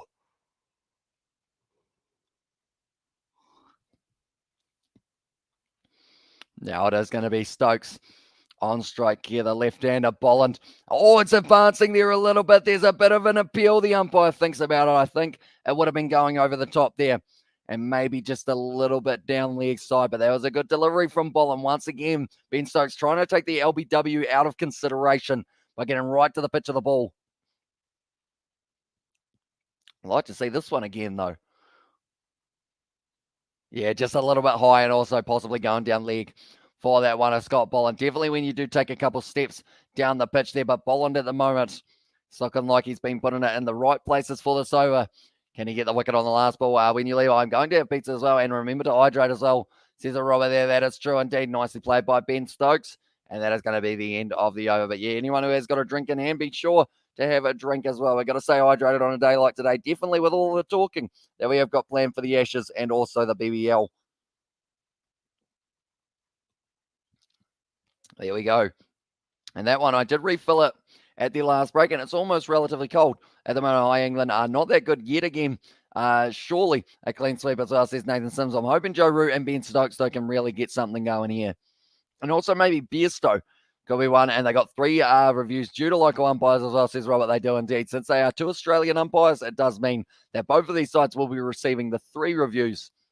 But overall, if you go through all your reviews, you've probably done pretty well to have that many decisions. We did actually see England use up 2 in their first session of the last test match, unfortunately for them. Did end up throwing a couple away, but they still had them available later on if they did need them. Well bowled by Mitchell Starc. No run there for Joe Root. Looks like he's keen to just keep that strike ticking over between Mitchell, I almost said Mitchell Starc, and Scott Bolland, I guess, for the bowling side of it, but him and Stokes. So we're just seeing there, Joe Root, he's only got himself 4 boundaries, 2 off the edge, and also one was a deep backward point shot, and also I believe it was the whip round the corner that he was able to get there as well. You had a good Christmas dinner, Kiwi lads, as well. I did end up just having the leftovers from lunch, but lunch was very nice. We did end up having the family round for that one as well, which was pretty awesome. How was your Christmas, Nathan? Do let me know, but now it is going to be Starc once again steaming in. He will be wanting to pick up a wicket here. It's nicely bowled once again, dot ball. And Joe Root still just going to be the anchor in the innings for England that they will be requiring. I think England will get less than 200 runs as well, says Novman there for the prediction. Yeah, they will certainly be hoping not, but there is a chance, depending on when these next wickets fall, that could be the situation. Anyone who is new to the channel, though, be sure to leave a like and subscribe. We are going to be back for the 3rd session of the day. And also, we've got the BBL coming up in a very short moment, which is going to be the match between the Sydney Thunder and the Sydney Sixers. And then also Hobart Hurricanes are not playing. They are playing tomorrow. It's going to be Perth Scorchers versus Melbourne Renegades. A pretty good thanks. Got a soda stream for the hot summer as well, says Nathan Sim. Nicely played once again by Joe Root. What is the first thing you're going to sodify? Nathan Sim, do let me know. I know me and George, a while ago, we were talking about soda streams, and we were saying whether or not he could put a chocolate milk underneath it, see what happens to it, but that probably wouldn't be the best idea. So don't do that unless you do like fizzy chocolate milk, which I don't think is a thing, and there's a reason it's not a thing, because it's probably not too nice. Or is it a thing? I'm trying to think of whether or not it would be a thing. The thing is, like vanilla ice cream, you do end up having with like Fanta and also Coke for like a spider, as it's called. Would that be a thing? Good Yorker there from Starc, but Joe Root able to dig it out. Swimming pool as well, says Brandon there. And the chat as well. You're going to soda stream the swimming pool. I assume that is for something else there, as well, for possibly what he was able to get. And soda stream makers are good as well. And fizzy milk, yeah, I'm not gonna. I'm gonna say no as well, says Novmum. Yeah, it would just feel wrong, wouldn't it? Orange juice fizzy. I mean, they have just juice bubbles, but that's a little bit different, I guess you could say, because it has got that lemonade factor as well. Who knows? I think we've got a soda stream somewhere in the cupboard. Maybe me and George try and soda stream a whole heap of things. See how it goes. If he throws up from it, that means that it's not too good, unfortunately. And also, I tried Pepsi, went flat yesterday, but today I had lemon, lime, and bitters as well. And the chat as well. Nice shot down the ground. And yeah, soda streams, they can be very nice. We see the beach ball in the background at the moment. It's still flying around at the MCG. The crowd are in full attendance almost for this matchup. They've got over 50,000 people here at the MCG, which is absolutely great to be able to see as well. But I am hoping we do get to see, I would say, another 150 runs scored today. I feel like wouldn't be too much of an ask as well. Steve Smith at the moment, he wants a little bit more of the field man. Set his average compared to Joe Root as captain, 69. For him off the edge, it's the catch as well, and Root's gone on 50, and Starc gets the wicket for Australia. It's the big one, and the skipper falls for England, and he will be disappointed with that. Root, he has been able to bring up the 50, but still as yet to get himself the century, and it won't be this innings. It is the big old edge, and behind the stumps, Gary takes it comfortably. I tried Pepsi as well, says Nathan Sim. But Stark there gets the ball to swing in, and then goes away from Joe Root there. Gary able to take it, and Mitchell Stark gets himself the wicket there once again. The captain here is going to be gone. Joe Root, he is out for 50 there. And now they are going to be 4 for 82 here for England as well. We will go like that, and we will go like that as well. I believe it is going to be Johnny Bairstow now making his way out to the crease. I will just wait and make sure that it is going to be him rather than Josh Butler.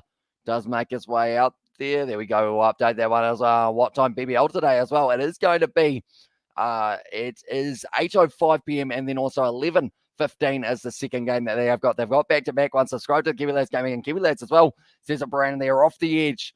And Joe Root, he's an angry man as well with that one. Didn't really need to play it, and he is grumpy with it as well. And also we have got how to Bairstow, or how will Bairstow go? I would say, I think he'll get an edge. As well, let's hope the Sixers and Perth win later on. My $40 multi. Is it just the 2 games that you have got in your multi, Aiden? Do let me know. But $40, very brave for the BBL, definitely, because it's always unpredictable, that competition. But Johnny Bairstow, he's got an average of 33.7, and he is going to be coming in at 6. We thought maybe could get an opportunity, and I expected the start to start sizzling after 6.8 seconds in the sun as well. For Johnny Bairstow's dismissal, I believe it is.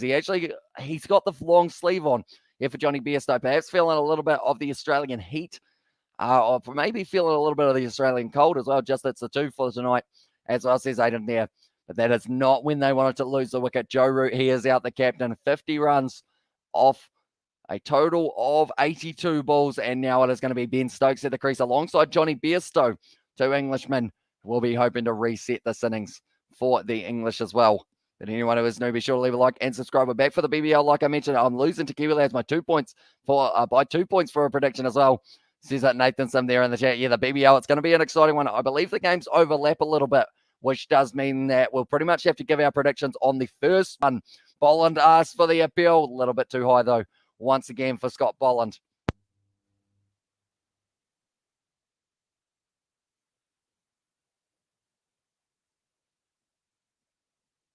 Well, it's got there Katie Dixon, Kiwi Lads, why do you call Kate Dixon he, not she on live stream? On one of your live streams, it was when I said you heard the man accidentally. But we did actually talk about it after Katie, and she said that it was completely fine. And I did YouTube retract my comment. I didn't do it, I swear. As well, said Sebastian there. Wait, whereabouts is that one? I don't think I've seen it. Message retracted. Did you get it removed, Sebastian? What did you put? I'm curious now. But I feel like if you try and put it again, then I'll probably try and ban you. So do not put it. And I'm in the lead. I think Nathan as well says, Robert, you are indeed. You're sitting on 5 points. Just checking this one. Impact umpire score when this one was going over the stumps by about half a stump length as well. And how many points, Robert? I've got 1 as well. Robert has 5 at this stage for himself. So doing very well. And that one, but they are just showing there, it was going over the stumps by about 6 inches. Whereas, you hit it, Seb. You hit it, Seb. I read it low as well. Says Robert there in the chat. But now at this stage, it is going to be Stokes, who does end up going forward. 4 runs at the moment off 18 deliveries. 5 as well, says Robert there in the chat. And it is going to be Stokes, who will be on strike once again here. Bolland charging in. Ben Stokes decides against leaving it. Tries to chase the wide one a little bit. It was almost a half volley, and I think I've only got 1 point as well, says No Mum. You do indeed. You were able to get the 1 point in that first game, weren't you, for the first innings? But the thing is, with the Ashes being on as well, I feel like maybe less people will be watching the BBL. So for you guys who are tuning in, you will have a lot better chance of it being able to go on and get yourself some points as well in that regard. And also we've got there, just making fun of Bairstow for being utterly ginger as well. Nothing wrong with that as well, says Sebastian there. And at the moment now, 3 dot balls in a row. Stokes, he is still going to be on strike. Bolland running in once again here. Does advance and does block it once again, Ben Stokes. So he is willing to use the feet by the looks of it here and still get down to the pitch of the ball.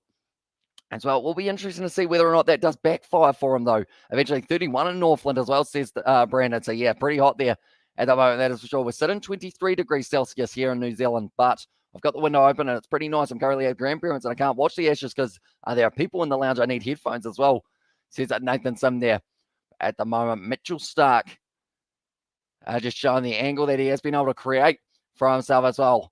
Once again, another dot ball just getting straight behind the ball there for Stokes. Now, only the 1 ball left of this over for Scott Boland, who actually overall he has been bowling a very good line and length. And do ginger people get health insurance in Australia? Free health insurance, sorry, in Australia? Not sure. I think does everyone get free health insurance in Australia? No. I think you get some sort of health cover in Australia, though, more than likely. Advancing once again, trying to get down to the pitch of the ball, and it is going to be the end of the over. Good over from Boland, and it is going to be a good maiden from him as well. And it is going to be 4 for 82 here for England. They don't want to lose any more wickets in this session, or else you can be in that bad situation. But Alex Carey just watching the ball right into the gloves, and he's been very good behind the stumps. I feel like he is slotting into that keeper's jersey extremely well at the moment. He looked good with the bat, was able to bring up a 50 last test match at Adelaide for that one as well. And at the moment, could this be the chance that they do need to be able to go on and get themselves England bowled out? It will be interesting, the latest session, whether or not the overcast conditions does lead to a bit of swing. Not sure. I think it's like Hamish just said, Sebastian, as well. And there says Robert there in the chat. As yeah, I know that health insurance, depending on what country you're in, can be quite expensive. I think depending on what's kind of around your region as well. But Joe Root was the last wicket that did fall. I got girlfriend some chips. I got girlfriend got some chips and dip as well. There's Brandon there. So that is good news for you, mate. And in that regard, not just the chips and the dip, but also the girlfriend part as well. It is now going to be Bairstow facing his first delivery. It will be Mitchell Starc going across him, and he does leave it there. Bairstow outside of the off stump, and we have got I got up to 34 in our bedroom last night, says no, Mum. Tell you what, that's a bit too warm for a Boxing Day night, I guess you could say as well. Have you been Boxing Day sales shopping yet? Anyone in the chat? And what have you bought so far for Boxing Day? I know that someone mentioned about getting a TV for Christmas. I don't think that was for Boxing Day, though. I think that was you, Robert, if I'm not wrong. I haven't really had a look at the Boxing Day sales as of yet, so I'm not too sure what I will end up getting myself for Boxing Day, but it is going to be Bairstow now, 0 from 1 delivery. Still plenty of time, though, of course, for Johnny Bairstow, unless he loses his wicket early, that is, and that's going to be a nice block of the ball. Starc moving up to the 140, so he's slowly creeping up in the speed. I'm still a little bit worried about his back, though, but that wicket would have made the back pain just kind of disappear for a moment as well. England definitely playing too defensively, and trying not to lose instead of playing to win. Aussie smell blood, as I says, Joshua. Yeah, they have been very defensive so far. We actually saw, I would say, overall, I'd say Joe Root, Zach Crawley, probably the two who weren't going ultra defensive. Ben Stokes, though, and Double Milan, both, like, we're used to Milan going at about that strike rate of at least 66. He was going at 21.21, 14 runs off 66 balls for himself. Mitchell Starc now nicely bowled a little bit leg side, and it is going to be whipped away by Johnny Bairstow. He's off the mark, and me, my new phone as well. And no staying home today as well. Says that not mum there, and I'm am I lonely if I call the bottom madam at the point at the moment as well, says Sebastian. It's a good question, Sebastian. Overall, I feel like it's one of those ones you've probably spent a lot of time with the bottle over the last kind of 24 hours or so. So it's probably starting to form a bit of a bond with you. We have got there. That was Christmas, Hamish. But yeah, I haven't been Boxing Day shopping yet as well, says Robert. I saw a lot of stores were actually starting their Boxing Day sales on Christmas Day. They actually had them up, and some of them are going till New Year's. So it is going to be a very long one. I remember just before Boxing Day last year, I ended up getting a table tennis table, which of course was a good idea at the time. It is going to be whipped away to league side. Just going to be the single. No, it's not. It's going to be the dot ball Cummins. I would have cut that one off. The man who has been able to get 3 wickets. And Mitchell Starc at this stage, he has kind of ruined the opportunity for Cummins to be able to get himself the all 10 wickets in the innings. But I don't think Pat Cummins will mind, because it was the big wicket of Joe Root as well. Ben Stokes still marching forward. I feel like as soon as he tries to go too attacking with the way that he is marching forward, because they're showing there where he has met the ball, he has actually ended up getting it almost outside of probably about 4 meters out from the crease at times. Here for Ben Stokes. Does end up staying back there for that ball of Mitchell Starc. Not willing to chase that one. Going for it as well. It's going to be the dot ball once again for Stokes, sitting on 4 runs off 24. So he's currently got the strike rate of 17.39. It does seem like England are trying to bet a little bit more time here. The Summer Olympic, as well, says Brandon there in the chat. And yeah, anyone who is new to the channel, be sure to leave a like and subscribe. We are going to be back later on tonight with more of the Ashes and also more of the BBL. We have been doing every single game. These are the games that are coming up. The Thunder taking on the Sixers, the Scorchers taking on the Renegades. We are hopefully going to be covering both of those games. And then tomorrow night, the Hurricanes versus Strikers, and Heat versus the Stars as well. A little bit leg side-ish. It's nicely played by Ben Stokes. That's whipped away to the boundary, and that is going to be 4 runs racing away. And that is Ben Stokes' first boundary of the day for himself as well. He moves up onto 8 runs off 25 deliveries. That will give him just a little bit of confidence as well. That will close out the over as well, and it is going to be 4 for 87 after the 35. Bairstow and Ben Stokes. These two, they need to bat time. They need to bat a partnership, a long partnership as well. Hopefully the rain does stay away for this game. It did start 30 minutes later, so I believe we will be having 30 minutes after this game that does kind of kick in as well. But Scott Boland just not quite able to cut that one off for himself, sadly. And it does race away to the boundary for the English, and that's going to be Bairstow now on strike for this next over, and I believe he might have Boland again. It is going to be Scott Boland who does get this next over. If he can get it just outside of the off stump, this could be an awkward angle here for Johnny Bairstow. It's just going to be mark and centre. He did face off a little bit with Mitchell Stark earlier on, Johnny Bairstow, but now this will be the first time that he does get to face off with Scott Boland. It will be interesting to see how these two go into this matchup. And we didn't we make up for it before the lunch break as well, says Robert. So it did end up starting, nicely played by Bairstow, whipping it to the leg side, but they did end up going from 1 to 3 for that first session. So it is going to be, at the moment, they started half an hour late, so I assume they will be starting half an hour or finishing half an hour late, or they will make up for it tomorrow maybe and start half an hour earlier than they were anticipating. I'm a bit undecided. I feel like it would be nice if it started a little bit later tomorrow, but then maybe if it does mean that I get a little bit of a break between the Ashes and the BBL, I will be taking that option out of the two. Boland now, nicely bowled once again. It's going to be the single for Bairstow. Seems like Boland, he wants to pitch the ball up, create that LBW opportunity, and that could be from the two big appeals that they've had earlier on, where both of them have been going over the stumps. So perhaps trying to use that line and length a little bit fuller, try and use it to his advantage there. And Pat Cummins at the moment, he is still sitting in the crease, or sitting in the field, I should say, and you can tell already that he is absolutely buzzing that he is back out there. Missed the Adelaide Oval Test match in the first match, was able to get a 5-foot in his first innings as Test captain. Now Ben Stokes, he'll be on strike, and it looks like Boland is once again going to be going round the wicket to Ben Stokes. They've got 2 slips and also a gully, and I believe they put a man in at short cover as well as the other option. Deep square leg, and also 2 men down the ground. Well, by Bob Boland slightly coming back in as well. 90 overs a day in a test match as well, says Robert. There is indeed. So they were able to get through 26 in that first session. And then now they are going to be, hopefully, that's the thing. If they don't get through the 90 today, it could be because of the either light or the fact that they did take a little bit too long to possibly get fully going. Because, the original start time was going to be 12:30, but instead starting at 1 due to a little bit of rain in the air, they did start 30 minutes later. And then the toss, Australia, they were able to win it. They decided that they wanted to have a bowl, and at the moment it's seeming like it was a very good decision. Once again, advancing down the wicket there. Ben Stokes, run out opportunity. No, not quite able to get onto it there. I think it was Marcus Harris to try and cut that one off.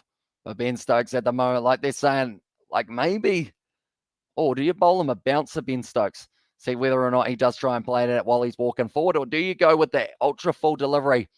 Does end up cutting that one off, and it looked like it was going to be a relatively close chance for the run out. It's actually Pat Cummins who was having that run out opportunity. Just not quite able to get it on the stumps. Bairstow now sitting on 2 runs off 5 deliveries. Cummins, I assume he won't be too far from getting back into the bowling attack. Also, Nathan Lyon might get himself a few more alongside Cameron Green. That one's going to hit the back leg of Boland. Of Bairstow from Boland. But at the moment, seems like unless he puts it up on almost that half volley length, it's all bouncing over the stumps. Seems like it is going to be very good bounce.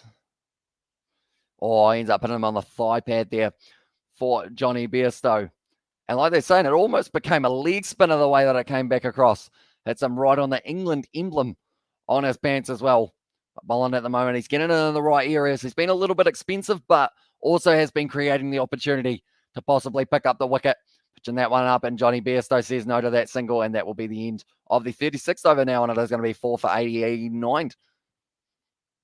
4 for 89. I do see that quite a few games are on special for Steam on Boxing Day, or on Boxing Day for Steam.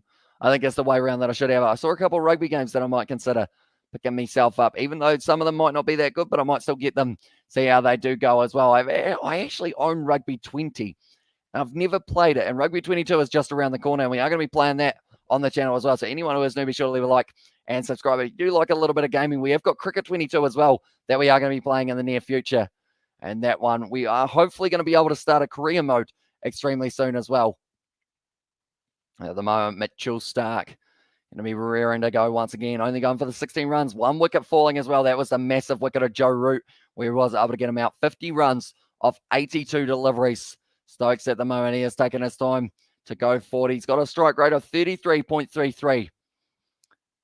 He hasn't actually advanced down the pitch too often to Mitchell Stark, but he seems to like doing it to Bolland.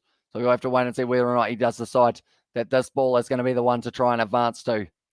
Now he takes a step back and he is going to be hitting that one-handed cover drive out through cover, and that is going to be stopping just short of the boundary. And it looks like it's going to be done nicely. And the deep from Marnus Labuschagne, you know he's always going to give you 110% in the field. And that was very nicely done indeed from Marnus Labuschagne, I should say, as well. Nicely played by Ben Stokes. He actually left the hand off the bat a little bit later than the shot being played there for him. And Marnus just chasing after it, flicks it back nicely. Does save the 1 run. Every run is crucial in a test match. And Marnus knows that. He knows that he will be scoring himself quite a few of them in this match, perhaps, depending on how it goes. Was actually dropped twice, I believe it was, in the last match, wasn't it, at the Adelaide Oval for his first innings, where he was able to bring up yet again another 100. But it's going to be Bairstow on strike now. Stokes, he will be at the non-strikers end, moving up to 12 runs, so gets himself to double figures there with that 3 runs that he was able to get off the last delivery. Outside of the off-stump, Bairstow decides to attack that ball, and he does end up hitting it out backward point, where we have got their very defensive play style by England. They already look like they are playing for a draw. Unbelievable as well. They get back for the 2 there. I think that it's the most aggressive shot we have seen almost of the day so far. Johnny Bairstow, he had the short wide one. He decided, I'm going to have a crack at that, see whether or not I can connect with it to get just enough on it to hit it over the top of the men as well.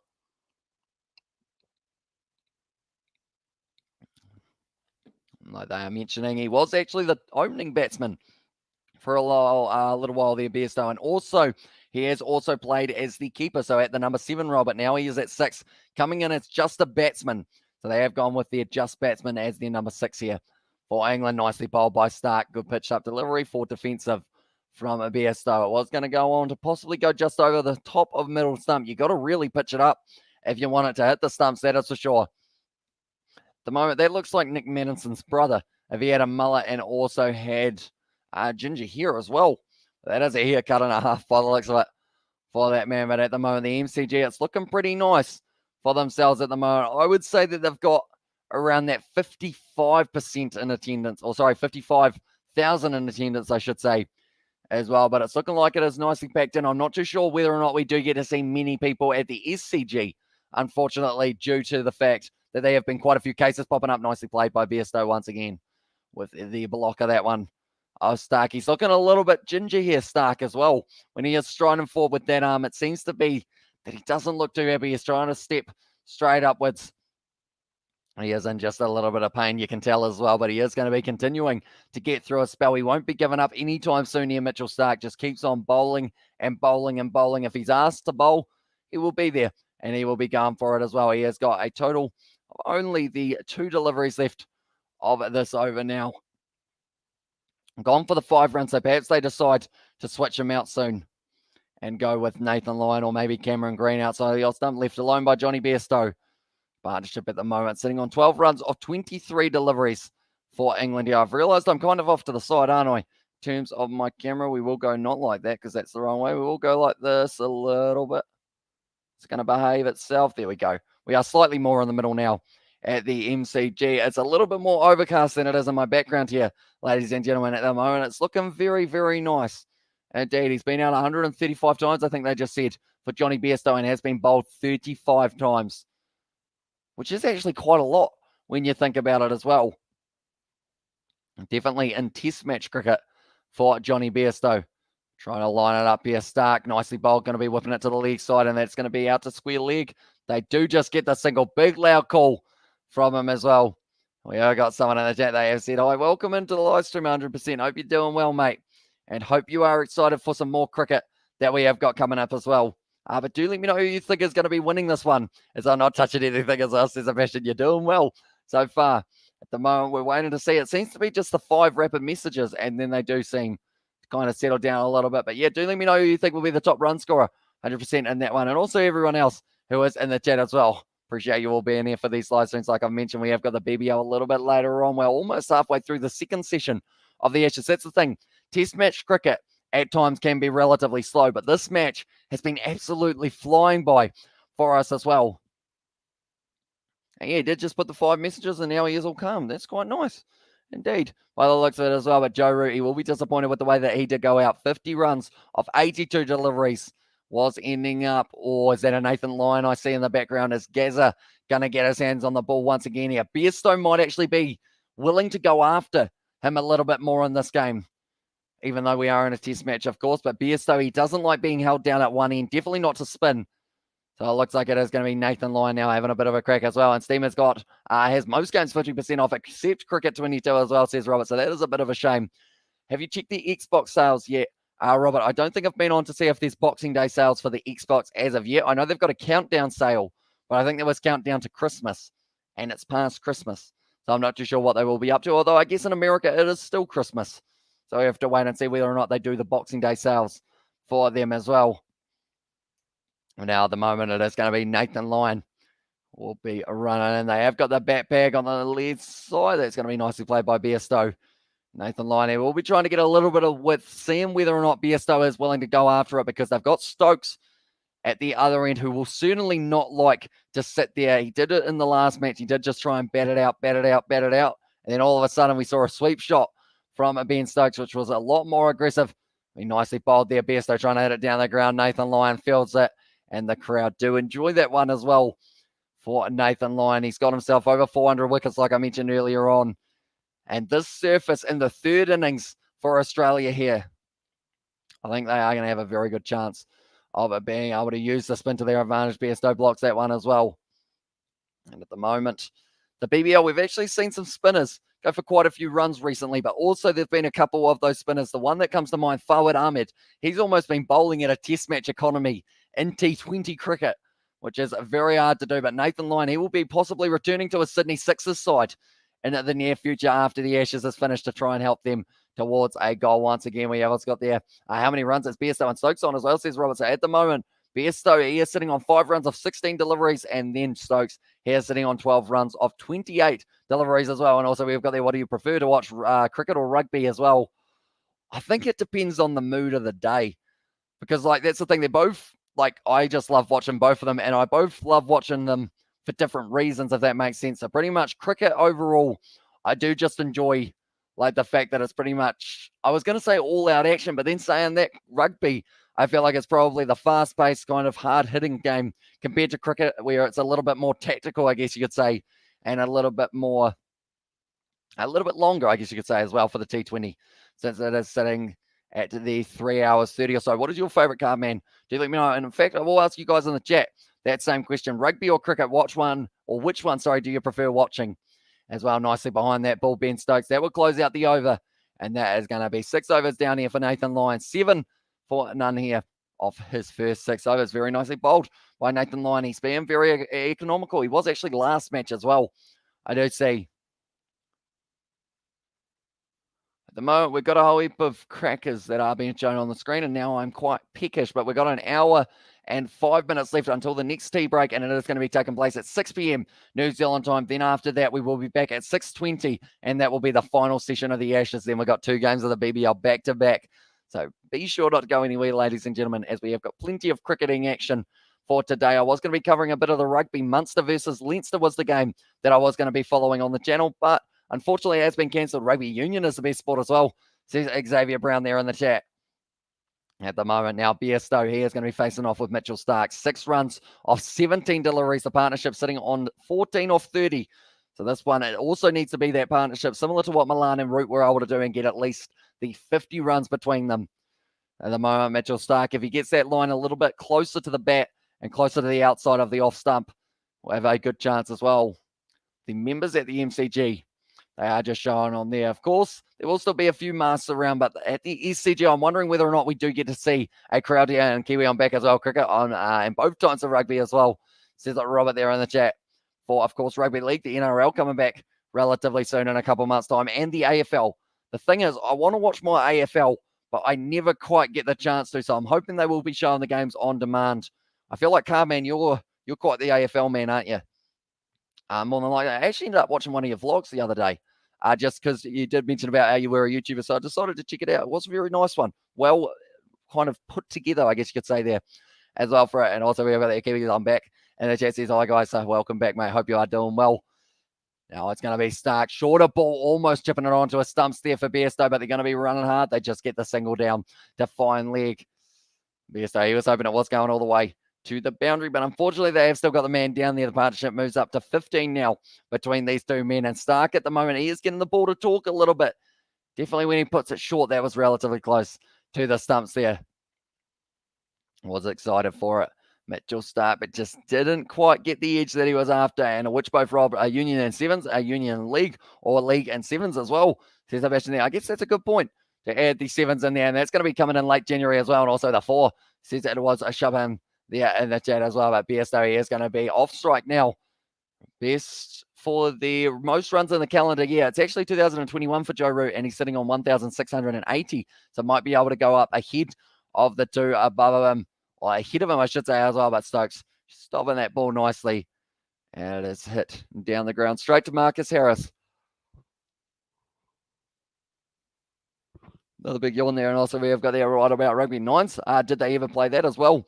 Says Xavier Brown. I don't believe so. I know that that's kind of sevens equivalent for league. I guess you could say how they do play the nines, don't they? And a union and league as well, says Robert. And I am hoping I will get to do a little bit more of the NRL possibly this year. And if I don't get to do the NRL, I am hoping I do get to do a few gaming videos on Rugby League Live 4, kind of alongside it. Mitchell Stark there, a little bit leg side-ish, nice shot there from Ben Stokes. And that's going to be the 4 runs for him, hitting it down fine leg. And that is going to be very nicely done indeed. Good shot there from him as well. A little bit leg side-ish. Stokes ends up getting the bat on it, and it is going to be the 4 runs. I'm actually, while we are talking about games and whatnot, because I did say Rugby League, I'm actually going to check and see on StreamYard, or not StreamYard, sorry, on Steam. They've got a huge amount of sales at the moment. I'm going to see if AFL is on special. It is not, unfortunately. I was actually looking at possibly buying it a little while ago, but it looks like it is still going to be the $80. So I have to check on Xbox perhaps and see whether or not it is going to be on special there as well, or by itself. Do you like soccer A-League as well? If so, do you get around the Wellington Phoenix, as says Xavier Brown? I do like watching the A-League, although I haven't actually had too much of a chance this year, but when I do watch it, I do go for the A-League as well. Or sorry, for the Wellington Phoenix, whose name I almost forgot. How was your Christmas? It was very nice. We had the family round for the kind of lunch, and also it did end up being through to about 8 p.m. as well, so we had a pretty full day with just the family round, which was nice, as I feel like it's a good way to end the year as well. And all the New Year's resolutions, they will be coming out very soon. So do let me know, ladies and gentlemen, have you decided on your New Year's resolutions? And if so, what have you decided that you are going to be going with for 2022? What do you want to achieve? What do you want to change? Do let me know. Outside of the off-stump once again, and Ben Stokes tries to glide it down to third man straight to Cam Green in the gully though. And have you got the board games? I played as well, T2 games, I believe. The Test Match Cricket board game. It's actually one that I do want to get, but I have not actually. I haven't actually played it yet. And also we have got there. Will you get around Rugby 22? It seems bad as well, says Xavier Brown. I will still play it for a little bit, do a career mode, and also a first impressions type thing as well, and see how it does go. And also what does Santa get you as well? Says that Music Kiwi. I did end up getting a couple camera batteries for my vlogging camera, I guess you could say. So maybe a vlog could be coming very soon, as I want to lose weight for 2022, says Xavier Brown. Hey, I feel like that's the thing. It is a common one that people do go with, but be sure to stick it out, as it may be tough at the start, but as soon as you start seeing the results, I feel like you will end up just getting extra motivated and keep on going as well. I got Big Bash Smash and Test Match Cricket board game as well. Says hi, guys. And also 1, don't be racist. 2, be respectful to pregnant ladies. And 3, don't hire an electrician with no eyebrows, says Sebastian. So they are very good New Year's resolution, Sebastian. And also, we have got there, have you played it? Says it, Robert there. And also, we have got there, low Xavier. My goal is to gain weight as well. Says Music Kiwi there. And the jab, but at the moment, Bairstow, he will be facing off with Nathan Lyon here once again. At the moment, we are sitting 39 overs down, I believe, at the moment. The scoreboard is a little bit behind by the looks of it, but it will update itself hopefully relatively soon. There we go. It's gone. That's going to be a big shot from Bairstow. Hits it out to the leg side. And it looks like they will end up getting 3 runs for it as well. Good running between the wickets as well. And that will be the 3 runs off the first ball of Nathan Lyon. My goal is to also get a freaking PS5 as well, says Music Kiwi. Hopefully you will be able to find one somewhere. We are through the first hour of this session. Another hour to go here for England. If these two can stick around at the crease, keep on building up this partnership. I'm liking this from Bairstow. The fact that he did look like he wasn't really going to start going defensive. He's gone out there. He's decided he wants to play, and they've got Butler as the next batting option as well, who will also play a very similar game to Johnny Bairstow in terms of if it's a bad ball, they will hit it to the boundary, or at least try to at the MCG. We'll stream the league, One Japan Rugby as well. I'm hoping to do a few of those games if I do end up kind of getting the chance without overlapping too much with when I will be trying to sleep as well. Nicely bowled there by Nathan Lyon. Puts Stokes on the back foot and does just have to forward defend. And also we have got there, yes, I played test match cricket many times, but only Big Bash Smash once because the boundaries are terribly on the pitch, even if you mow it as well. Says hi guys there in the chat.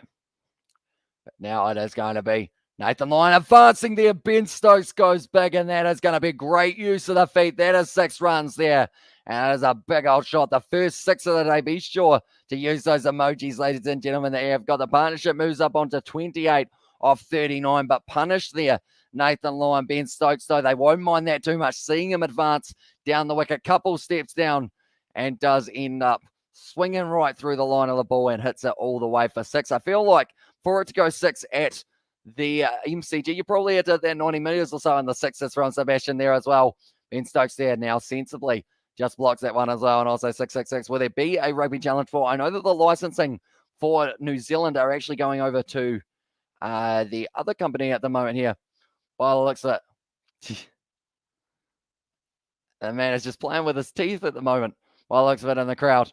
Nicely played once again by Nathan Lyon. But yeah, pretty much, I don't know whether or not they are sharing the licenses, which would actually be a very good option because of the fact, and yes, Stokes, you beauty as well, says hi, guys. So they move up now onto 110 for 4 here for England after their 40 overs.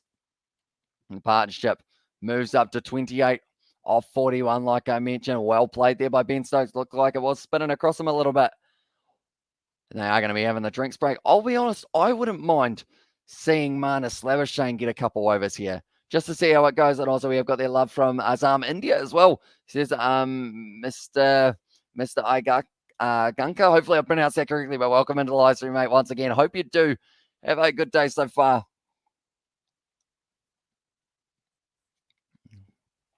We have got there, why don't Rugby Challenge and Rugby 22 just combine to make a good as rugby game as well? I don't think, like, that's the whole thing of, like, the money side of it. They both want to make their individual, and supposed to be a Rugby League League 5 coming out as well, says Robert. Yeah, so hopefully we do get to see that coming this year.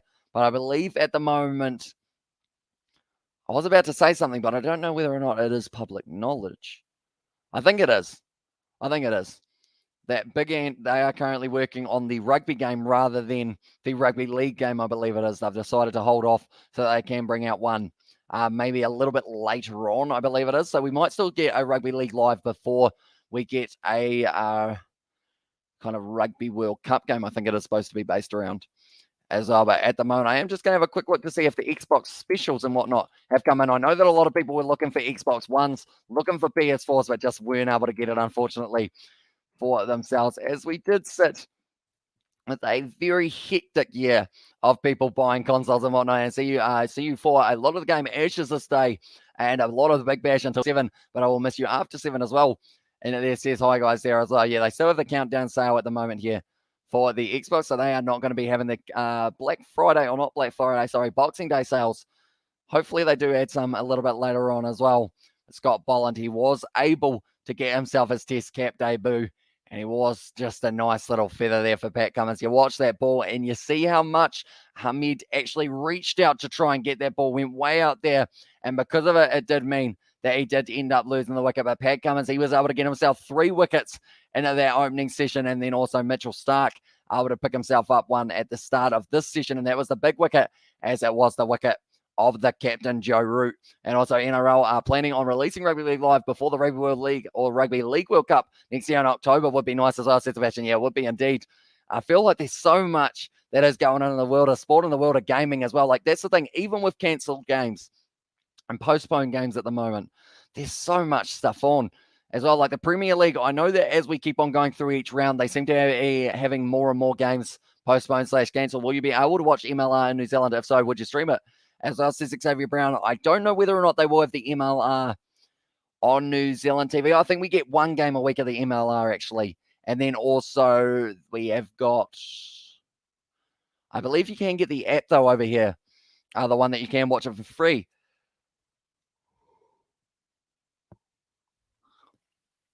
In the US as well. But the first 6 hit of the day there for Ben Stokes. How far did this one go? It's got to be about 90. 100 meters 6 there for Ben Stokes. Get him underway. It's not exactly a half hit, but nothing is at the MCG if you want to go all the way over the rope as well. And Cameron Green being brought back into the bowling attack for the Australians. They probably, that's the thing, if they can get one of these two out, they are well and truly in the box seat. At the moment for the percentages, ladies and gentlemen, 71% chance that Australia do go on to win this game, 16% chance that England win it, and a draw is 13% likely at the moment here. But they're just having their drinks break. 42 balls faced between Bairstow and Stokes, and the partnership is sitting on 28 deliveries as well for them. So we have got their way. If you get the MLR app, are the games free to watch? I believe they are. Xavier Brown, if I'm not wrong, I believe it is. What's it called? Not Rugby Pass. It's called something as well. I can't quite think of it off the top of my head, but there is an app that you can end up watching those games for free as well. Can someone pull off a cart right here? Savage, if all the way, or Savage it all the way to the second deck. I feel like the thing is Ben Stokes probably got the power. Also, maybe another man who has got the potential, Joss Butler. If he decides to go after a ball, he might be able to well and truly send it as well. Cameron Green now. He is going to be getting ready to go. They've just said that he has got himself size 15 feet, which is almost double what my feet are. Although I think I'm about a size 9 or somewhere around there as well. But Cam Green, he's going to be ready to go. Only going for the 6 runs of his first 4 deliveries. Bairstow, first 4 overs, I should say as well. The mouth didn't quite want to bend the way that it needed to. A little bit leg sidish, and that's going to be a leg by. All of the pigeons go up because of the fact there is quite a greeting at the moment out at the middle of it as well. Is it Rugby Network? I believe that is the name of it. Xavier, where you can watch those games. I believe they have full match replays as well if they don't show the game live.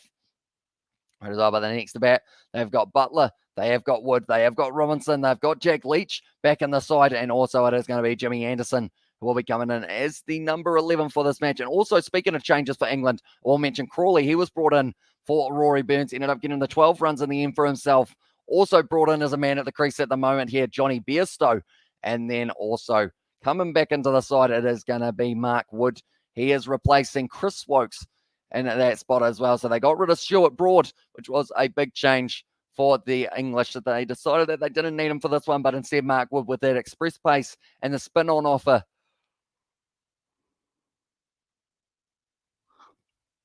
From Jack Leach. That was a nice long yawn, wasn't it? I feel like the fact that I'm sunburnt on my face doesn't really help my yawning situation, because I feel like I'm slightly closing my eyes a little bit so that I don't go like that as well. But we have got plenty of water around. We've got plenty of light at the moment here, not just at the ground, but also here in New Zealand. We're currently sitting 4:50 p.m. The day of play will be ending at 8 p.m. New Zealand time, and then the BBL will be starting up at 8:05, I believe it is, that will be starting. So it's going to be pretty much back-to-back. Nicely bowled once again by Cam Green just outside of the off stump, and he does watch it through there. He's actually getting more pace almost than Starc at the moment, Cameron Green. So he has well and truly been trying to up that speed. If he gets into the 140s, you've got a lot less time to be able to decide what to do with it. Another yawn. I was shaking my head. I'm not too happy with the fact that I keep on yawning, even though I got like 11 hours sleep last night. I feel like Christmas really just sucked it out of me. Well and truly, but at the moment here, Michael Nessa actually out on the field. I'm not too sure who he is replacing for that one. He's up on the big screen. I think the crowd are cheering for him as well there. Oh, short shot there from Ben Stokes. Decided that he wanted to try and ramp it over the slip corner as well. I would love a rugby game like Football Manager would be cool. Would you like it as well, says Xavier Brown. I know that they have actually got Rugby Union Team Manager, I believe, on Steam. If I'm not wrong, he went after it a little bit there, Stokes. Alex Carey able to take it behind the stumps, but didn't get the edge on it in the end, Stokes. So it does mean that he is still going to be at the crease. The partnership almost up to 30 runs between these two. They've got a fine leg, a deep backward square, and also they have got there the extra cover. Still 2 men in the slips, but that is fair enough, as it does look like it is going to be going across. I believe it's actually David Warner who is off the field at the moment, maybe for Michael Nessa, because I see Labuschagne actually slotting in at first slip. I'm not too sure what's happened for Warner. Maybe something to do with the webbing on the fingers, or maybe just turning himself a little bit there in terms of those hands. I know that he does take a lot of catches in that slip corner, and that does wear on you. And also the fact that he is the opening batsman does get it on the gloves quite a few times as well. But now Bairstow, he's going to be at the non-strikers end, possibly.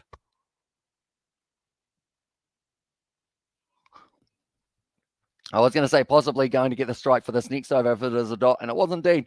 So it is just the leg by off that over of Cam Green. And now do they go Nathan Lyon again? I feel like he will enjoy this battle with Bairstow and Stokes of them trying to advance. Is that a lady with Fanta? No, it was sunscreen. Probably can't drink that as easily. It wouldn't be as nice anyway, but we do see the chips. I actually remember the chips from the MCG. They're actually quite nice. We've got someone dressed as Macho Man in the crowd, and also someone dressed as Hulk Hogan. As I remember when you start playing Roblox at Friendsman, username as Kevin Siamese, and joined both of my groups as well. Nearly 6 a.m. here. We're doing well. We're doing well as well, says Sebastian. And have you got any food that you are going to be consuming anytime soon, Sebastian? Do let me know. Definitely if you've had quite a bit of food, or so quite a bit of drink, I should say. You may want some food, but do not drink and fry, I believe is the saying there. Don't end up cooking anything. But hopefully you have got leftovers of some sort that you can have. But Nathan Lyon now once again. It's the sweep shot there from Bairstow. Is it the wicket? No, it is going to be called not out. Didn't end up getting the bat on it, but willing to try and sweep here, Bairstow. Just something that will be exciting for the Australians.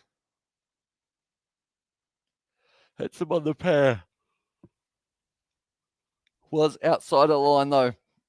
Just a minute down the ground there for Bairstow. I'm stretching. Once again, I might even... How dark is it if I turn off this light? It's almost too dark, I think. So I'm going to leave it on, even though that one, I believe I have kind of nailed it down as that one is the one that does make me yawn a little bit. I'll try and turn it to the side just a little bit more as well. And smoked salmon with some cabbage and carrot salad as well. And also as the top 14 on the Rugby Network. I don't believe so, Xavier, sadly. I believe it is only on, there is a French app and also the British app.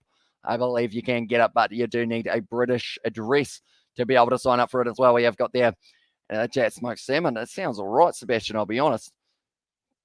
Maybe you will end up having that as well. But now Ben Stokes on strike. Nathan Lyon going for the 1 run so far of the first 3 deliveries of his over outside of the off stump. And Ben Stokes just tries to aggressively hit it down the ground. Nathan Lyon still looking a little bit sore, I guess you could say, with the way that he is running. Guess what, Kiwi? As I says, hi guys, do let me know, mate.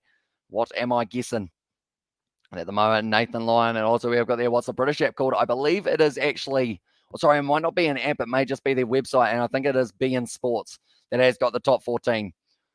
But it is a paid subscription one rather than the free option like the Rugby Network for that one as well. But Nathan Lyon at the moment, he has only gone for the 1 run, like I mentioned, 1 ball left of this over. Currently, I would say these two, they've got another... I believe it's 45 minutes to bat. The username QLads hasn't been taken as well. Says hi guys there on the chat, advancing down the wicket there for Ben Stokes. And it has hit to Pat Cummins at mid-on, and that is going to be the end of the over. 42 overs down, and it is going to be 4 for 113 here for England. So yeah, like I mentioned, 45 minutes left for them to survive. And at this test match, if they do end up going all the way through this session, I think that will give them a lot of confidence. They'll be probably around that 150 mark as well. They haven't exactly been slow in score. They haven't exactly been scoring slow, I should say, the other way around for that sentence here for England. So I'd like to think that they can get towards that 150 or somewhere around there. If they get to somewhere around that 220 by the end of the day, I feel like they would be taking that one, England. And also if that's only around 5 or 6 down, that would be even better, as I just found it out. As well, says hi guys there. That is very good information indeed. Pat Cummins here is still not quite going to be bowling once again. Cameron Green short ball there to Ben Stokes. Alex Carey at the moment hasn't been putting a foot wrong behind the stumps. He's been able to take all of the catches that have come to him. I believe he's had 2 so far that he has been able to get. David Milani was caught at first slip by David Warner, and then also Alex Carey able to get the catch from Hasib Hamid, and also Joe Root was able to be caught by him as well. And then it was actually Zach Crawley caught by Cameron Green at Gully as well. I saw it on the sign-up page as well. Says hi, guys, there. And now Cameron Green steaming in just outside of the outside edge, and that was very nicely done by Cameron Green. He went with the short ball, then he pitched it up to see whether or not Ben Stokes would be lured in, and the answer is yes, he was, because he did try and go after that one, but did end up having a bit of a gap between bat and pad as well.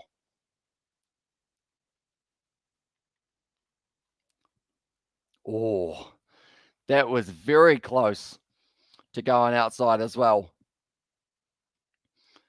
At the moment now, Alex Carey, they're actually saying about how he was going to be trying to become a player in the AFL as well, trying to glide that one through the point and third man, but it is going to be just straight to Ben Stokes as well. We have also got they are the last 2 Warriors standing alongside Josh Butler as well. Once all these 3 are gone, I expect 30 more runs before it's over. As well, says Sebastian. Yeah, unfortunately, the batting lineup for England, they've got that little bit of a question mark at the top of the order, and also the tail. Unfortunately, they just aren't quite able to carry it over. I would say Milan, Root, Bairstow, Stokes, and also Butler. They're their 5 that they have got that need to score all the runs for them, really. But what it should be is those 5 adding on there as well. Yeah, I've got yourself, the 2 men who open, Zach Crawley and also Hamid. If he could get himself a few runs as well, then you put yourself in a better position. Because, I mean, Mark Wood, Ollie Robertson, etc., they can hit a ball, but they don't normally last at the crease that long. Although, to be fair, Jack Leach, not a terrible innings. I believe he has got himself up to 98 runs at one point. But it is just being able to bat more time and also still keep the scoreboard ticking over as well. Because Australia, they are going to be batting long in this game, I would think. Unless, of course, England go out there on day 2 and really get their ball swinging with Jimmy Anderson. Also, they will have the kind of ability of Ollie Robinson and the pace of Mark Wood being back out there as well. Cameron Green at the moment. 1 run at the moment off the first 4 balls. So short ball to Bairstow as well. And Cameron Green at the moment getting it down there at 140. Very nicely done by the big quick. And I think he is actually bowling quicker than Mitchell Starc at this stage, but I would say that that is down to Starc not wanting to strain those back muscles, although he is the most dangerous when he is bowling. That 150 or so, 148 is able to get up to normally. At the moment, I would like to see Labuschagne get a bowl before the end of the session. Or maybe even you go Steve Smith, just see what a leg spinner does get on offer for this one, because I feel like Bairstow and also Stokes will both try and chase him there. Well bowled there by Cameron Green, steaming in there once again, and that will be the end of his over. 43 overs down, and it is 114 for 4 here for England. But I will ask the question, while we are this early in the match as well, who is going to be the leading run scorer for Australia, do you guys feel? Do you think it will be Steve Smith? Can David Warner do it while he is opening, or will it be once again the number 1 test batsman in the world, Marnus Labuschagne, who is able to go on and get himself the most? I believe the other options they've got Travis Head, who actually top scored in that first game, I believe it was, at the Gabba. Cameron Green, he was able to get himself a few runs recently, or could it somehow maybe be Marcus Harris, who does have a massive innings? It would be very impressive if it was him. That is for sure, seeing as his high score is actually 38 in the last little while. Nathan Lyon once again bowling that one, hit down the ground, and that is going to be the single for Stokes. Once again, just rotating that strike. He was really pushing himself in that first match, Ben Stokes, or the second test match, the one that we did cover last week at the Adelaide Oval. He was sore. He was bowling short as well, which takes a lot of effort out here, which is why Cameron Green is only going with a short ball occasionally here, rather than going the full-on short ball every single ball of the over.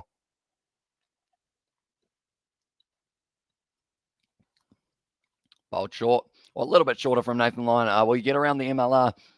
Would you stream it as well? Says Xavier Brown. I am actually very keen on watching a little bit more of the MLR this year. I'm hoping to be able to stream some of those games, as long as they don't overlap too much with Super Rugby and the Six Nations, that is, because of the fact that we will end up probably sleeping during the day for those ones, definitely after the Six Nations, and then be up during the night or slightly in the evening. All dragged down delivery there from Nathan Lyon. 97 Ks, just testing out the short ball there for Johnny Bairstow. See whether or not I would catch him off guard. I expect Marnus to be the leading run scorer again as well, says Sebastian. Yeah, he's just a class act Marnus Labuschagne came out of nowhere for, I believe it was the 2019 Ashes when Steve Smith hit in the air by Jofra Archer, got his chance and just went on. Oh, that's going to be a hard shot on Marnus Labuschagne. Whereabouts did that hit him? He was saying catch it there as the ball hit himself there, Marnus Labuschagne. Hit me right in the foot is the call there from Marnus. Oh, right on the side of the toes there. That one felt too nice, and he did say catch it there. And I mean, the good news with Marnus is the fact that he's going to tell you about everything that happened. So I didn't know where it hit him, and it hit him in the side of the foot was the call from Marnus pretty much straight away. Oh, and just to be a bit mean, Nathan Lyon puts it down the league side, see if he wants it again. We have got there, I know the NBA is on at a good time, but the NFL is on at a bad time. So if the NRL or the MLR is playing at night, it's perfect time to watch. But if it's in the afternoon, it's a bad time to watch. Yeah, I know that it's early morning and also kind of late afternoon, I think, is the other time that we see MLR games. At the end of another good over from Nathan Lyon. Nathan Lyon, he wasn't quite able to pick up the wicket as of yet in this test match, but he picked up quite a few at Adelaide, that is for sure. And it is going to become more and more of a spinner surface as we get further and further into this test match as well, which is why Marnus Labuschagne, I wouldn't mind seeing him get just a little bit of a bowl here after Cameron Green and Nathan Lyon have finished their job. Although I think Pat Cummins will also bowl himself in a very short moment, because at the moment, Pat Cummins, he's sitting on 10 overs bowled, 3 wickets and 2.7 is the economy. We're getting closer and closer to the end of this session as well. It is currently sitting at 5:02 p.m. New Zealand time. We have got another 38 minutes of this one as well. And Cameron Green now, it's only been going in an economy of 1.17 outside of the off stump. Ben Stokes decides to leave it as well.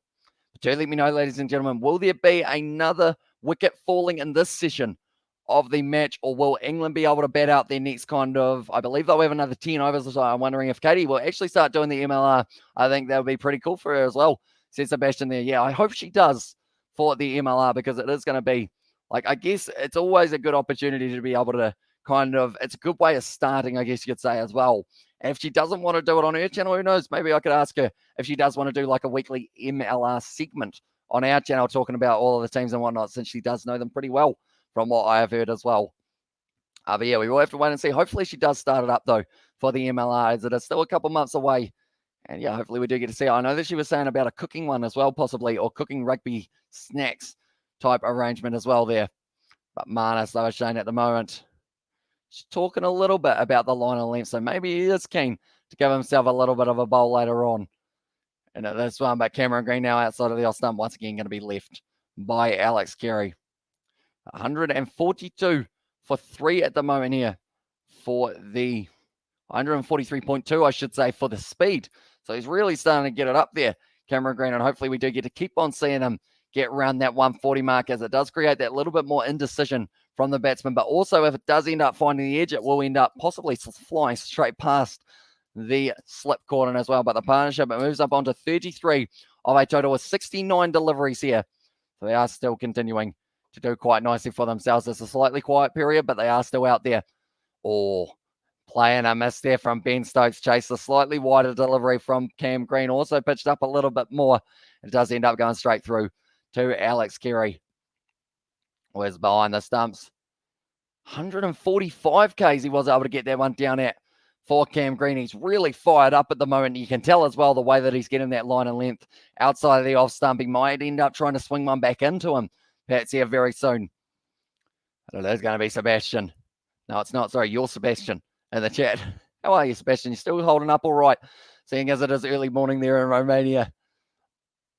Nicely blocked once again. 141 Ks here for Cam Green. I'm hoping he doesn't end up getting an injury, though. He did actually have one in the later stages of the last match. He did still bowl, though, still trying to get that breakthrough wicket that Australia did require. But in the end, it was Nathan Lyon and also Jai Richardson who were able to really come alive into that last innings. But Cam Green, he thought that he had the wicket there. It was close, just not quite close enough to the outside edge. 5 dot balls in a row, though. Ben Stokes going to be on strike for this final delivery.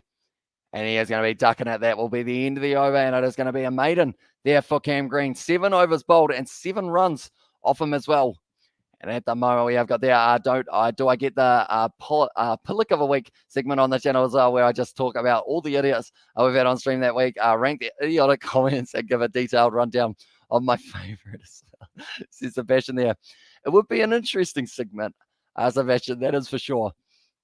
If it was going to be the case, who knows what segments we will have in the future. I would love to be able to get you guys involved in the channel somehow, though.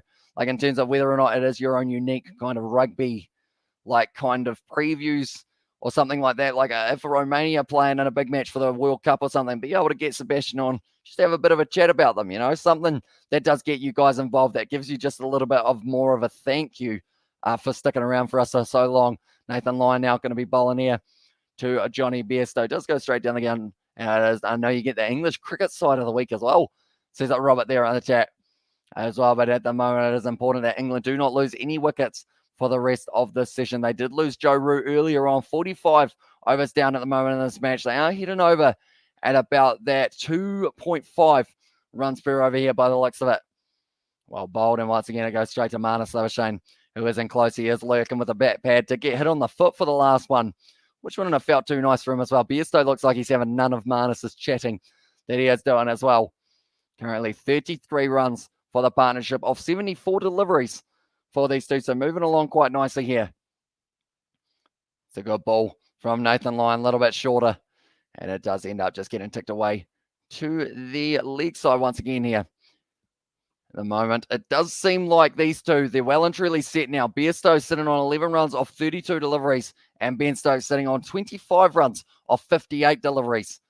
That paper bag is back, or that plastic bag from earlier on. Bairstow, he wants a single. He is turned down from Ben Stokes, though. Rob, at the moment, I'll just be crying. It'll just be me crying as I look at the batting order and at their totals as well, says Sebastian there. Yeah, unfortunately, Hamid, anyone who hasn't seen already, he did get himself another duck, 2 consecutive ducks in a row for the opener for England. Then they have got Zach Crawley. He actually looked all right in the early stages for himself, but did end up getting a ripper of a delivery from Pat Cummins, so he did end up losing his wicket, 12 runs for him. Milano only got to 14, normally going on to get himself the 50. Speaking of 50s, Joe Root, 50 runs off around that 80 or so deliveries, but unfortunately losing it right at the start of this next session, which does mean we have got Stokes and the newly acquainted Johnny Bairstow at the crease.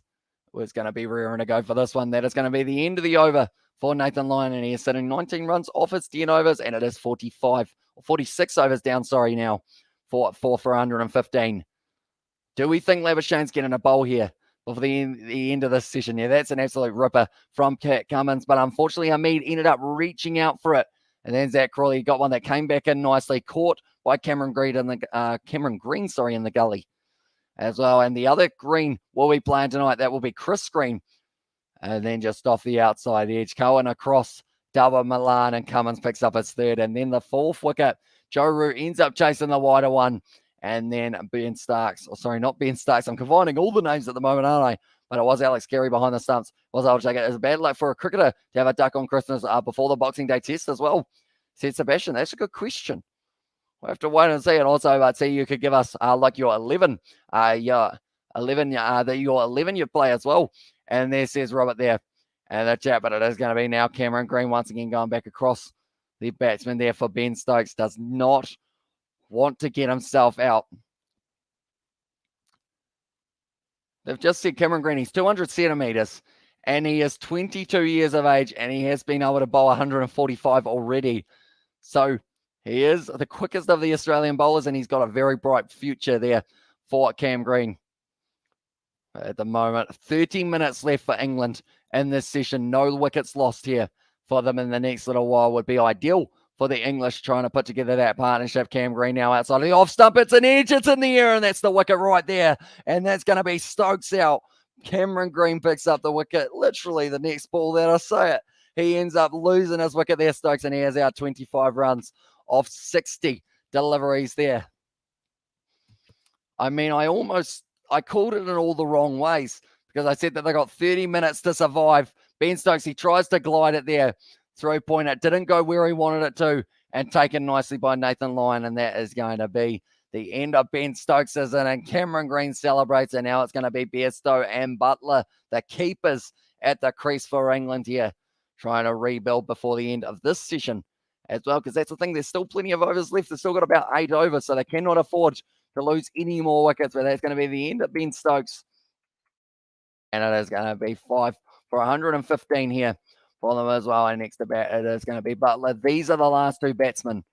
I will honestly say for England, they've got Robinson, they've got Wood, they've got Leach, who can bat, but he is a tail ender at the end of the day, and also Jimmy Anderson as well on wicket. Let's go Australia, says Xavier there, and also out, says Robert Cam Green, getting that one to go across him. It wasn't even one that he had to play at, Ben Stokes, but he tried to glide out between gully and backwards point, and because of it, he does end up losing his wicket. He'll look back at that one and go, why did I play that shot like that? That's the thing. Him and also Joe Root have both been dismissed at balls they didn't need to play at outside of the off stump. And this has to be a partnership now between Bairstow and Butler if they want to get to 200 in this innings as well. Exactly right. I'm starting to think like Novmum said under 200 as earlier, says Robert. This one needs to be a big partnership. Cameron Green, though, that's the thing. We just praised him for the fact that he's going to be the next up-and-coming thing, and he's just got himself the wicket as well.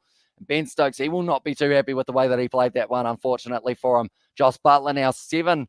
He is entering it and has averaged around that 32 mark for himself as well. He faced over 200 balls in Adelaide just to end up stepping back onto his stumps. I wonder whether or not he does shuffle forward just a little bit more today, just to take it out of his mind as well. Now at this stage, Test career for him. He has got himself only the 200s here for Josh Butler at Test level. 2,888 runs on the board for him as well. It is 158 is the best here for Bairstow and Butler at the crease. Both of them, like I mentioned, and if that is the case, Australia might be a short day for Aussie as well, says Novmum. And then it could become a very long day for England as well, which we don't want to see. We want to see both of these sides batting out. Imagine if this game is over by like day 5 or something along those lines. Even day 4 might be an option here because there is no option to enforce the follow-on for England this time. For the Australian point of view, England could enforce the follow-on for Australia if they get bowled out cheaply. But at the moment, with the batsmen that they have got, Labuschagne, Smith, Warner, who else? Cummins, even he can bat. As well, Travis Head, Cameron Green looking like he's finding some form with the bat. Mitchell Stark to bat a few around. Going to be tough for England at the moment. And there is a 78% chance that Australia win this test match from here as well. But now Butler, he will be facing off against Cam Green. If he gives him a bit of width, will Butler take it on? He leaves it alone there, Butler, just outside of the off stump. But that one is Keary as well. I'll tell you what, how did I forget Keary? He's also going to be able to possibly go on and get himself some good runs as well. Because that's the thing, a keeper, when they're keeping well, normally they bat well alongside it. And I feel like it's just one of those things of momentum.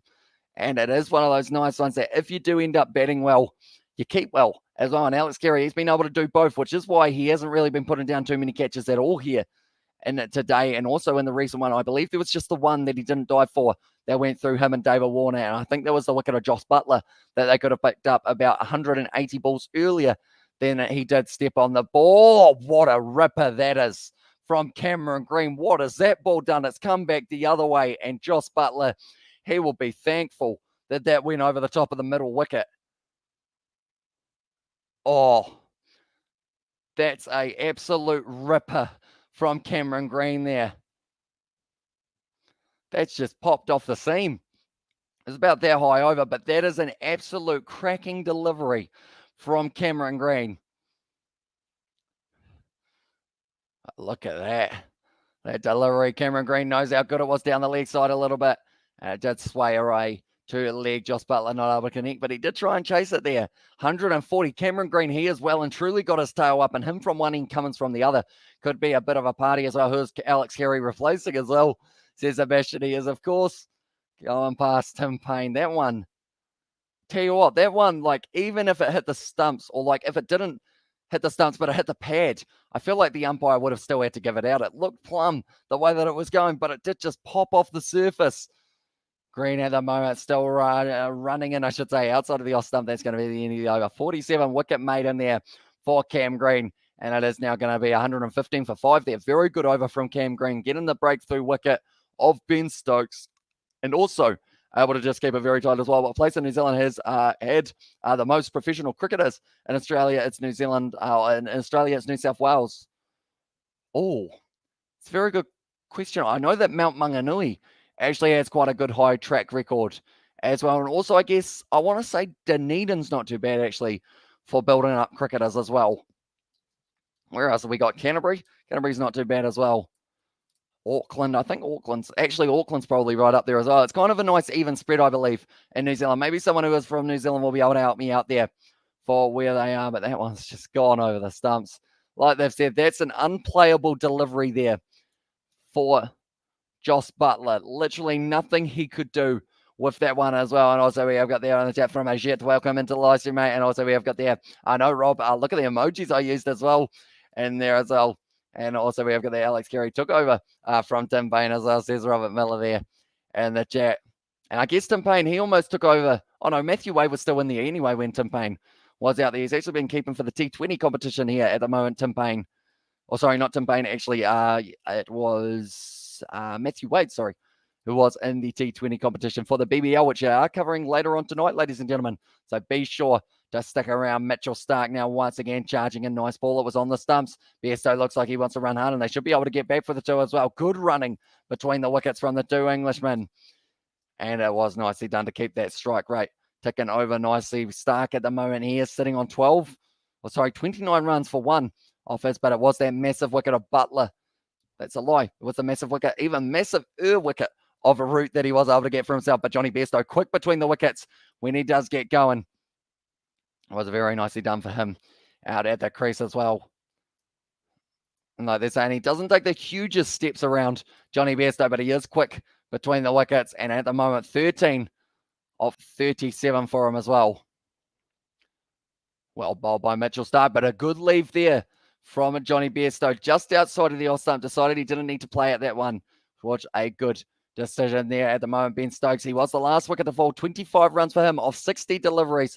Also looking through at the other wickets that have fallen so far. The first 3 wickets of the day, they all went the way of the captain for Pat Cummins, as well. Hamid, Crawley and Milan all able to get it as well. And then from there, Root did fall to Stark, and then Stokes falling to Cameron Green as well. What would you rather? Best bowlers, best batters, or best fielders? Only choose one as well. I would say best bowlers as well, because I feel like the better your team bowl, the better your team have got in terms of being able to chase it down. But if your team aren't good at bowling but good at batting, I feel like every time, like, there's just a chance that the opposition will be able to chase you down as well. But then the same could be said about having around the other way in terms of the fact that you will be able to keep on going and going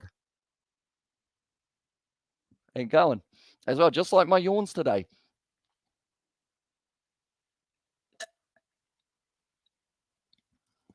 Another nice drink of the water, the voice. I'm not sure whether or not it will exist tomorrow. And finally, I'm gonna sleep during the day. My vampire relatives will be proud of me, as I said, Sebastian. Are you going to try and sleep in a fine edge there for Johnny Bairstow, but it goes down to the leg side, and that is going to be 4 runs for Bairstow. I was going to ask if you're going to try and sleep upside down, but I feel like that would be very tough to do with your head, just because it would go very, very red, similar to my sunburn that I've got at the moment. A best bowler like Cummins as well says it was there from Robin, and also how to make a video, also live stream at the same time as well, says Brandon. I think you can schedule a video to go up, but you can't actually have a live stream at the same time. Oh, you can actually have a live stream at the same time as well. Like you say, in India versus South Africa tonight, 8:50 p.m. Live on Sky Sport as well, says Shane Hayes. Yeah, it's going to be a good game. I am going to be watching that alongside the BBL games, so we will be covering both of those matches while we are at it as well. But now Stark pitching it up nicely. Oh, it ended up bouncing up and hitting the finger, I believe, of Bairstow there. Do you have any siblings? I do indeed. I have one older sister, but other than that, she is my only sibling that I have got. At the moment, Bairstow sitting on 17 of 41 deliveries as well. Butler sitting on 0 of 4, so he has yet to get off the mark. But I know that Milani ended up facing about 14 deliveries before getting himself his first run. And Ben Stokes, I believe he was about 5 balls in. So a lot of these guys, I believe Joe Root actually started the quickest, having 5 runs off 2 deliveries. He looked like he was going to be aggressive from the get-go for Joe Root. Bairstow at the moment, he is sitting on 17 runs off 41 deliveries. He needs to face a full 100 here, and so does Butler, to be fair. And also Butler will need the 50 alongside Bairstow to have a good old total going forward as well. But Johnny Bairstow at the moment, he is going to be on strike for the final ball of Mitch Stark. He is left it outside the off stump. Nice and full delivery from Stark, and that is going to be the end of the over. 5 for 121 there for the Australian bowling lineup. They're doing pretty decent, but England at the moment sitting on that 121. Anything less than 250, I feel like England will be very sad as well. Will you be streaming the home India versus South Africa as well? Says Xavier Brown. Will you be streaming the home, from Xavier Brown. I got confused for a second since that game was in South Africa, but I would say, unfortunately, I probably won't be able to do all the sessions of India versus South Africa. I wish that I could, but unfortunately, I will need to sleep at some stage so that I can kind of keep on going for the live streams tomorrow, because we've got another 14-hour day of live streams tomorrow alongside the ones that we are doing today. At the moment, we have been going for a total of 5 hours on these live streams, and also we've got the Lawrence in the chat. Welcome in to the live stream, and I also imagine that God helped me as well, says Sebastian. Yeah, I wouldn't do that to you, Sebastian. I couldn't. Overall, it would just be a little bit too much for us as well. Like, even me talking for 14 hours, my voice is going to disappear by the end of this one. It's doing all right at the moment. That's because we've only been going 5 hours. We've almost got to time this by 3. That's how long we are live streaming today. But 19 more minutes till we get the tea break of this one, and then we will be back sitting at about 5:45, I believe it will be, that we will be returning for the next session, and that will be the final session of the day, ladies and gentlemen. Actually, sorry, that's the wrong time. It's actually 5:55 that it will be, but at the moment, Hazelwood, he is going to be on the touchline. Unfortunately, not able to play for this match. Otago Sparks beat Canterbury by 12 runs as well, so very nicely done. He could take over if you're Bucket Hamish as well, says that Robert Miller there. I feel like that would probably, I don't know whether or not the first live stream I let Sebastian do is one where he said a whole heap of alcohol goes for England, because I feel like there'll be a few people who are just ripping into him about that as well. And then with the alcohol combined, I'm sure that would end up with an interesting combo, and then also being sleep deprived as well would be interesting to see, though. That's why I say England are doing well this time as well. Says that Paddy Wagon there. Yeah, unfortunately, 5 wickets down at the moment. Joe Root top scoring with 50 runs. Second top scorer for them was actually Ben Stokes, who did get 25 runs. Keep yourself hydrated, Hamish, as well, says David. I have got myself my second glass of water for the test. Whoa, that was loud. For the test match. I forgot if I talk into a glass, it would be super loud. But Cummins actually being brought back into the bowling attack. I should mention the first 2 balls have been 2 dots here. At the moment, Bairstow, he is going to be rearing to go here. Wants to be able to get himself towards that 50, try and prove himself as that number 6 would be pretty awesome to see. And Butler, he is sitting there on 0 runs off 6 deliveries so far, but he was able to face over 200 deliveries in that second innings as well. I think it's fair to say that I would secure the channel. Another strike as well, says Sebastian there. Well, by Cummins a little bit too pitched up, though. He has done that a few times throughout this one.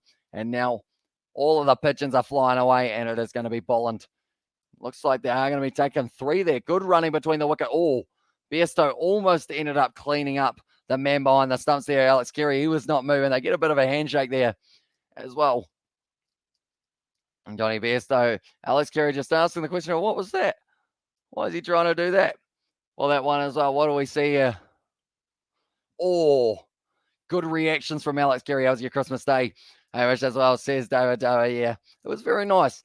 And we did end up having about, I think it was 18 people over for Christmas as well. For Christmas lunch, they were around, the last people left at 8 p.m, but it was very good to be able to catch up. We played a little bit of backyard cricket. I took an absolute screamer at short cover for a diving catch out to the side as well. Seemed like a good idea at the time. Then I looked down at my pants and saw that they were a little bit dirty, and I was like, maybe that wasn't such a good idea, but it was a screamer. That is for sure. Caught it. Didn't even get to bat after that, though. The man kept on batting. We decided that he could keep on having another go for that one as well, but it was a great catch. You guys would have been proud of me for that one as well, but now it is going to be Johnny Bairstow here. 17 runs off 42 deliveries. Short ball from Cummins there. Not too happy about going for the 3 runs off the last one off Joss Butler. Okay, it seems like they're going back for deep square leg, which means we might get to see a little bit of short stuff. But do also let me know how your Christmas was, David. Overall, hopefully you did have a good time. Hopefully you had some good food as well throughout that one. But Bairstow at the moment, he's given himself plenty of space. Ends up kind of jumping back in the crease to get set and ready to go for it as well. I guess it is just all about finding that little bit of that format that suits you as well. And how many runs did he make as well? Says Robert, they weren't actually counting runs throughout the day because we did have a lot of young children playing as well. So it was a little bit more of a casual game, I guess you could say, in that regard. I hit one on the roof. That was unfortunate, but that was more because I was trying to hit people catches, and it just went a little bit away. Wind caught it, went up there, and we had to get it down with a ladder. We have got the catch, Hamish. I trust you as well. from Sebastian with the 10 out of 10. Yeah, I think you guys, or it might not have been 10 out of 10, but I would have given it like a good 8 out of 10. It was a diving catch to my left as well, to the weak side for myself, and I was able to jump out and take it as well. Probably about thigh height, somewhere around there, relatively wide, full outstretched dive. I sound like I'm picking this up, but no one is there next to me who can actually confirm that I was able to take the catch. Oh, came back a little bit there for Cummins, a little bit of late seam for him as well. That's going to be the end of the over, and it's going to be 5 for 125 there for the Australians. Or for the English, I should say, as well. Of course, this is the third Boxing Day test match in a row. And also, I believe they always have a Boxing Day test match, but the third Ashes test match alongside. I will show you guys what is taking place now. This match here, the big question is whether or not this will be taking place. It is supposed to start on January the 5th, but there is an exception, and that is the fact that Sydney at the moment having about 6,000 cases yesterday. So I'm worried that that one, if it does take place, it might be behind closed doors that they do get to see it as well. And it looks like they are just trying to pick the ball there for the Australians. And Josh Hazelwood actually helping with those selections as well. And then this game, it is going to be in Hobart. And hopefully it does also take place for this year. It's going to be nicely bowled by Mitchell Starc. Once again, pitched up outside of that off stump. Seems to favour that line here to Johnny Bairstow. These are the games of the BBL we are covering later on tonight. The Thunder taking on the Sixers, and then also the Scorchers taking on the Renegades as well. Those are the two games. Hopefully the voice will last throughout all of them. That is going to be another 7 hours of test match, or testing cricket, I guess you could say, because of the fact that I am going to be talking throughout them as well. Then tomorrow we have got the Ashes for 6 hours, then the Hurricanes taking on the Strikers, and the Heat taking on the Stars as well. So 2 double headers in a row, and yeah, nice intimate family lunch. No cricket because it was 29 degrees as well. Yeah, it would have been pretty hot in Rotorua. With the way it was going. Even here it was hot enough. I ended up getting myself a little bit sunburnt, as you can see there. Just a little bit there. Game same David, and it was raining as well, says it Robert Miller there in Australia. So unfortunately, Australia did get the wet weather. I believe last year we ended up with a bit more of the wet weather. So I guess it is swapping in between the two nations for a little while. But at the moment, almost bringing up 50 overs. Plays over in the Hurricanes tomorrow, as says David, and they were able to get themselves a win over the Melbourne Stars as well, which was great to see if you are a Hurricane supporter, because they move up now into third place on the table. So sitting very nicely indeed, but Ben Stokes last wicket to fall, Bairstow and Butler, everyone's name has a B in it. At the moment, that was almost the stumps on as well, and Bold also has a B in it. Who else has got Bs? David Milan does not, Joe Root does not, Zach Crawley does not, Hasib Hamid does not as well, so they're just ruining my method. I guess you could say, who's the next? Mark Wood does not, Ollie Robinson does, Jack Leach doesn't, Jimmy Anderson doesn't. So it's just this little patch, I guess you could say. As Ollie's got there, where again in Aussie are you? As I said, David there, I should say as well. At the moment, they are just showing the umpires that they have got for this one. Because they are local umpires, they get 3 reviews for both of these sides. Neither side is using up their reviews as of yet. But I assume we aren't too far away from seeing one as well. Arvo as well. There's Damien Spencer, welcome into the live stream once again, mate. At the moment, England 5 down for 125. Ben Stokes, the last wicket to fall. Joe Root getting out for his 50, but Bairstow at the moment sitting on 18 off of 48 deliveries. There are still 11 minutes left here in this session of the test match. Then we will be back after a 15-minute break, where we will be probably more than likely having some food. I believe I will have something cooked up ready to go for that one as well. But at the moment, England, they do need to get out of the session without losing any more wickets. They do want a good chance. The percentages, as we sit at the moment, 76% for Australia and England, 14% chance of winning, with 10% as the draw. But with the good weather that we have got ahead of us, I don't believe this match will be going to the draw. I think the only rain that we were expecting, that's going to be up in the air over the top from Bairstow, and he is going to be hitting it down to the point region. Nathan Lyon able to cut it off, and this looks like it will just be the 3 runs there. And the Pigeons, they are getting sick of it every time someone hits a shot out there. It is going to be in that situation of unfortunately having to take the catch as well. Same status, same Spencer, 6 hours from the Gabba. David, I'm in central Queensland and Taroom as well. Says Robert there about Mitchell Starc there, like they're saying, with the pace that he bowls, you'd think it would race away to the boundary, but long boundaries at the MCG. Nicely played once again by Johnny Bairstow, who actually moves himself up into the 20s now, which hopefully he will be able to continue going out throughout this one as well. But now Mitchell Starc, he's gone for 36 runs so far. And this one, and also 10.5 for the Australians.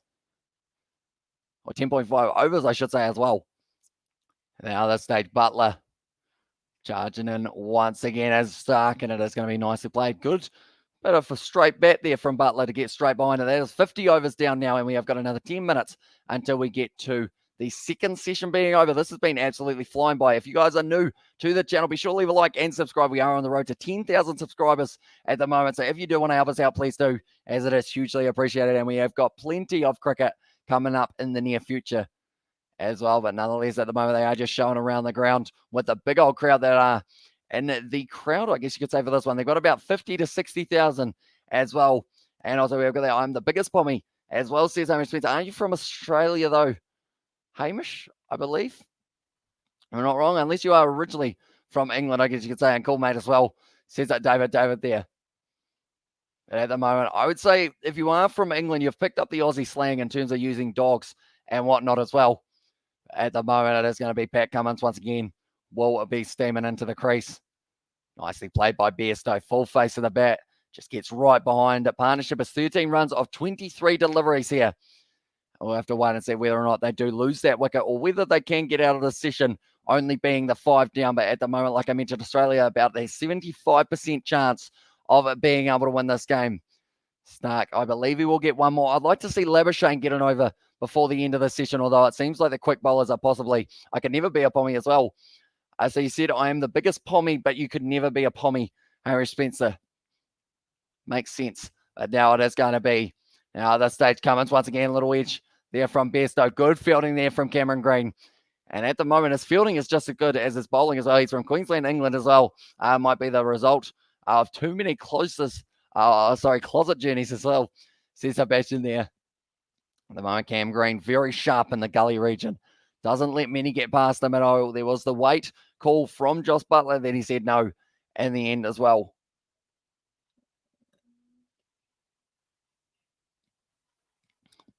So yeah, they are terrible.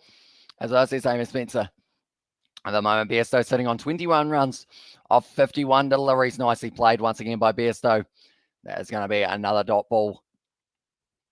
So we have got there, what is your name as well, says Manjeet. My name is Hamish. So welcome into the live stream, mate. I hope you are doing well, and I hope you are excited for the rest of the one as well. And David has got the laughing emojis at Sebastian as well there.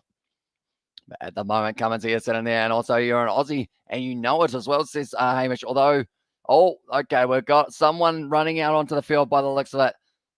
So they're going to have to sort that out as well. I think they nailed him, whoever it was. Steve Smith is laughing at him at the moment. Not too sure whether it was a streaker or whether or not it was actually someone fully clothed. I hope it was someone fully clothed for that one as well. And also we've got their Manjeet as well for thanks there. And like Mr. Cricket at the moment is just kind of changing the subject while there was a man running on the field. Was that you, Hamish Spencer? And also we got the England Christmas present, another collapse for JBR, and also 5-0 there. And that's how Aussie I am. And there says Sebastian as well. Now at the moment it is going to be Bairstow. Does sit at the crease. 21 of 52, the old streak as well, says David. Yeah, they haven't really shown him, so I'm hoping he was fully clothed, but I doubt he was for that one as well. They're showing the wickets recap here, so that means that we're probably going to end up seeing one less over in this session as well. That's a brilliant ball, though, from Pat Cummins when they're showing the wicket of Hamid, who was the first one who did fall at the crease as well. Then from there it was the next wicket of Crawley. It was pretty positive while he was at the crease, but then ended up losing his wicket. You're an Aussie, Sebastian. And also, don't lie to me as well, says Sebastian there. Also says it was there from Hamish Spencer.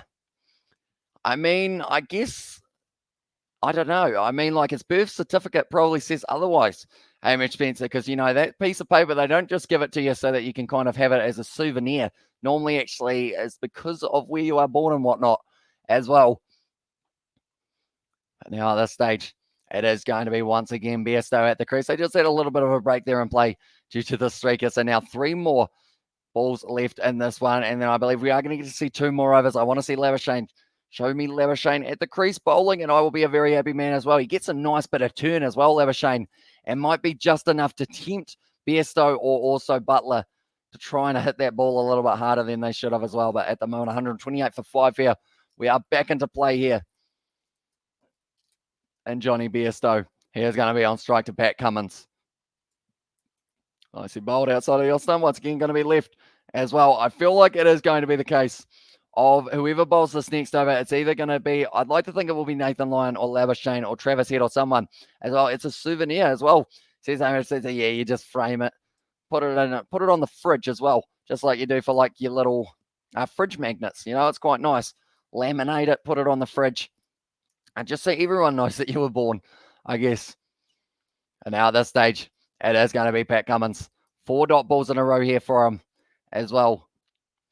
And now this stage going to be charging in for the captain Cummins. He does the bouncer there as well. And also Woods after Robinson, according to the scorecard as well there. And in the chat, Woods after Robinson, according to the scorecard there. Sorry, as well says Robert there. So yeah, at this stage, it seems like, so they're actually going to go Woods after him. I believe everything else that I've got is saying Mark Wood first, but I guess if the scorecard is saying it around the other way, I will switch them around quickly. And then at worst comes to worst, we can just switch it back. Hopefully we don't need to use that for this one as well. So I did find it weird that Wood would be so high up the order. I think that is just because they were talking about the fact that he was replacing Wokes. But even having Robinson batting that high is probably relatively tough for him all that going back in a little bit. And that actually died on the pitch a little bit there, but that is going to be the end of the over. And it is going to be now 128 for 5 here for England. So a good maiden from Pat Cummins. Still another 2 overs left. Nathan Lyon has got the cap off, so they have decided that they will go with spin. And like they've said, it is the first ball that they've seen that's actually died on the surface here. And England at the moment, partnership sitting on 13 runs off 28 deliveries. It will be Nathan Lyon from this end, Pat Cummins, maybe from the other, unless they do go Marnus as well. I think it's Wood before Robinson, or at least that's how it's played on most sites as well. Says Sebastian there. So yeah, we will have to wait and see whether or not they do end up switching it around for the later stages. So I'll go with this just for now, since I did just change it. Or hopefully it does end up working out for us. But Nathan Lyon, I'd love to pick up a wicket here. He's got 3 minutes left. Should be able to get through this over and maybe one more here for the Australians before we get to the tea break. Although that streaker probably did cause it to be just a little bit further behind here for the Australians as well. But Nathan Lyon here, Gazza, as he is known as, or Gary, as he has said behind the stumps, says, oh, come on, Gary, pitch it up, Gary. That is normally what it said. Is he going to pitch it up here? He does indeed. It's outside of the off stump. Didn't get much turn there outside of the off stump. At the moment, Jack Leach, they are talking about the fact that he is going to be out there very soon for England, perhaps, if they do end up losing a couple more wickets. But he will be bowling in the 4th innings of the game, and that will be big time for him. He's going down the wicket there. Butler hits it high. Who has got it? It looks like it is going to be out. Is it? Yes, it is. And it's the wicket for Nathan Lyon. Scott Boland takes the catch. And I mentioned about the spin option with the fact that they might try and go after him. Butler throws away his wicket. And that is going to be now England 6 down just ahead of the break. Not the shot to be playing there for Butler. But that wicket, I believe that does mean that this will be the last over of play as well. But Butler not happy. 3 runs off 11 deliveries. Advanced hits it straight up to the one man out on that side of the field as well. And it was taken by Boland. Was able to take it nicely. So that is going to be now Butler out for 3 runs here. And we're about to find out who it is going to be.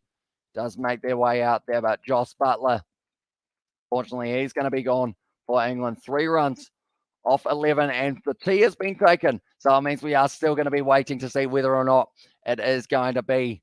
Oh, they've just said they lost a wicket in the over before lunch. They lost a wicket in the over before tea as well.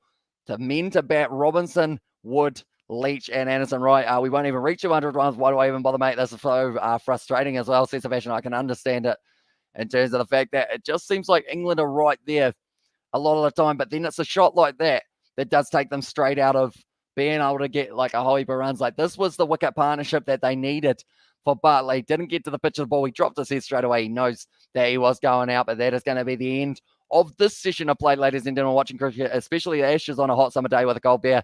It's the closest to heaven as well, says David. And we've got 2 more Big Bash games a little bit later on tonight, ladies and gentlemen, which should be very exciting indeed. But thank you all very much for tuning into this session. We will be popping off for a little bit, and we will be continuing our live stream straight away. I believe we'll be starting in 15 minutes time. So be sure to leave a like and subscribe, and I will see you all in the near future in about 15 minutes time. But thank you all very much for watching. I'll see you all in a bit as well.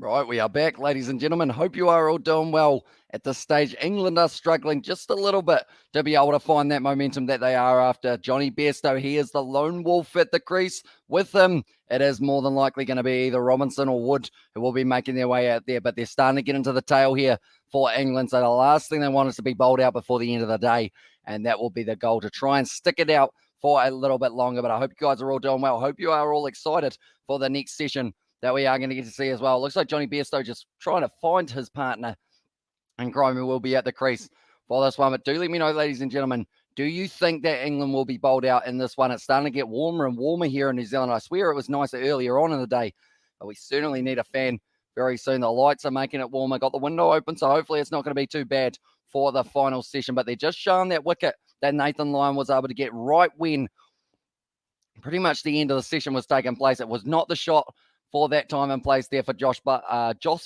and because of that, did he end up losing his wicket?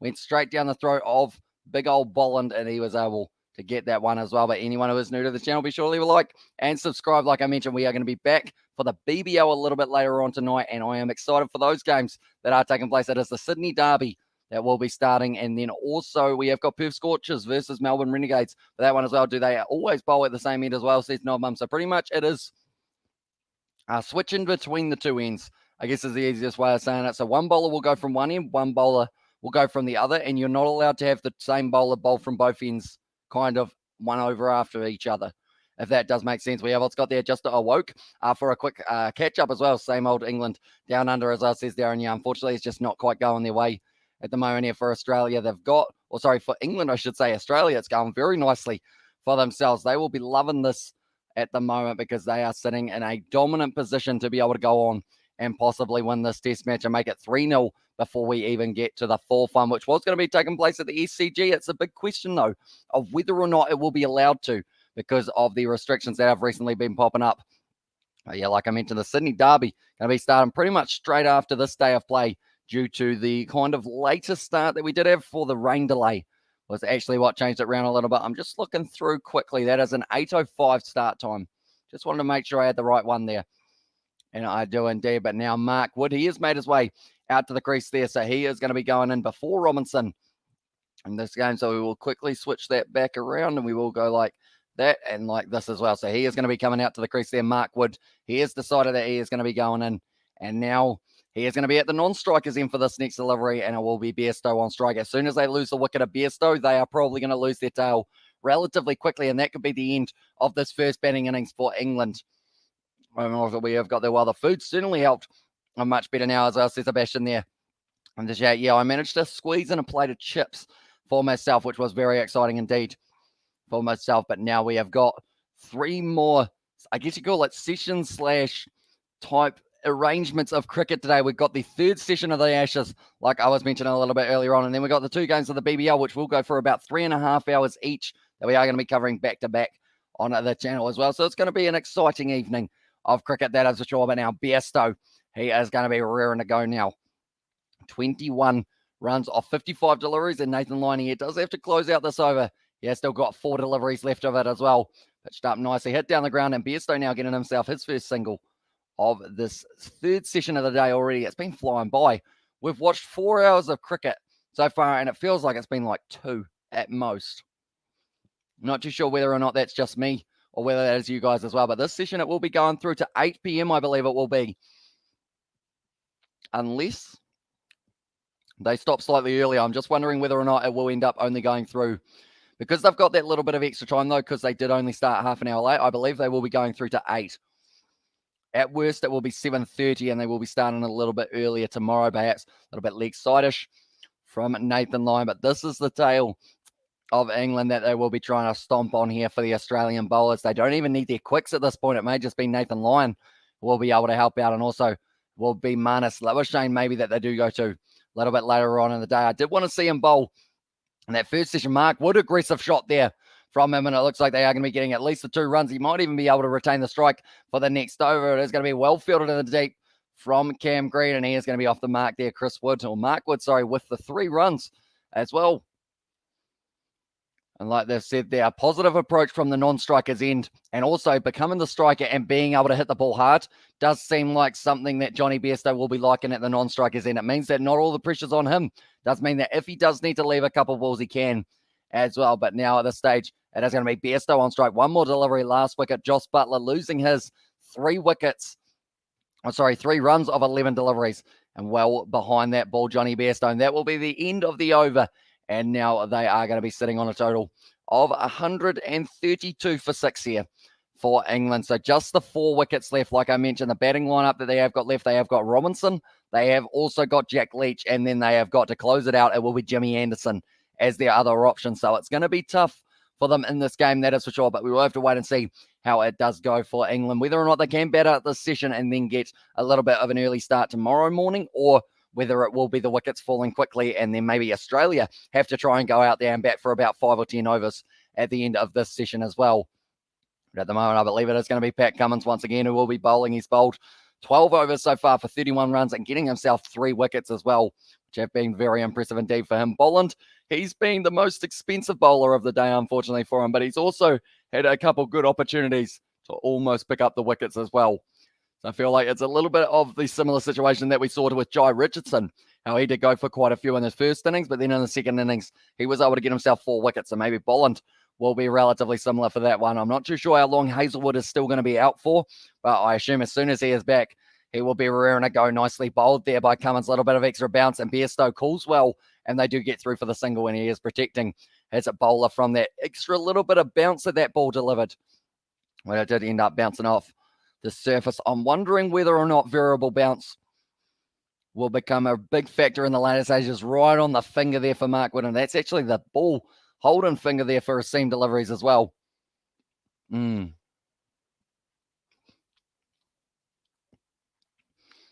like they've said about a Sheffield Shield game, actually had similar comments about the variable bounce coming in as well. It is a very grassy wicket, I guess you could say. It's about 11 millimeters compared to the 8 millimeters that we did see at the Adelaide Oval, and even that was looking like it was going to be a green top. So for them at the moment, it is going to be tough for the English batting lineup, but spinners, they will be having a field day in those later stages. Definitely when there's a little bit of rough forming, nicely bowled by Cummins, a little bit leg side-ish, and it is going to be whipped away to square leg for just a single. And now Mark Wood will be back on strike for this one as well. But at the moment, Alex Carey, he has been very good behind the stumps. Johnny Bairstow not getting the opportunity to keep for this game. I believe they have decided that Butler will be the man to go with, but he will certainly be trying to prove himself here, Johnny Bairstow. And if this ends up being a 5-0 series whitewash, Chris Silverwood will be gone as well, says Tom Martin. Yeah, it's a very tough one. I feel like as soon as you lose an Ashes series by a clean sweep, straight away the coach is one of the first ones who does get kind of question a little bit my throat. I was wondering whether or not my voice was going to try and disappear. It decided that it's sticking around for now. So cheers to that.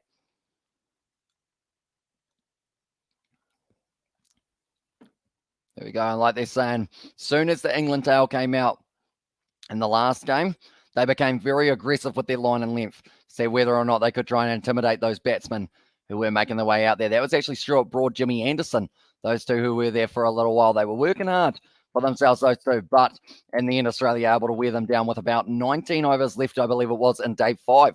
Wonder whether or not we are getting a day 5 in this match. We will have to wait and see, but now Pat Cummins once again running in. Just a nice, solid block from Mark Wood. And right behind the ball has to, though, with Pat Cummins. He's already proven that he can get the edge off the bat. I believe he's got himself 3 so far that were caught behind. And also, I believe it was actually Cameron Green who was able to take one of those catches. And there as well. I am quickly scheduling that next live stream that I was mentioning a little bit earlier on. And the reason behind that is so that it is there and so that you guys will be able to transfer straight over to that Sydney Thunder versus Sydney Sixers one as well. But they are just showing there. Marcus Harris taking that one in close, but it didn't end up touching the bat. It did last time that these two were facing off. Good delivery there from Cummins. It's a big shout. He's saying no, maybe just going down leg a little bit at height. Ever since we saw that ball bounce over the top of the stumps when it was a good length, perhaps that is going to be something that the umpires consider in the kind of decision-making. Does Pat Cummins go for it? No, he doesn't. Tell you what, that's a difference. Tim Southey, if he was captain, he would have gone for it for himself there, see whether or not he could pick up the wicket off that one. We're going to see the full delivery, but like they're saying, so much bounce has been on offer today that it does make it extremely tough to be able to work out whether or not that ball is going to be staying down. We're seeing the replay now. How much bounce does this one get? Little bit leg side-ish, I'm going to say. I think it's going down leg, and maybe the height could also be a factor for that one as well for Pat Cummins. He was pretty keen on it originally, but didn't end up going upstairs. They have got 3 in the end. Oh, that one almost bounced onto the stumps there for Mark Wood, but nice played delivery there to close out the over, and that is going to be the end of that over from Pat Cummins. 2 runs off it, and England sitting 6 for 134 now. Off 136, sorry. Gave them 2 less runs. That was a little bit harsh from myself there, but now the Sydney Thunder, they are going to be taking on the Sydney Sixers, and they should both be able to, it's at the SCG, the actual location of the 4th match of this series, and that is the reason I bring it up. I'm worried that we're not going to get to see a crowd at the SCG at this stage. They did a 6,000 cases yesterday, actually, for the Sydney region or New South Wales, so that does mean that maybe that's the thing. Hopefully we do get to see a crowd, but if we do not, it will be a shame, but at least the game will still be able to go forward for that one as well. But at the moment, England is sitting with a 17% chance of winning this game. Australia is sitting 76%, and the draw is only 7% at this point in time. So feeling that there is going to be a match winner between these two sides. And more than likely at this stage does say that it is going to be Australia who will be able to get themselves to 3-0. But we will have to wait and see, of course, whether or not they can get it going. But this is just the win-viz from this early on in the game. A lot can change. Scott Boland now, he will be hoping to pick up his first test match wicket for himself. It is certainly a lanky individual in terms of not really lanky, but just very, very tall. Like his release point is just about as tall as Cameron Green. Cameron Green is a very large individual, so that's probably hard to do. But Boland just outside of the off-stump. Bairstow plays at it, and it is going to be the dot ball there once again. And at the moment, Marnus Labuschagne, he will be very fired up while being out on the field. In the baggy green as well, the number 1 T20. I almost said T20, and I did say T20, but the number 1 test match batsman in the world. We're just checking this one. And it was going down leg and also going a little bit too high there. So a good call from the umpire and a good decision from Australia to decide against reviewing that one, as it would have been just losing the wicket, or sorry, losing the review. But they have got 3, so they might end up, next time it's relatively close, maybe you just check it, see whether or not it does go all right. But Boland now going to be running in once again outside the off stump, decides to leave that one. Bairstow not willing to play it. He has faced 60 deliveries so far, and I believe he wants a little bit of tape for the bat, I believe is what the call was there from Johnny Bairstow. I'm not the best at charades. In fact, I'm bloody terrible at them. But seems like he does want some sort of tape maybe for his bat, or maybe he wants a glove. Maybe he wants a new bat. There's a boo from the crowd, so they're not too happy with something that is going on at the moment. But now Scott Boland is going to once again be running into the crease. He has been steaming and getting it around that 140 mark off the edge almost of Bairstow, but he does glide it down to Cameron Green, who has already taken a catch at gully as well for himself. Joss Buttler, he was the last wicket that did fall. 3 runs off 11 deliveries. Will be disappointed with that, Buttler, after facing 200-plus deliveries in that second innings at the Adelaide Oval. They've got a deep backward point, mid-off, mid-on, deep square leg, and a fine leg as well with an extra cover in place. And then 2 slips, I believe it is at the moment. And it looks like they are just changing mid-off to a little bit wider. See whether or not that just create a bit of entice to try and go down the ground. That one's an inside edge. Had to hit it there, or else it could have been going for the wickets in terms of Boland. But that one is going to be the inside edge from Johnny Bairstow. Races away to the boundary. Tell you what, how close was this for Scott Boland to be able to get his first one? Oh, that's close. It's just actually gone over the top of the stumps with the edge rather than round to the side of them as well. Inside edge there for Johnny Bairstow, and Boland was close. Johnny Bairstow gives him that little unlucky mate. I swear that looked like he called him a little B word, but I'm sure that's not what he said there, Johnny Bairstow, for that one. Or well pitched might have been what he went with instead there. I'm terrible at reading lips as well. No wonder I don't play charades very well, although you're not allowed to move your mouth in charades. That is a foul, as they call it. You get to sit outside of the party if you do end up doing that. But 53.5 overs down at the moment, 138 for 6 here for the English. They want to get through this session without losing too many more wickets. Even the one more. If it's Bairstow out, then all of a sudden it could end up with them getting bowled out. There's one good thing about this test. At least Bairstow has proved himself as a worthy replacement for Ollie Pope. Exactly right. Even if he's just as a batsman, Right, he wants to play charades again. What do you want, Johnny? Oh, no, it's going to an ad. I know what happened out. Bowling, a great disappointment for this inning, as well, says Raj. Although he has been finding the edge, which I think is very important for them as well. But it is just a case of they've been racing away to the boundary rather than finding hands. He's had a couple good chances for bowling. Yes, he's been a little bit expensive, but he has also been able to get that chance of really, like, that's the thing. He's had a few LBW shouts as well. But they have just been bouncing that high on the MCG surface with that extra height that he does bring as well, Boland. But I feel like it will be similar to Jai Richardson. He didn't get a single wicket in that first innings, got 4 in the second, and now everyone's disappointed that he's not in the test match for this one after the way that he did play for that one. So we have to wait and see whether or not Boland will be a little bit similar in that regard. But Pat Cummins at the moment, 3 wickets taken, 33 runs off him, and 13 he has been able to get himself for the amount of overs that he has bowled. And that is the perk of being the captain. You are allowed to bowl yourself quite often, I guess you could say. But Boland, the one man who hasn't got a wicket yet for the Australians. Hits it straight to the man at mid-off there, Labuschagne. And at the moment, Pat Cummins, he will probably try and slowly wear down Mark. We've got 5 in the second innings as well. Says Sebastian there. 5 wickets for Jai Richardson. I thought he only got 4. Must have missed. Oh, actually, did I miss the last one? No, I did see the last one. I think, actually, no, did I? Maybe. I'm trying to work out when that BBL game was. He missed out because of an injury, though, not his performance as well. Said Sebastian, yeah, there was a little bit of an injury issue for Jai Richardson. And also Michael Nessa was another one. Oh, a little bit of extra pop there for Pat Cummins. Yeah, as soon as they said that Hazelwood was out, people were like, okay, it's either Richardson or Nessa. It's one of those two, but they did go Boland on his home ground as well. So hopefully he will be able to perform. Although if he does perform, it just makes it harder and harder for the Australian selectors and Pat Cummins to decide who he wants in his side, because he's going to have a Hazelwood back very soon, although they won't want to risk him too early. Definitely not when they have been putting together the results that they have been able to do so far here for England, or for Australia, sorry, up against England. At the moment, Wood now 9 balls faced, 4 runs he's been able to get for himself. 3 of those coming from the same ball. It's a short ball there. Tried to take it on Mark Wood. Slightly maybe pulled out of it in the end. He was keen for it, but they have got a man at deep square leg, so he decided against it in the end, kind of.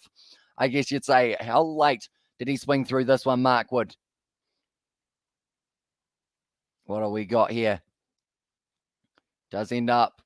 Tell you what, he kind of went for it, then it got a little bit too high on him as well, so he decided against trying to hit that one, Mark Wood. But that is a good bouncer from Pat Cummins. That will probably mean that Mark Wood's a little bit hesitant to head forward for the next few deliveries, but 3 dot balls in a row now. He has blocked that one. It is nicely bowled by Pat Cummins right on the stumps. It's one of those ones that if you miss, I will hit.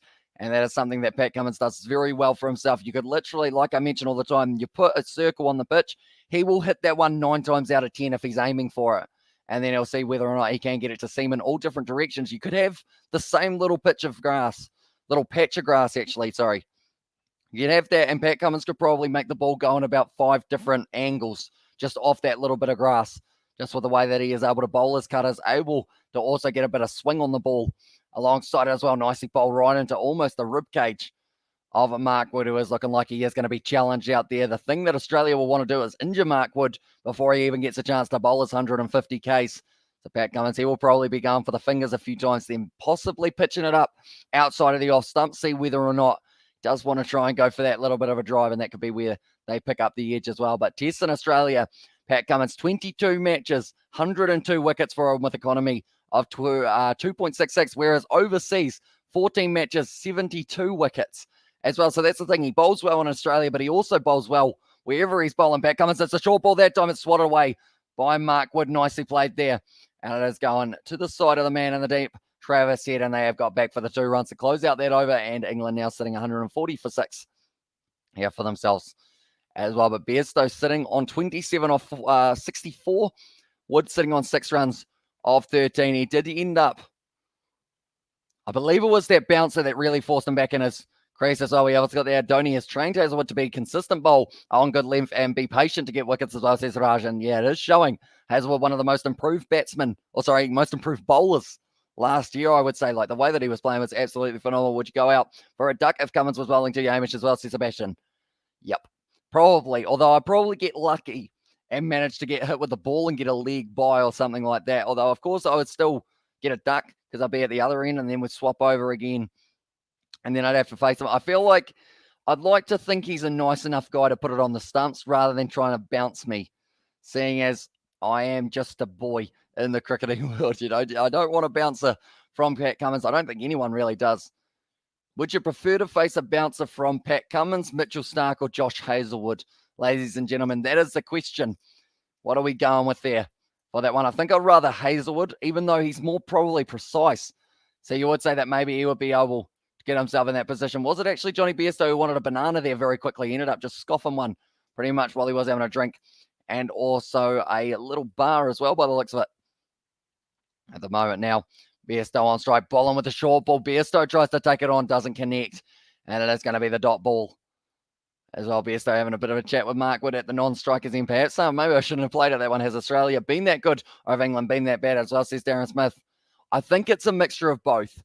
I think that there are moments throughout both of these kind of test matches that we're seeing England, unfortunately, make the wrong decisions, but then also there are moments where we're seeing Australia not look that strong with the ball in hand, such as when they were trying to get those 2 wickets of, who was it that we saw? It was in that last test match. I think it was Butler and also Stokes, I want to say, that were just at the crease for a very long time. But then different conditions as well. That is going to be just a single as well. Do you think Bairstow should attack or ride it out as well? Says Exan. I think he's going all right at the moment here, Bairstow. He's currently sitting. He just slipped over, unfortunately, for him there, but he is going at a strike rate of 41. I think if he moves that up to maybe 50 by the end of the day, it'll be decent as well. I'm talking about a bouncer, not anything else as well, says Sebastian there in the chat. Yeah, if I'm facing a bouncer, I'm getting hit with the ball. I think Starc and Cummins are too dangerous. I'd take it from Hazlewood as well, says Sebastian there. But yeah, at the moment, I would say that Bairstow, he's not doing too badly for himself in terms of keeping that strike rate ticking over. They need to work their way towards that 200. And with Bairstow still at the crease at the end of the session, I think they've got the opportunity to do that. But without him out there, you go into Robinson, and also you have got Mark Wood, which I believe they will decide to bowl Nathan Lyon, and he might be able to clean up a few other tail enders as well for that one. You've also got Jack Leach, though. He is a man who likes to stick around at the crease as long as he can, but he will be receiving plenty of short stuff from the Australian pace bowlers bowling there.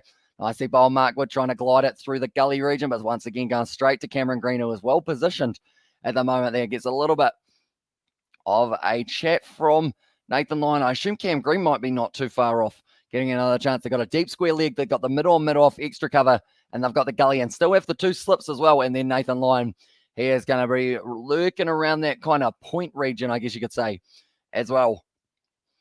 But now it is going to be, once again, bowling, getting ready to go. And they're set very close together here for the Australian slip cordon between Warner. Going to be close. That one's going to be close there. Does he give it out? Yes, he does. And could it be Bolland's wicket here? They're going to go upstairs shortly here for Mark Wood, but it could have just been Bolland who was able to get it. This ball could bounce over. Here's a tough one. Would you rather take a helmet shot from, or who'd you rather take a helmet shot from?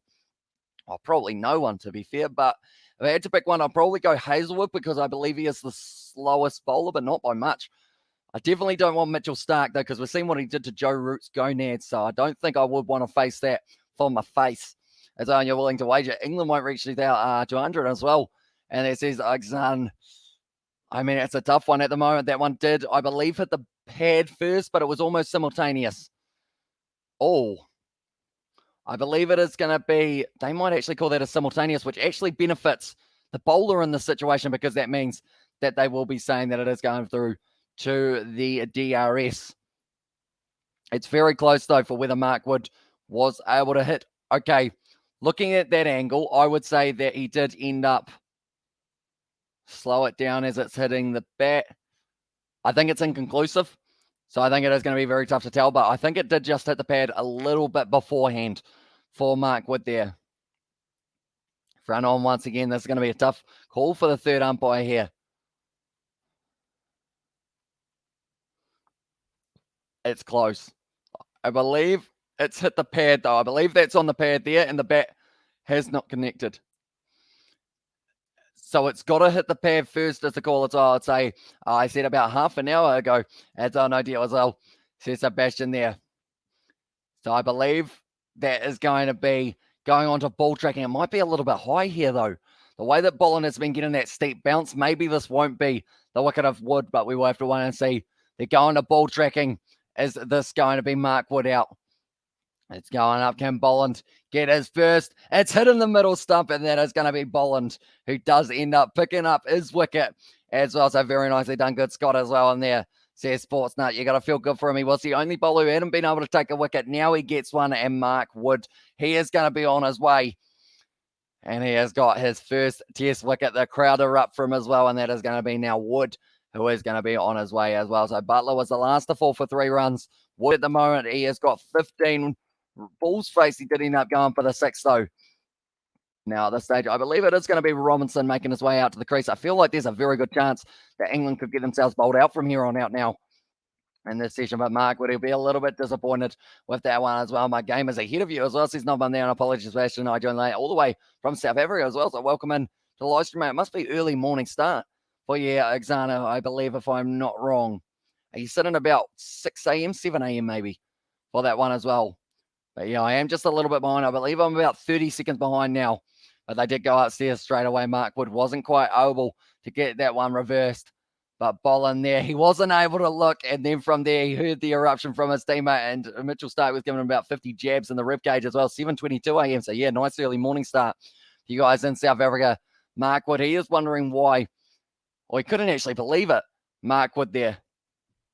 And the fact that it was given out. But it was showing that it was just a little bit of bad, so no worries. Forgive me if I sounded too rough. I'm sleep deprived, drunk, and frustrated as an England supporter, as I said, Sebastian. Yeah, Sebastian has been on the Bears for most of the day, or actually things harder than the Bears. Scott Bolland at the moment, sitting on 11.5 overs, down 38 runs he's gone for, but he has now picked up his first wicket. By the looks of it, it could not be his last year. And now Ollie Robinson, he is at the crease. They're decent in the second Adelaide Test match, the first Adelaide Test match, second innings. Bolland, though, gets that line right.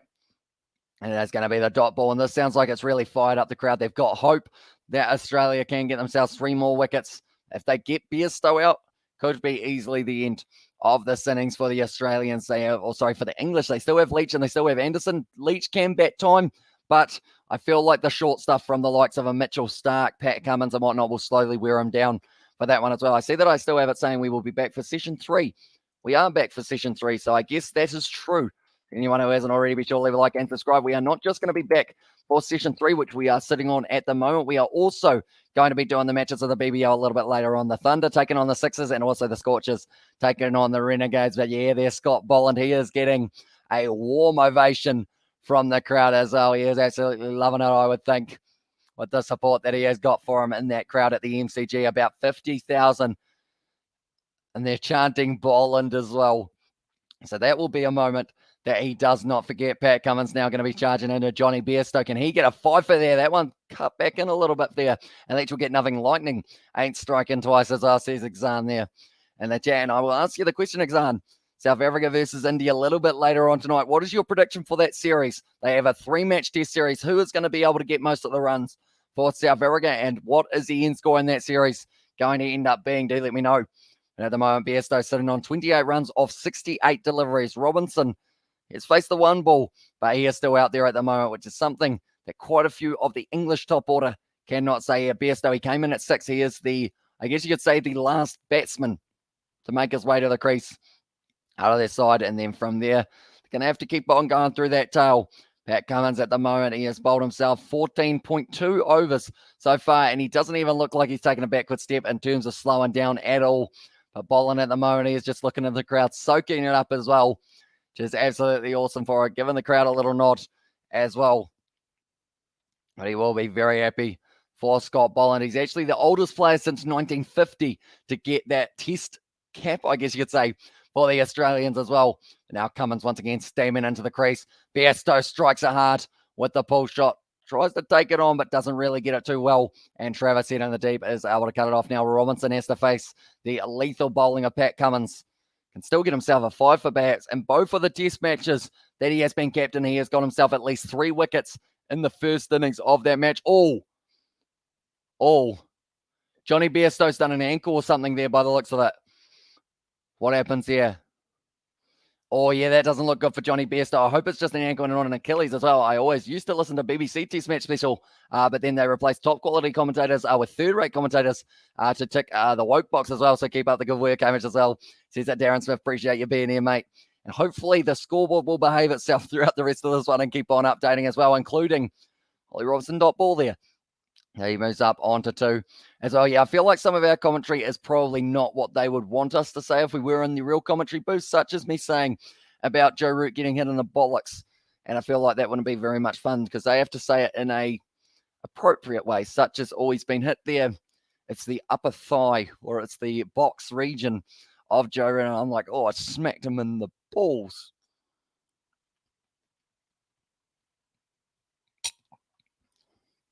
There you go.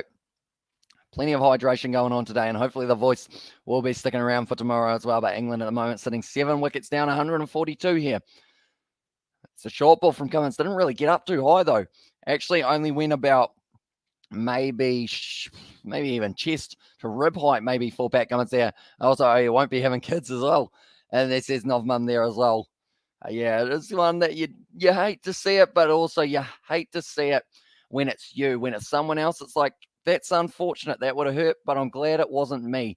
It's kind of that relief as well. And whether depending if South Africa wins India at Centurion Fortress as well, the series will end up 1-1 draw as well. Says Exxon, it's supposed to be rain today, Exxon, for that test match. Do let me know.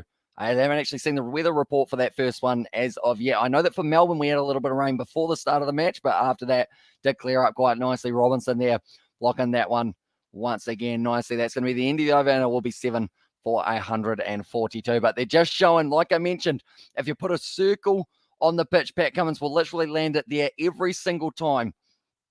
And at the moment, he is just doing exactly that. Just keeps on putting it right there to Mark Wood, and he is just able to keep on going. Bang, bang, bang, right on that mark. Was able to pick up the 2 wickets so far, or actually the 3 wickets, sorry. They're actually blending in with all those dot balls that he has been bowling throughout this match as well. He was able to get the first wicket of, it was actually Hamid who did fall first, then Zach Crawley, and then followed by Dawid Malani. Was able to get the first 3 for the Australians, but at the moment here, it is once again the moment they have got the journalists all in the nice box that they do get to sit. That will be a nice air-conditioned box as well. It looks like they're going to be taking the quick run, and they have been able to get through for the single. Now, Bairstow moves up to 30 runs, actually the second most runs out of anyone at the moment for them as well. Yeah, it's got their loving the videos and streams. Give it up as well. Says Xavier Brown. Thank you very much, mate, for the donation. We will put that up on the screen. I see a Tate McDermott there, of course, at the Reds for Super Rugby. It will be exciting to see what he can do in the later stage. But thank you very much for that donation, mate. Hugely appreciated for this Ashes third test match, I should say. As I feel like each time I get a donation, I should have a sip of water as a bit of a cheers. I would dink it up against it. There we go. I didn't quite dink it. Oh, I look very weird through the glass, don't I? Hello. Probably won't do that again. It seems like the camera does not like that too much. Also, we've got their weather at Centurion afternoon thunder shower, day 1 and 2. So hopefully it doesn't kind of equate to too much for the weather-wise. And also we have got their love prawns as well. See, Simon Spencer, that is a nice little fact for everyone who is viewing it at the moment. England, they are sitting 143 for 7 here for themselves. They need to make sure that they don't lose too many more wickets in this session. As you can see there, it's actually got 83% chance, I believe that says. Yes, it is 82% chance at the moment for Australia to be able to win this one. They've actually taken away the 2 batsmen, so I'm not too sure whereabouts they have gone off to for this situation. They've kind of left. There we go. We are back. And also we've got another donation from Xavier Brown there in the chat. Thank you very much, mate. We have got their big call Rebels. They'll win the first 10 games of Super Rugby, then go winless and miss the finals. So that says Xavier Brown. Oh, that's a good shot down the ground, and that is going to be 4 runs once again there. That's a great shot from Ollie Robinson. I have a question for you, Xavier Brown. Would you rather win the first 5 games, miss out on all the other ones, and then win just enough games to make it through to the final? Or would you prefer to get on a 10-match winning streak and then miss out? I feel like I know which one out of the 2 it would be. But thank you very much once again for your donation. At the moment, it is popping up at the bottom of the screen, that is for sure. And also, we have got their 147 for 7, but they were able to hit that one all the way to the boundary there for Ollie Robinson, who does move up onto 4 runs off 6 deliveries. Once again, pitched up, and it is going to be what to wait to leg side. Robinson, more runs here for that man. It is running and running and running, and it is going close to the boundary, but it is going to be a long chase for Travis Head. He does get back, and he does cut it off once again. And there's going to be 3 runs from him as well. I just want to make the finals as well, says Xavier Brown. I feel like the good news is, with it being the top 8 teams, the Rebels, they've got some talent. there as well. Andrew Callaway is a name that a lot of people didn't know before the Rugby Championship, but he's definitely going to be one to watch out for. Him and also Rob Leota, I love watching play. Who else have they got? Izzy Nizarani, good player off the back of the scrum as well. And then that back line, you've got a couple of young guys such as a Neil Magny. No, that's a USC fighter. What's his name? It is Magny something in that midfield. Can't think of his name, though. I'm sure you'll be able to help me out in that regard. But he is also looking like a solid man in the midfield to have as well. But Bolin now a little bit leg sidish, and this one has been an expensive over after getting himself the wicket in the recent history as well, bringing up his first ever test one. Cheers for the donation, Xavier. You're a legend. 10 out of 10 as well from Sebastian there as well. Yeah, it is usually appreciated. And it is a very nice Christmas present, I guess you could say, as well. We are sitting Boxing Day at the moment here in New Zealand, and it is looking like it is going to be a very hot day, not just in Melbourne on the final day, but it looks like it is going to be pretty warm over the next couple of days here in New Zealand as well. 9 runs so far off this Bolland over. I believe this will be his last of this spell, unfortunately for him. Did pick up the wicket of Mark Wood, and also prawns are lovely as well, says Hamish Spencer. I have never had a prawn, so I would not know how they are as well. But at the moment now is once again going to be charging in Scott Bolland. A little bit short on it, whipped away to the leg side. And that is going to be the single off the end of the over. Robinson moves up to 8 off 8. And Bairstow sitting on 31. That is the end of the over. 152 for 7 now. Although I like prawns as well. Here's Sebastian there in the chat. And at the moment, we are almost at... we are 30 minutes down in this first session. Or the final session of the day, I should say there. So it is going to be an hour 30 left, and I believe we will be going right through. It could only be an hour, depending on what they decided, as they did have the rain delay a little bit earlier on. But while the weather is nice, they might as well just keep out there and see how it does go for themselves as well. But anyone who is new to the channel, be sure to leave a like and subscribe. We are going to be back with plenty more cricketing action in the future as well. We have got the Big Bash, 2 games later on tonight. That's going to be hot, but it is going to be very exciting. See who will be able to win that Sydney derby between the Sydney Thunder and the Sydney Sixers.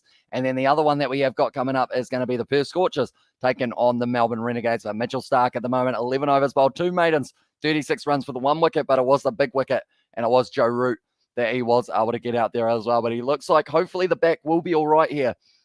He seems to be having quite a few problems with it as of late. It was when he tried to absolutely smash the ball out of the park in the Adelaide Oval Test. Unfortunately, he ended up tweaking it a little bit, and it seems like it is still affecting him just a tad. He seems to only be bowling about 140, which when he ramps it up to about that 145, that is when he really can be dangerous. I wouldn't be surprised if we don't see a short ball in the first couple deliveries of this over as well here for Mitchell Starc.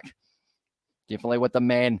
He's got the man at bat pad, and also I believe they will have a man at deep square leg. They've got 2 slips the gully, and also 3 men on the offside. It's nice and pitched up there. And Ollie Robinson, well driven down the ground, and that's going to be at least 2 runs. Pat Cummins has to chase after this one, and this is looking like it is going to be the 3 runs for Ollie Robinson once again. He's looking strong here at this stage. Seems like he is loving it straight down the ground. When it is pitched up, he is willing to go for it. And it is once again going to be another good shot from him. He moves up onto 11 runs off 9 deliveries. So getting about as quick as a start as Joe Root did for himself there, Ollie Robinson. Just a classic cricket drive there for Ollie Robinson. Just plays it nicely, hits it down the ground. And like they're mentioning now, Mitchell Starc just a little bit slow in terms of that pace that he normally gets as well. I've seen that you used Usman Khawaja on the thumbnail. Is he not at the MCG as well, says Sebastian? He is indeed. I am waiting till Khawaja gets the opportunity. I'm leaving him there because he is down as the original captain, but unfortunately, because he is at the MCG, it does mean that he is going to be missing out. But I had it kind of pre-made from before the competition did start. I made about 20 thumbnails in one go. That's going to be down the leg side, and it is going to be called as just the dot ball there as well. But yeah, I am excited to see Usman Khawaja back. I'm still giving him a happy birthday as well while he is in the thumbnail. I believe he's not the only one who is still as the original one. I believe I did have Mitch Marsh there for a couple when Mitch Marsh wasn't actually in that match, but he did end up coming back for one of them. Who's another one? I think I've got one other. I had Aaron Finch for a few while he was injured, but now he is back as well. Usman Khawaja. Surely he's not too far away. It depends on how Marcus Harris goes, though. If Marcus Harris does badly, surely Usman Khawaja gets a chance. Hello, mate. It's us, says Rugby Boy. Welcome into the live stream, mate. Hope you are well. And also, prawns are juicy as well. Says Amos Spencer. Good drive there from Johnny Bairstow, and that looks like it should be racing away to the boundary, but it's a long outfield. Does he get to it? No, he doesn't, and it's a big chase there for Travis Head, not able to cut it off, though. And also, g'day, Hamish. Hope you had a great Christmas, mate. As well, says League Zone Commentary. I did indeed, mate. It was very nice. Ended up having the family round for lunch, and it was a very big lunch as well. Like, it's always that one that like it's a big lunch when you don't really feel like having tea, but you try and eat tea anyway just for fun, pretty much, and to challenge yourself, see how much food you can consume in one day there as well. When's the next? Next women's New Zealand cricket match as well. I think we play India early next year, I think it is. Oh, that's going to be taken by Cameron Green, and that is the wicket of Bairstow. Mitch Stark, he tried to avoid it, and Bairstow is gone now. He tried to get out of the way of that ball, and unfortunately for Bairstow, he ended up just getting it hit. And also we have got there, how far is Australia leading the series so far? They are 2-0 up at the moment. Bairstow asking the question, I believe it hit the bat handle, and he is saying, I'm not going to review that one. I hit my bat, and I am unfortunately going to be gone for that one. Johnny Bairstow, he tried to cut, or he almost just tried to duck right out of the way of that one, Bairstow, but ended up connecting with the bat handle, unfortunately for him. Mitchell Stark, good delivery. Ended up, hit the glove, the back of the glove, and that is going to be Bairstow gone. That was probably the last big batsman that England have got. Still a good innings from Bairstow, though, to be able to get himself 35, and Jack Leach should be in now, as I says legs on commentary. He will be indeed, so that means we are now well and truly down the order here for England, but we are going to be updating that as well, and we will be updating it. So it does say that Bairstow is the man who did, like they're saying, it was strange the way that he played it. He seemed to be trying to get out of the way of it, but then still left the gloves out there. Very straight. Ends up hitting that one of Johnny Bairstow, the glove that is, and also we've got there in the chat, Bairstow has gone, England are gone as well, says Sebastian there, and Bairstow looked great. A bit of fight and grit back in the England squad as well. Yeah, hopefully the second innings, he and also Josh Buttler, Ben Stokes, those kind of guys in the middle order will be able to go decently, but Johnny Bairstow, you can tell that he was disappointed with the way that he lost that one over. I hope you don't mind me asking, Hamish, but is this a hobby or is this your job as well, says Darren Smith. It started off as a hobby, but now pretty much the hours that I do for YouTube, it has become my full-time job, but it's my full-time job in terms of time and my part-time job in terms of income type thing. So pretty much I do earn a little bit less than the stock standard job in that regard, but I love this one so much more. So that is why I just keep on going and going and going. Mama said, yeah, not looking like England will reach 200 as well there. And they will need some good old work from Jack Leach. His best is 92. See how he does go in this matchup as well. An average of 14. He has got the glasses on. He did go to Specsavers because they sent him the sponsorship after the last Ashes in 2019, where he was able to bat out alongside Ben Stokes for a very long time for himself. But now Mitchell Stark, I wouldn't be surprised if we see a Yorker here from Mitchell Stark. It's either Yorker or short ball. I don't think we'll see something in between from Mitchell Stark unless he accidentally drops it the wrong way as well. But now at this stage, it is going to be 8 wickets down, 159 runs at the moment for England. Jack Leach on strike to Mitchell Stark. It's a good ball as well. Almost bounces back onto the stumps as well. And also we've got the shortest test match in terms of actual playing time was the first test between England and Australia at Trent Bridge on 12th of June, 1926. There were only 50 minutes play in which 17.2 overs were bowled as well, says Xavier. And bowled, and England scored 32 for none as well. Says everyone, geez, that is a short test match. That is Rowan Stokes, and Buttler went out for stupid shots as well. They were the most frustrating. Yeah, unfortunately for them, just got it a little bit wrong. On both occasions, they didn't need to play at either of the shots that they did. Same with, I guess you could also argue Joe Root's dismissal was a little bit disappointing for him. Well bowled there outside of the off stump, and Leach just leaves it alone. That is going to be the end of the Stark over. Picked up the wicket of Bairstow, and now 8 for 159 here for the English. But I would say, yeah, Bairstow,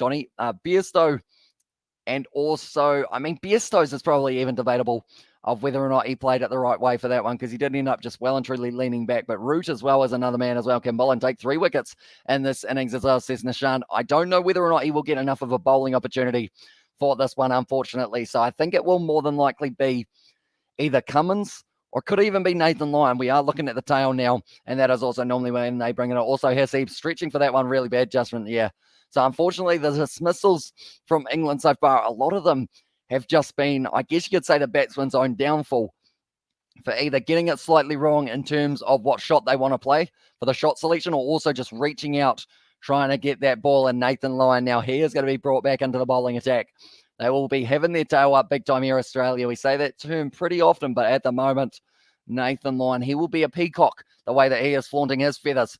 It's going to be now just the dot ball as Ollie Robinson able to block that one out. That's the thing. He's currently sitting on 11 off 10, and he is probably becoming the informed batsman, I guess you could say, at the crease, or he is the set batsman because of the fact that he has been able to hit himself a few more runs on the board as well. Nathan Lyon there, well bowled, and Ollie Robinson straight behind it. Solid from the tail ender, but he has got himself 1-4 so far, 11 runs off 11 balls as well for Ollie Robinson here. I think they're still chanting Bolland at the MCG. He did get himself the wicket a little while ago, but they have not forgotten it. Little bit lobby there, and it is going to be falling short of Cameron Green, who is there at mid-on. He's almost a deep mid-on, though, so that is probably why he was safe there. But now Jack Leach, he will be on strike. Left-hander to the off-spin of Nathan Lyon. G'day, Hamish, as well. Hope you had a decent Christmas, mate, as well, says the Big VH show. I did indeed, mate, and hope the same to you as well. We had a nice lunch here, and then I ended up crashing relatively early, probably the earliest time I've gone to sleep in the past 3 months or so, just because I was a little bit tired as well. Steve Smith, as he's suggesting, Bat Cummins, bowling change as well. Says Raj there in the chat. And also, I would say, I don't know, I feel like they'll go with Cummins maybe for, I don't even want to know what that giant inflatable was, but I have a feeling I know what it was, and I don't think I can say it on the live stream as well. Now, at the moment, it is going to be Jack Leach sitting 0 runs of 3 deliveries. He is going to be on strike there. But let's just say it's a giant inflatable balloon out there at the moment, but a different kind of balloon, I guess you could say. A protective balloon, but now it is going to be Nathan Lyon advancing down the wicket there, Jack Leach. Good use of the footing from a man who knows a little bit about off spin. He does bowl it himself, Jack Leach, throughout his innings, and he will be looking forward to the 4th innings of this match when he does get to kind of unleash it when the pitch is a little bit softer and also where it's been worn down. Just a little bit more goes after that one, and that's going to be the dot ball to close out the over. And welcome to Big V8 show as well. Hope you're well, mate. Says Sebastian there, but at the moment, 1 run off that Nathan Lyon over, I should say, and now it's going to be 1 for 24. We got another donation from Xavier Brown. Thank you very much, mate. Hugely appreciate it for that. What's your goals for 2022? Are we talking channel goals or just general goals? Because I know that the channel, our goal is to get to 10,000 subscribers before the start of Super Rugby in February. So it's going to be relatively tough to do, but I think that we should be able to do it. And then I guess maybe we go on to say 15,000 by the end of the year.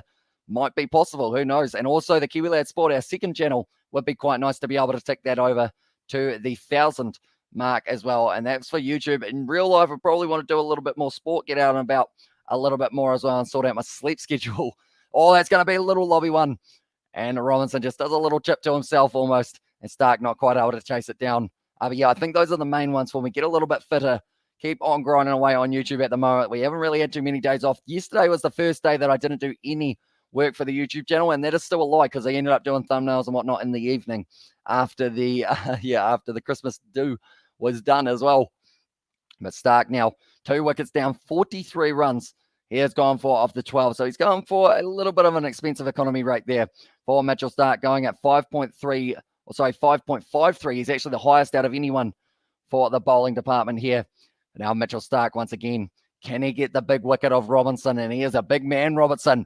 Oh, that's going to be glided beautifully down to third man, or down a fine leg, I should say. Is it going to be cut off? Yes, it is. Nicely done in the deep from Scott Bolland, and he is getting a warm ovation every time he touches the ball at the moment. Scott Bolland, which is great to see, and the fact that the crowd are getting right behind the hometown boy is absolutely awesome for him as well. He does play for the Hobart Hurricanes in the BBL, which we are going to be covering 2 games of later on tonight, like I mentioned, the first of which being the Sydney Derby at the MCG. I'm not sure whether or not they will actually have a crowd for that matchup, unfortunately, but they certainly will have a very good game of cricket going on between the Sixers, who are sitting in second, and the Thunder, who have been moved down to 4th, I believe they are at the moment, after the win last night for the Hobart Hurricanes. Robinson on strike once again to Stark. That's worth a shout almost. I think it ended up maybe clipping the bat, though, for Ollie Robinson. Was swinging quite nicely. Mitchell Stark seems like the later that it gets in the day, the more swing he is starting to get for himself. What do we get to see here?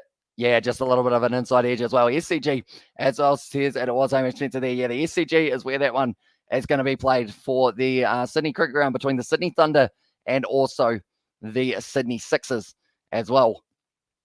But at the moment, Pat Cummins I feel like you'll be pretty happy with the performance that we have seen so far from the Australians. They have got themselves into a position of really being able to go on to win this test match if they can continue. 84% chance. Oh, Robinson, that's not the shot to play.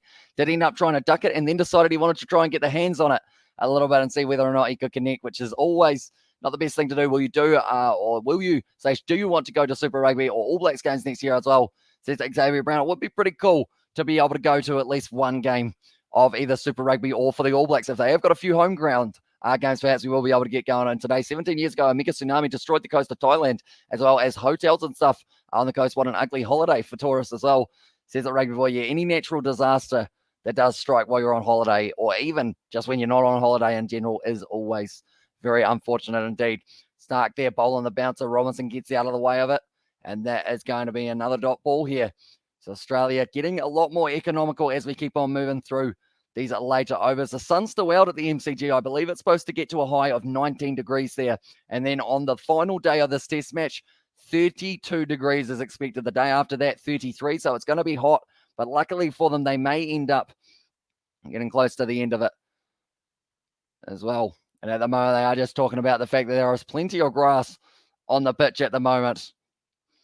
And now it is going to be Mitch Stark. Final ball of his over. I don't think he will be bowling too many more. Well bowled.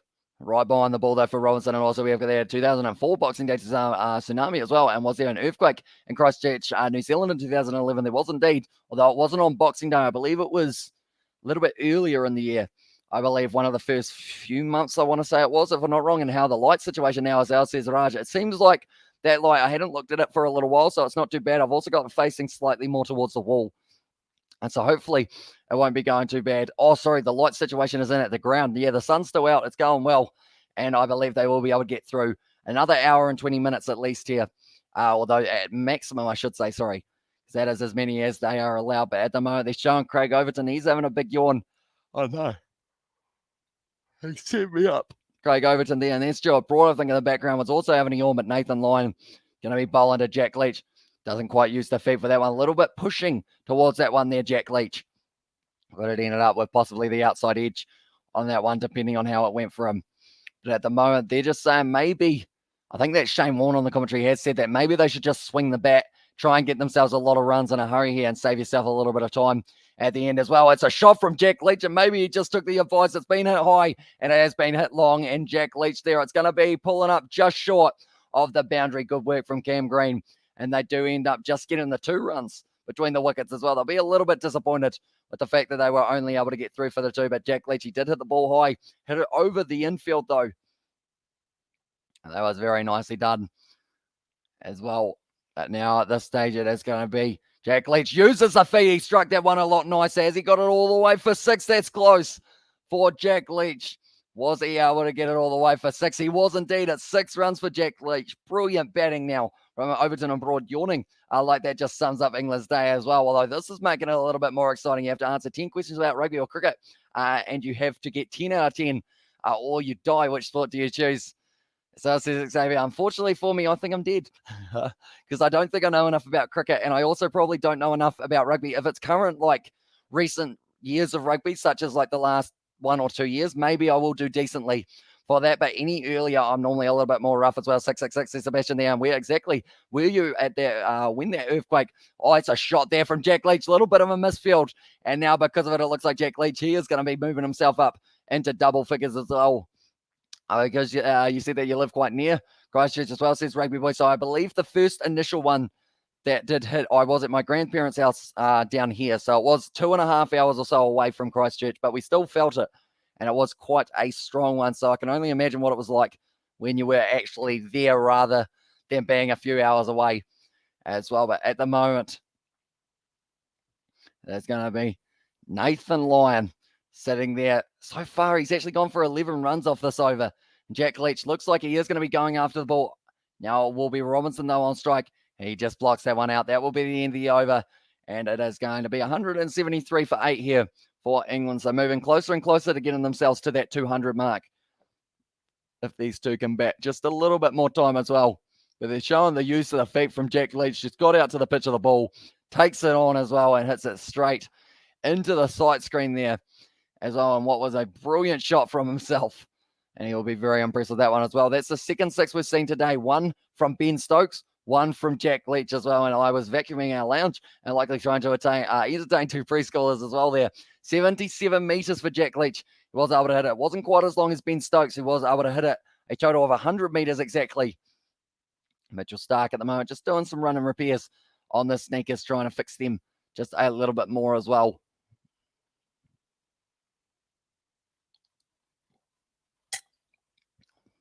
Raj there on the chat said, what the update on New Zealand team against Bangladesh? I believe they've gone with a relatively strong side, except they haven't got Kane Williamson as the other player that they are missing. Who else haven't they got? I think they've got Trent Bolt, Tim Southey, etc. And I think they are also, I don't think they've got Ajaz Patel, actually, now that I think about it. I might have to have another wee look at their squad in a short moment to see exactly who they have decided to go with. We will pull up a tab and we will have a look at it now in between these two overs. Once we have got a few more balls being bowled. Black Caps squad. What do we got here? Black Caps Informer. Nope, that's November. That's not what we want. It's not quite the right one. Ajaz Patel misses All Black squad for test as well. Yeah, okay. Have managed to find it for that one as well. So it's a 13-man squad, and I will read them out at the end of this over. But for now, Mitchell Stark, he's going to be charging in a little bit Lee Excitish. And that is going to be whipped away by Jack Leach. Once again, going to be getting himself the 2 runs on the board. And he's moving up very nicely. And also we have got the Ajaz Patel was left out as well. And also we have got another donation from Xavier Brown. And there's their last one, your legend as well. And there, thank you very much. I hugely appreciate all your donations on this live stream, mate. And hope the Rebels, fingers crossed, can get it done for you in Super Rugby. Make it through to the finals. See how they do go in that one as well. Got my fingers crossed. But at the moment, Leach, he's sitting on 13 off 11. Very good batting from this man at the moment now to be able to maybe keep on going on. Imagine a partnership of 50 between Robinson and Leach, but this one will probably be a short ball to Jack Leach. How confident is he? It's a good Yorker, and he does hit it straight back into the hands of Mitchell Stark, so no worries there for him. And that one by the looks of it. At the moment, they are 25 away from being able to get to the 200. I feel like, to be honest, 200 is absolutely bare minimum for them as well. Anything near 300, I feel like will be a pretty good total, but that would require Robinson and also Leach to be able to bat out the rest of the session and also some of the next one without losing any of their wickets as well. But now it is going to be once again Mitchell Stark getting it ready to go. He does enjoy himself a little bit of the pace bowler. Mitchell Stark already got 2 wickets today for himself as well. Can he get a third of Jack Leach? It's pitched up and it is left alone by Jack Leach just outside of the off stump. 137 for 4 for that speed. 137.4. So Mitchell Stark really not getting through there, unfortunately. And also what's harder, being the best coach / manager or being the best player as well, says Xavier Brown. It's a tough one. I would say the best player. And the reason, although saying that, it's nice to be the best player when you're the best player and you're playing well.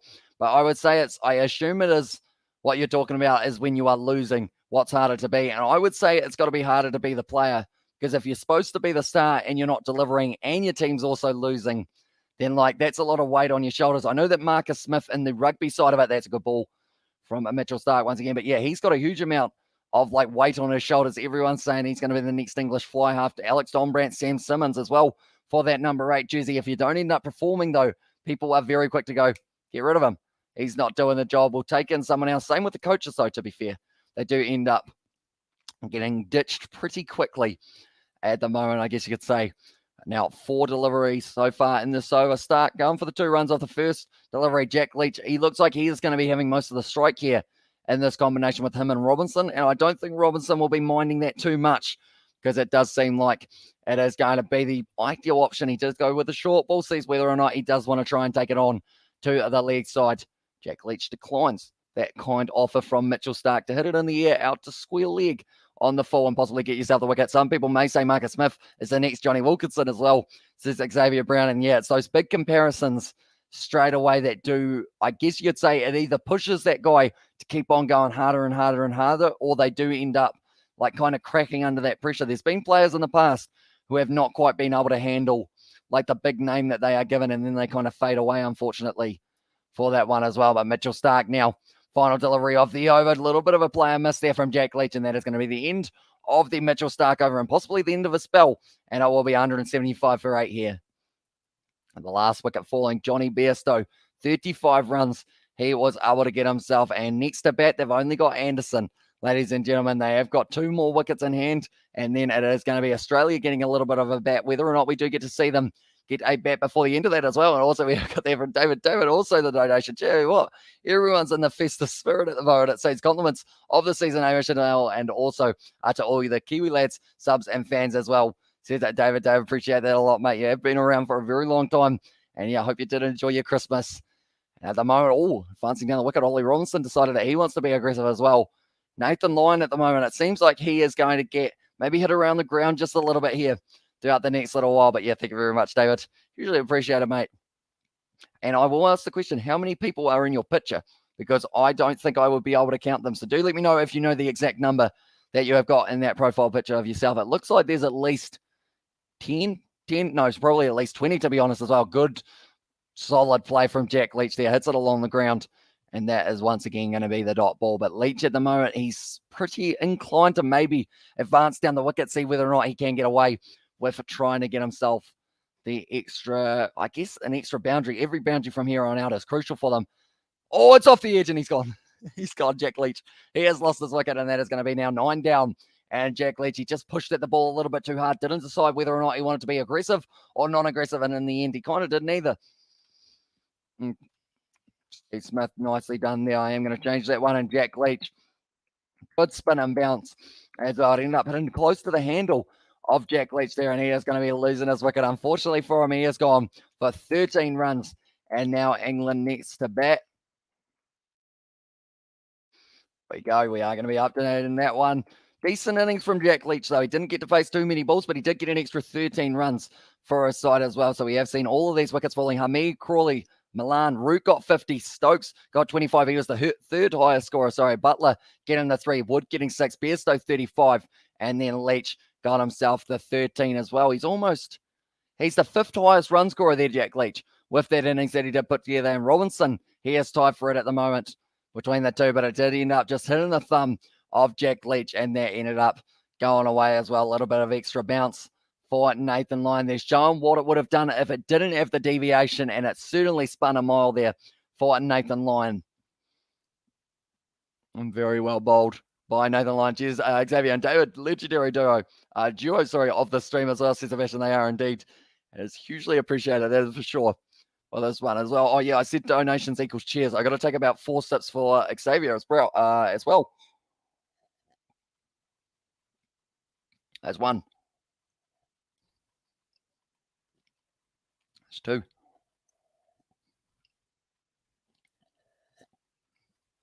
And that is 4. I believe they just said they've got about an hour and a half left in the day of play here for this one as well. And also we have got there how many overs left for the day as well, says Raj. I believe they've still got they can go another 26 after this one if they do end up using the full 90, but more than likely Jimmy Anderson and also Robinson, they will not be there at the crease, that is, with the bat in hand for the end of this one as well. Nathan Lyon at the moment here. Can he get the wicket of Jimmy Anderson? Good shot from Jimmy Anderson to be able to keep that ball down, but at the moment, I feel like he will be quite enjoying his time facing off against the spinner. For this one, Jimmy Anderson, he had to face a lot of the short stuff from, it was Pat Cummins, it wasn't actually Pat Cummins, it was actually Jai Richardson and Mitchell Stark in the last game. Outside of the off stump, tries to hit it through the gap, won't be getting a single for that one, and just one delivery left now of the Nathan Lyon over, and then it will be going back to the other end. So at this stage, it won't be a 5 for Pat Cummins, but he can still get the 4 if he is going to be bowling. And then the next little while as well, at Nathan Lyon now. Can he get himself his 3rd? It was a good ball. It was straighter as well, and that's going to be the end of the over. And very nicely done by Nathan Lyon. And now they are going to be sitting on 9 for 176. 64 deliveries. So I feel like these two, they probably don't want to mess around too much. They probably just want to be able to go out there, hit a few more runs, get themselves towards that 200 mark. And then from there, it will be a tough day in the field, not just today, but also tomorrow for England if they can't get themselves the early wickets of the likes of a Warner. If they get Marcus Harris, they will be happy enough with that one. But the big wickets are Warner, Labuschagne, Smith. Then you could argue Head as well. Alex Carey. Who else is in that middle order? Cameron Green, you probably need to get him out as well, to be honest there. So they have got to get pretty much all of the wickets. If they can bowl Australia out for 50, they'll be very happy with that. But is it going to happen? Maybe not, unfortunately. But now Mitchell Starc, can he get his third wicket? Oh, he's stepping across. Ollie Robinson smacks it down the ground, and that is going to be out mid-wicket way, and that is going to be 4 runs there for Ollie Robinson. Great shot played there from as well. So I believe, if I'm not wrong, they did say that they've got about an hour and a half left of play. Normally, play would have been ending at 7:30, but due to the rain, it does mean we've got that extra half an hour that they did start a bit later. So then from there, they are allowed to play through till 8 p.m. And then from there, I believe they're allowed an extra half an hour if they are behind in terms of that kind of run rate, or the over rate, sorry, I should say. And I believe they will be, definitely if there is a changeover in the innings. As well, they are just showing Marcus Harris there. He'll be ready to go out to the crease, although it's getting later in the day, maybe a little bit more swing on offer for the English Quicks. Once again, giving himself space, Ollie Robinson just stepping way away, and then it was also going to be in this situation of going for 4 runs. Okay, your voice sounds different with these headphones as well. Says it Nov Mum there. Is it compared to the other microphone, I guess? Because I know that one of them isn't too clear, and also this one sounds pretty roomy overall in terms of, does sound a little bit rough. So I think that's what my next big purchase on YouTube is going to be, is getting myself a headset so that it does sound a little bit smoother. I did actually buy a headset, but it sounds terrible, and it was actually quite an expensive one, unfortunately. So I think that will become my headset for my Xbox, I guess. But then other than that, I am probably going to be starting up one or trying to get one very soon once I do end up getting the funds for it as well. Would you ever do a cricket podcast? I feel like it would be a lot of fun, although I probably don't know a huge amount about cricket, although I know a bit. I feel like it's probably, if people wanted to hear about international and BBL, I feel like that would be probably my best bet for the cricket side of it. I mean, I watched a lot of the T20 World Cup. We did end up getting a copyright strike during the T20 World Cup, unfortunately, but he is stepping way away to leg there for Ollie Robinson. He really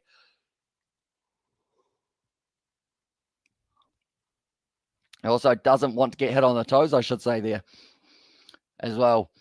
But Jack Leach at the moment, he was the last wicket to fall, 13 runs off 18 deliveries. Robinson sitting on 21 of 23 balls. And it's actually been a very good innings. If he gets himself 4 more runs, he is actually tied for third most runs for the English batting lineup, and he is batting at number 9 as well. So it seems to be that the tail actually do a little bit better. It's way down leg side from Mitchell Starc, and it is just going to be left there for Ollie Robinson, who gives Mitchell Starc a little bit of a smile as well as that ball went past. But they're talking about Marcus Harris, the local boy. He will want to be able to have a good innings, because if he doesn't, you take the local boy at the SCG, which in this one is Usman Khawaja, would be the option that you go with. And at that regard, but Starc so far, he went for 2 boundaries in a row, then he's had 2 dots after that as well. And Jack Leach at the moment, he has gone for 13 runs off his first 18 deliveries there. We did end up hitting that, sorry, I should say. I was looking at it as if it was his bowling figures. At the moment, Warner is doing a little bit of shadow batting, getting warmed up, getting raring to go. So that is saying that Warner isn't backing them to stay out there for too much longer. And the way that Robinson is swinging, I would probably agree with him. And in that regard, we're now going to be charging him once again. Mitchell Starc, can he get his third of the day? It's a good Yorker. It was a little bit too full, though. And that is going to be hit down the ground, and they do take the single. And now Jimmy Anderson will have the final ball of the Mitchell Starc over. I wouldn't be surprised if they go short with this one here. But at the moment, Anderson, he's sitting on 0 runs off 3 deliveries, but all he has to do is just keep on feeding the strike for Robinson. So I'd say dot ball or boundary, yeah, more than likely dot ball, though, for Jimmy Anderson. Would be a very good option there. I am just looking to see, yeah, I believe that it does go to 8:30 here, so we might actually have a little bit of an overlap with our next game that we are going to be covering, which is the BBL, so we will be missing the first few overs of that one as well, depending on how it goes with Mitchell Starc. Now, they will want to have a little bit of a bat tonight, Australia, as it would mean that they have bowled them out. It's well bowled, left alone outside of the off stump for Jimmy Anderson, and that is going to be the end of the over. That is actually one of Starc's quickest deliveries, 145 almost, was able to get it down there at. Unfortunately, he has had a couple back injuries recently, Mitchell Starc. I know that he was grabbing his back quite a few times like that throughout the early stages of the injury at the Adelaide Oval, and also did it a little bit earlier on when he threw the ball and stuff. That's still trying to test it out just a little bit to see how well he is going to be going at the moment. We've got a cordless vacuum that's being advertised as well. I don't think that will be what I am getting myself for Boxing Day. Not that I know of anyway. Depends on the price, I guess you could say as well. If it's a good enough deal, maybe I do get myself a little vacuum See how it goes. I want to get one of those little USB ones, but I don't think they're that good. I just want one to be sitting on the desk. I do want to get myself a mini bat, though, from somewhere. I'm not too sure where to buy it from, but I do want to get a mini bat for the BBL pack so that anytime we hit 50 likes or 100 likes, I can raise the mini bat up as well. But now it's going to be Nathan Lyon bowling to Ollie Robinson. He will be going after him here. Goes down the ground, hits it straight up in the air. That's going to be the end of the innings, depending on who's back there. Who wants it? It is taken there by Bolland. Does take another catch, and he is still continuing to be the crowd favourite. That will be the 10th wicket down for England, and they do get bowled out for 185. It is going to be Robinson who does lose his wicket. Jimmy Anderson sitting on 0 runs of 0 overs. Of 6 balls or so. I think it was 4 balls for Jimmy Anderson, but we are going to be changing that as well, and we are going to be adding that one down. Robinson, he pretty much had to go for it at that point. They had to take on the spinner, but he just wasn't quite able to connect too nicely with it. He does get himself 22 runs, though, at the end of the innings, and we will go like that, and we will go like that as well. And also, what did I tell you? Less than 200 as well. Says, no, man, you're pretty good with your predictions. I will give you that. It was very impressively done by the Australians to bowl out England for 185 as well there by the looks of it. But at the moment, Nathan Lyon, he will be pretty happy with that. He was able to get himself the 3 wickets. Also getting 3 wickets was Pat Cummins. He got the first 3, 1 for Scott Bolland, 1 for Cameron Green, and also 2 for Mitchell Starc. It's pretty all right.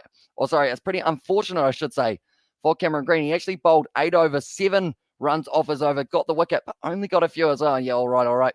And there's Sebastian there. And now Australia, they are going to have a little bit of a chance in the later stages of the day. So it looks like it's pretty overcast, so maybe there could be a bit of swing on offer for the likes of a Jimmy Anderson now with the red ball rather than the pink. And also Ollie Robinson might be able to get that to move around. Or what would you say are the top 5 most supported sports in New Zealand with the first being union, then cricket, then league? What's next as well? It says, okay, so cricket.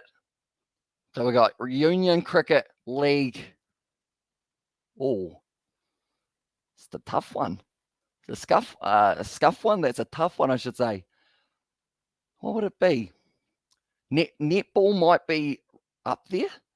I guess netball or basketball, one of those two, and then maybe you slot in with maybe football. Football at the younger age groups seems to be quite popular at the moment, so I would say that as our 5th one, and then either netball or basketball as the other one.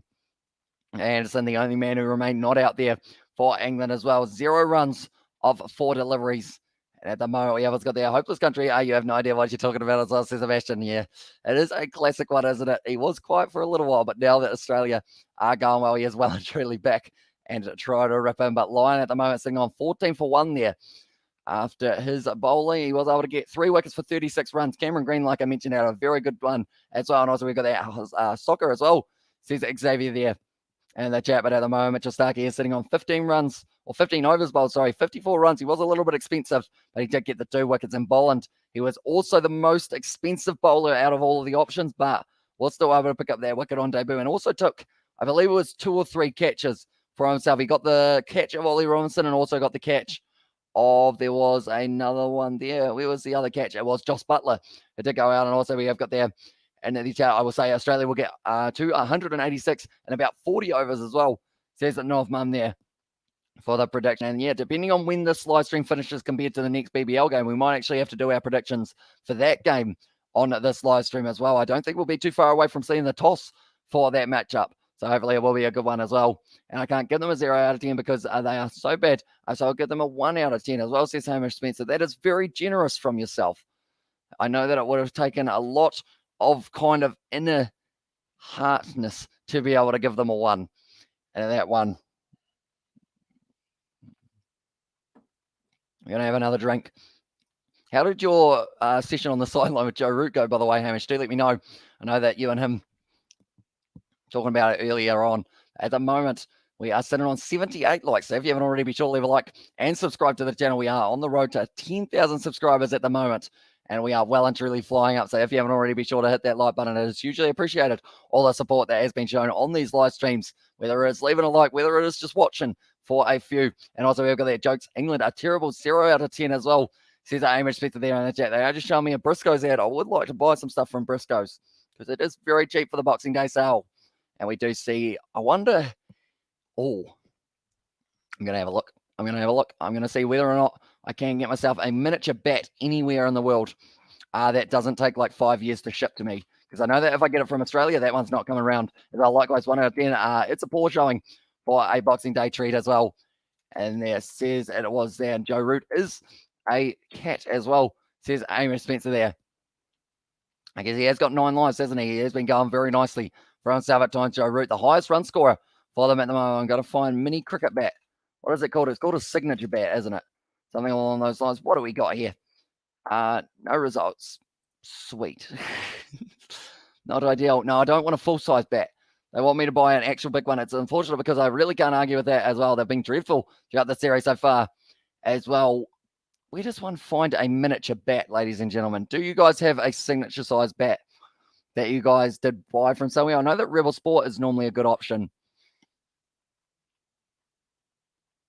I'm looking through, nothing's happening as well, but at the moment they are just rolling the pitch at the MCG. I could get a full-size bat, but I feel like that would be a little bit harder to lift up for the 50 each and every time that we do end up hitting the 50 lights, because we actually hit it on this one as well. I'm about to sneeze, unfortunately. So now at least I know that there is a little bit of a warning and I can mute myself. Here we go. I've got there my prediction. Australia first innings. It will be 375 runs, as well, says Raj there for the prediction there. And also we have got there, yeah, at least you, I mean, I don't know whether or not that's the case. I mean, Australia are playing well. You're just sitting on the sideline, Amy Spencer. So I feel like Australia, yes, they're doing nicely, but, you know, it's all a bit of fun, isn't it? We don't need to get too serious about it. At the moment, Player Sports here are going to be possibly the one that I'll check out as well to see whether or not they have got any deals going. I don't believe they actually do, unfortunately, for their cricket. Not very good ones anyway. They're about 5 times as much as I would want to pay for them as well. Miniature bat. While we are waiting, no, that's miniature bait. That's not good. How do you spell miniature? There we go. Ladies and gentlemen, anyone who didn't see it, it was 3 wickets for Mitchell Starc. 3 wickets for Pat Cummins and also Nathan Lyon. 2 for Mitchell Starc and then 1 and 1 for Scott Bolland and also Cameron Green there. And in the chat as well. Or not in the chat, sorry. Does no one have miniature bats? I don't think anyone's got miniature bats anymore. I saw miniature bats the other week, but now they're not there. They have disappeared as well, unfortunately. But at the moment, I would say that David Warner and also Marcus Harris, they'll be keen to get a good partnership going. Last time it was actually a run out from the Australians that did cause one of them to end up on their way. So they have got that little bit of that break, I guess you could say, and then it will be Jimmy Anderson going out at the crease as well alongside the situation of, I think, Ollie Robinson or Mark Wood will be the other man who does it open. They've got Jack Leach, they've got Ben Stokes as well, and they have got David Milan with his left arm leg spin if they do decide to try him out as well. But Mark Wood at the moment, he is going to be ready to steam in. He always bowls about that 145, 150, puts in 110%, and that extra little bit of pace, definitely with a bit of these overcast conditions, might be in a good position. You mean bats for kids or just little prop bats for decoration as well? The little prop bats rather than the ones for children. You know, the ones that are about that long. I think they're called signature bats or something along those lines, how they are pretty much just those miniature ones as well. And we have got there a black flag in the chat from Amy Spencer, and it equals cats as well for that black flag.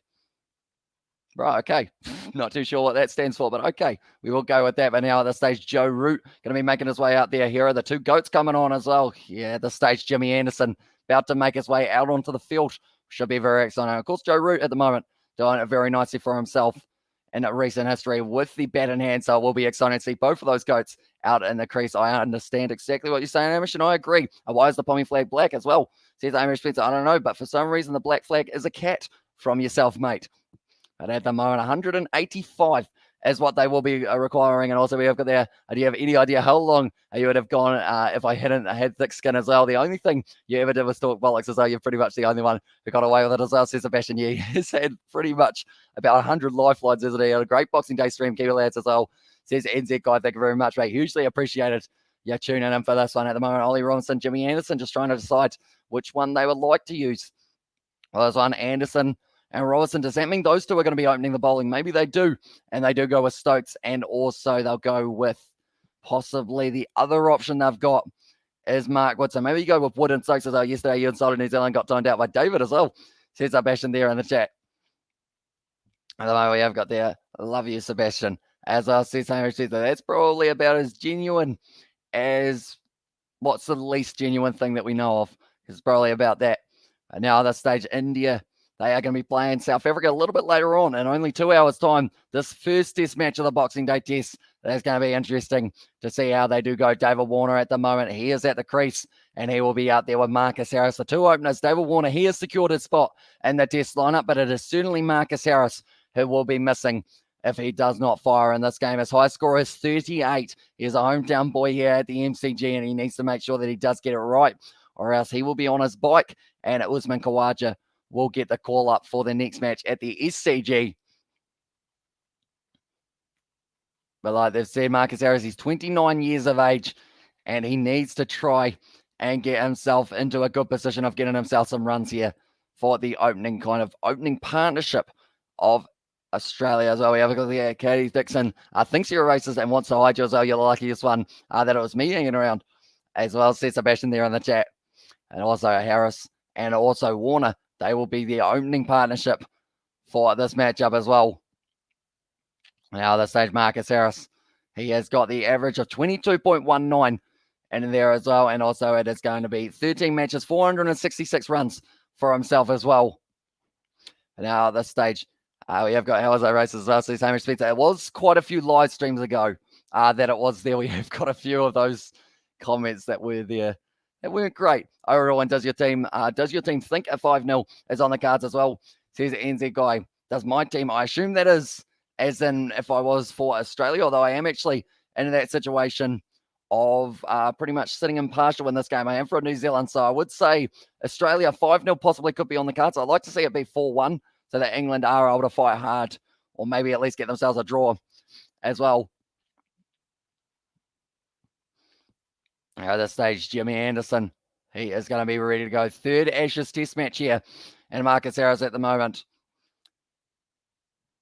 And we have got there as being the English being racist. It wasn't actually on a cricket game, believe it or not. It was actually on another one that was actually not great, to say the least. But now at this stage, it is going to be Marcus Harris will be on strike that Jimmy Anderson decides against it on the outside of the off stump.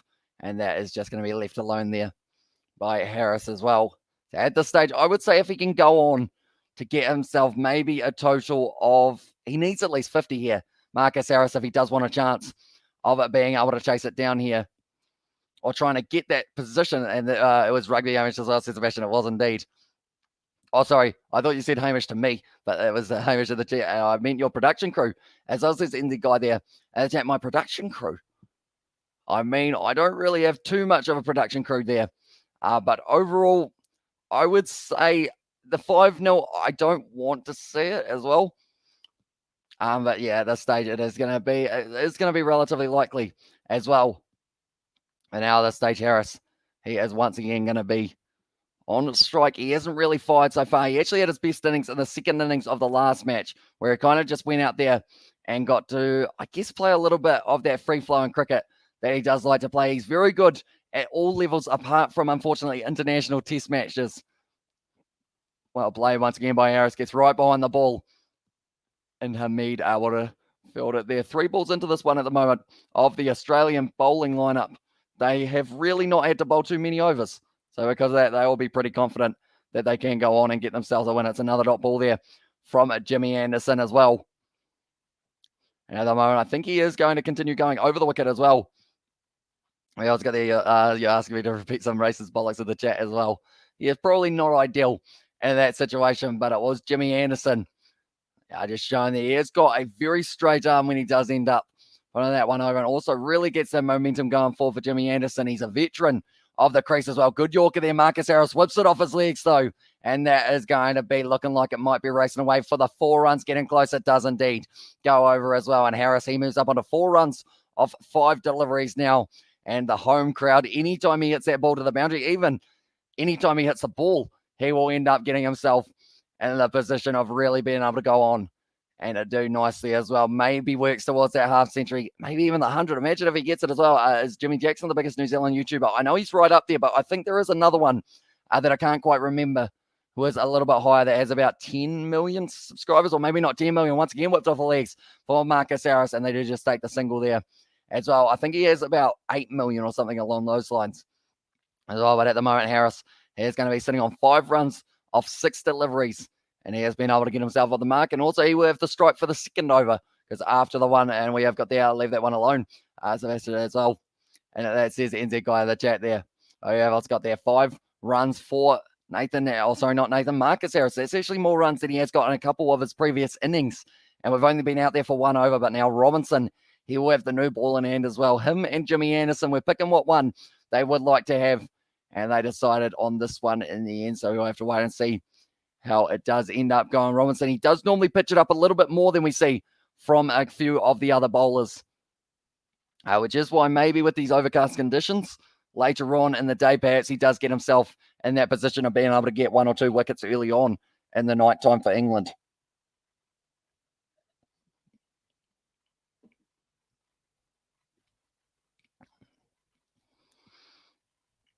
Now at this stage, Harris, he will be on strike as well.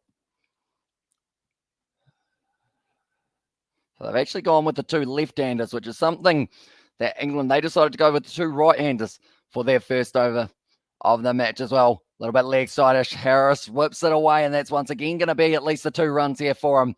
And he is looking confident in the early stages. The MCG is actually his home ground as well. 3 half volleys on the pads, and it really will be giving Harris a lot of confidence because he hasn't had a lot of time at the crease as well. And also we have got there, I was saying I'm not generous this year. What's the matter as well in the chat? Says the better there. Also we got there nice. And also Rodio says Amish Spencer there as well. But now at this stage, it is going to be extremely interesting to see how many runs Australia can get themselves in this first innings. Robinson now outside the off stump. Once again, going to be left alone there. And it is going to be just the dot ball. Robinson so far. He has definitely looked like one of those bowlers for England that even though they've been switching around, it wasn't that situation of like Stuart Broad. He could have easily been there out there for this matchup, but sadly, he is going to be missing out. And the question is whether or not Joe Root has got his selection right. They did argue Adelaide got it wrong. Brisbane got it wrong. This game, we're going to have to wait and see whether or not it was the right call to be able to go with the options that he could go. Bring in Jack Leach back outside of the off stump, and once again going to be left alone by Marcus Harris. I almost got him Nathan Harris again. This point, Australia, they are trailing by 178 runs. David Warner yet to face a ball here. And I just want to see great batting as well, says NZ guy. Yeah, at this stage, I feel like if Marnus Labuschagne loses his wicket early, it doesn't actually change anything for Australia. They've still got Steve Smith. They've still got David Warner, still got Travis Head, all very capable batsmen. Even Marcus Harris at the moment on his home ground of the MCG looks like he's going to be going all right. Just leaves that one once again when it is outside of the off stump. He needs a big total here, and if he can get himself to that 100, perhaps he does get himself that spot in the next match at the SCG, although it would make sense the way that Australia have been doing it. It's a no ball from Ollie Robinson, so we're starting those off early for this matchup, that is for sure. But yeah, pretty much I would say the way that they have been doing it at the moment for the selections, they are picking the guys based on home field conditions. So that is why Scott Bolland is out there for this game, and also that is why Marcus Harris got to keep a spot. So I would say they'll go Usman Khawaja for that next matchup. Nicely played there by Marcus Harris. Solid behind the ball. I think he had a Barmy Army firing up as well. Extra run as well. Says the NZ guy, it was indeed.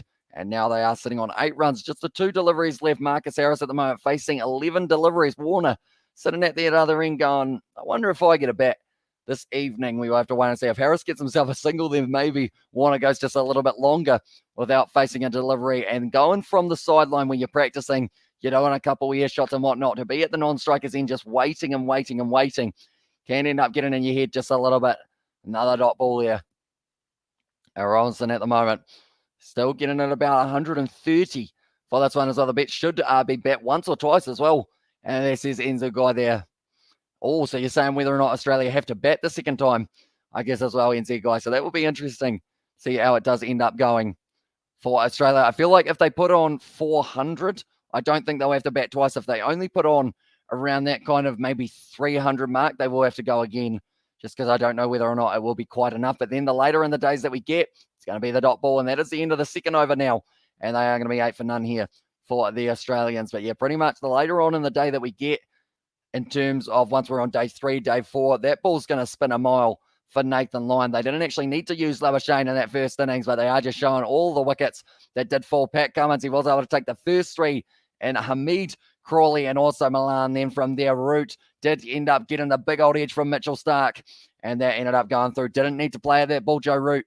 Then there was Ben Stokes, didn't need to play at that, and he ended up losing his as well. And also we have got their big ground as well, says NZ guy, it is indeed. Then in the deep, Josh Butler losing his wicket just before getting to lunch. Mark Wood out LBW, and that was Boland's first one that he did get for himself, and then Bairstow. I'm getting it slightly wrong as well. We have got Chetan in the chat, has got a dot there as well. So welcome into the live stream, mate. I hope you are doing well. Anyone who is new to the channel, be sure to leave a like and subscribe. It is hugely appreciated, all you guys being here. We have got the KFC Big Bash a little bit later on tonight, so be sure to stick around for that, where we are going to be covering the game between the Sydney Thunder and also the Sydney Sixers. That was a run-out opportunity there for Hamid, but they were just able to get there for the single, and Jimmy Anderson goes for one straight away. So Warner gets one off one, and Marcus Harris now, he is going to be back on strike as well. But David Warner, he said yes. Hamid was rushing in, tries to get it as well. Would he have been gone? No, he was safe. And then Marcus Harris, only just loving the channel as well. Says NZ guy, thank you very much, mate. Hugely appreciate you being here for this Boxing Day Test match. We have got plenty more cricket coming tonight. My voice is what I am trying to say. It is going to be gone by tomorrow, I think. And then we've also got another day of about 13 or so in a row. 13 hours or so, I believe it is. Somewhere along there as well. And also we have got there in the chat, did you see the NRL would want to add the second New Zealand team? Would it get any popularity based in Auckland as well? Says Xavier Brown. I feel like it would be better off being somewhere else in the country, just because we've already got, like, the Warriors, their home ground is at Mount Smart Stadium in Auckland, isn't it? So I feel like having a team from either the South Island or maybe somewhere a little bit more south in the North Island might be a good idea. Maybe you go for someone out of Wellington. I don't really know where else we have league that you can play, though, because I guess they would need a field as well, wouldn't they? Oh, I hope Christchurch as well. Says the guy, Christchurch would be a good one. Get a few of the Canterbury players, although, of course, you couldn't call them the Canterbury side because of the fact that the Canterbury Bulldogs is already a thing at the moment. At the moment, Mark Wood thought about throwing it, decided against it. And these two seem like they are just going to keep on trying to rotate the strike early on. Well, bowled there by Anderson, a little bit too straight. And once again, another single taken by the Australians. This is good batting as on Christchurch in there. As says NZ guy. David Warner, he moves up on 2 runs off 2 deliveries. Harris sitting on 8 of 100. And, or sorry, not off 100. 8 off 100 would probably be sitting more like Josh Butler in that one. And the last one, they want it in Christchurch, not Auckland as well. Says Amy Spencer there in the chat. Then at this stage, it is going to be 0 wickets falling so far for the Australians. If they can get out of today without losing another wicket, I would feel confident that they're going to be able to go on and get at least 250 runs in their innings, if not maybe the 300. Red Cliff Dragons join in 2023. Since the Warriors are from the North Island, there should be one representing the South Island as well. Yeah, I agree. I feel like that would be the better option. There we go. And Bono Barrett said he would like to try league. Do you think he would be any good as well, says Xavier Brown. I wonder what position he would end up being. I know that Geordie Barrett also said that he wants to try out rugby league at some stage, maybe, but Bowden's probably, it's a tough one. I'm trying to think of where you would put Bowden Barrett. You probably, to be fair, it probably almost ends up as, I'd say 6, 7 or out on the wing, I guess, for Bowden Barrett. I don't think you go with him as fullback. You probably do need someone like a Geordie Barrett out there, just because he has got that little bit more size, and in a one-on-one as well. I think it was the other brother as well. Well, I think it was the brother, as I said, that guy there. At the moment, they're showing Marcus Harris at the moment. He's still doing his little shuffle before he does receive that ball, and is hitting it just a little bit too far out in front of him. It was Geordie and up Bowden there as well. Jack says Amy Spencer there. And at the moment, anyone who is new to the channel, be sure to leave a like and subscribe. We are currently getting closer and closer to 100 likes on the channel as well. Robertson at the moment, he has gone for 3 runs off his very first over. Australia, they trail by 174, and they will be just trying to close out this session as well without losing too many more wickets. I believe they will have a bit of extra time here. Yeah, it was Geordie. I knew it was one of them as well. So there's Xavier around there.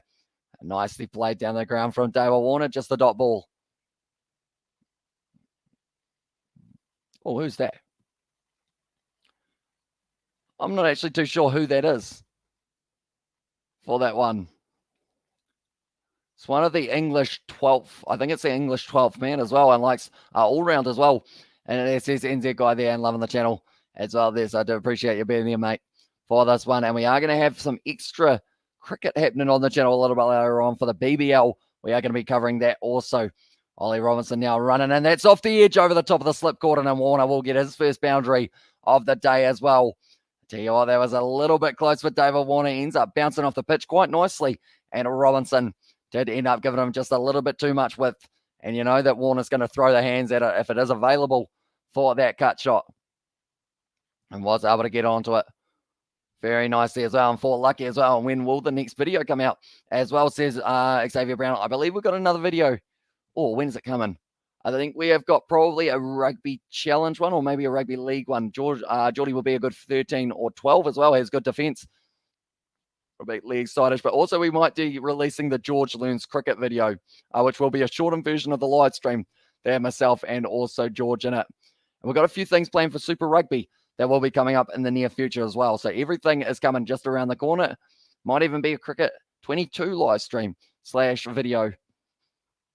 Because I know that I have got that ready, although it did need to update, and it took like 2 days to update, unfortunately. But that is just small down Wi-Fi for you. At the moment, Marcus Harris, they're just showing there. He does a little bit of the shuffle, and they're asking the question, is he trying to do it too complicatedly, like rather than just standing there and batting as well?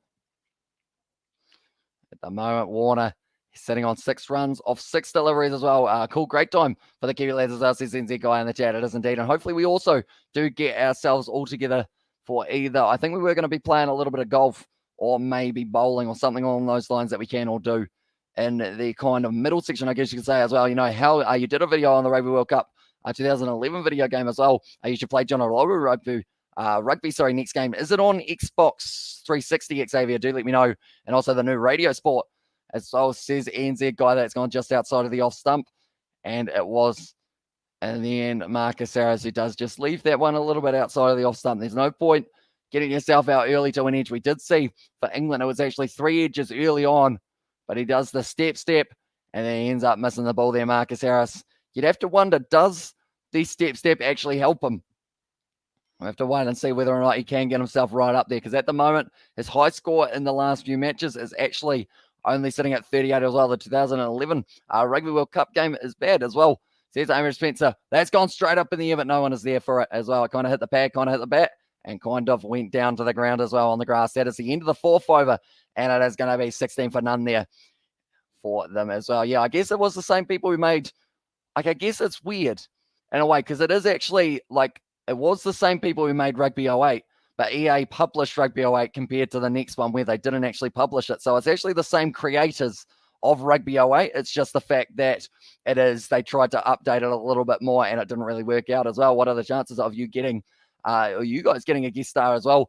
Says NZ guy. For cricket, probably relatively slim at this stage for this one. But then for myself, we did have Norm Maxwell on the YouTube channel a little while ago, ex-All Black, which was pretty awesome to have. But Jimmy Anderson now looks like he is going to be bowling once again for this one as well. But Anderson at the moment, he has gone for 8 runs of his first 2 overs. Couple good shots from Marcus Harrison at the moment. David Warner here. Big old yawn there from myself. Jimmy Anderson, ball going across as well, and storming, norming as well. And then also, what words can you not say as well? I will stop the swearing also as well, says Aaron Spencer. I just try and keep it as PG as possible, I guess, as well. Just because we have got a few younger viewers who have kind of followed over from the gaming, so I don't want to constantly be swearing, because then it does mean that if they want to watch the videos, they're probably not allowed to in like their lounge or anything like that. So I do always try and keep it relatively family friendly on this channel. And then on the Kiwi Lads Gaming, George just drops every swear word under the sun, which is interesting at times. There's going to be a big shot there. Good shot from Warner, and he has it at out point as well. Family content as well. And this is NZ guy. Is it racing away to the boundary? Yes, it does. And Hamid just not quite able to chase it down there. Good shot from David Warner. Moves up into double figures, and now he is sitting on 10 runs off 8 deliveries now for the Australians. I feel like anything around 500 they would be declaring maybe Australia, but if they're still trying to bat, they might as well just try and wear down England once again. And England are just a bunch of useless fellas, I'm afraid, as I says Yeti. Yeah, unfortunately for them, it's just not quite going their way. Who do you think will be the bowler who gets the most wickets, Yeti? Do let me know. They've got Mark Wood back in the side. That is actually replacing Chris Wokes, and then also Jack Leach in there rather than Stuart Broad, which is a huge call to make with the fact that they have decided to get rid of Stuart Broad for this game. Jimmy Anderson, the other veteran, still there, radio as well. And also we've got there 100% as well. There's a lot. As I said, the NZ guy. Yeah, you see quite a few throughout that time. And also we've got there 500. Says the NZ guy as well. But Warner at the moment, he is looking like he is going to be continuing from where he left off. Although him and Harris had a little bit of a mix-up late in the last game. Ended up getting run out there, David Warner. And also we've got there, look at their opening batsman. This is what I'm talking about. Already a better partnership than our openers as well, says Sebastian. Exactly right there. And it seems to be they just need to find a way of carrying over to like even Crawley and also it was Dawa Milan. They needed a bit more of a partnership than they were able to get. It looks like they're scoring runs for fun at the moment here for Australia. And that is going to be David Warner. Whips it down to fine leg, gets himself the single and also keeps that strike rotating there between the two. It's going to be nicely played there by David Warner. And at the moment, he is just outside of his crease. He likes to bat there as well. And he just seems to have a very low amount of movement for the way that he is going. They're talking about Marcus Harris quite often here, saying that he is moving around the crease maybe a little bit too much for himself there as well.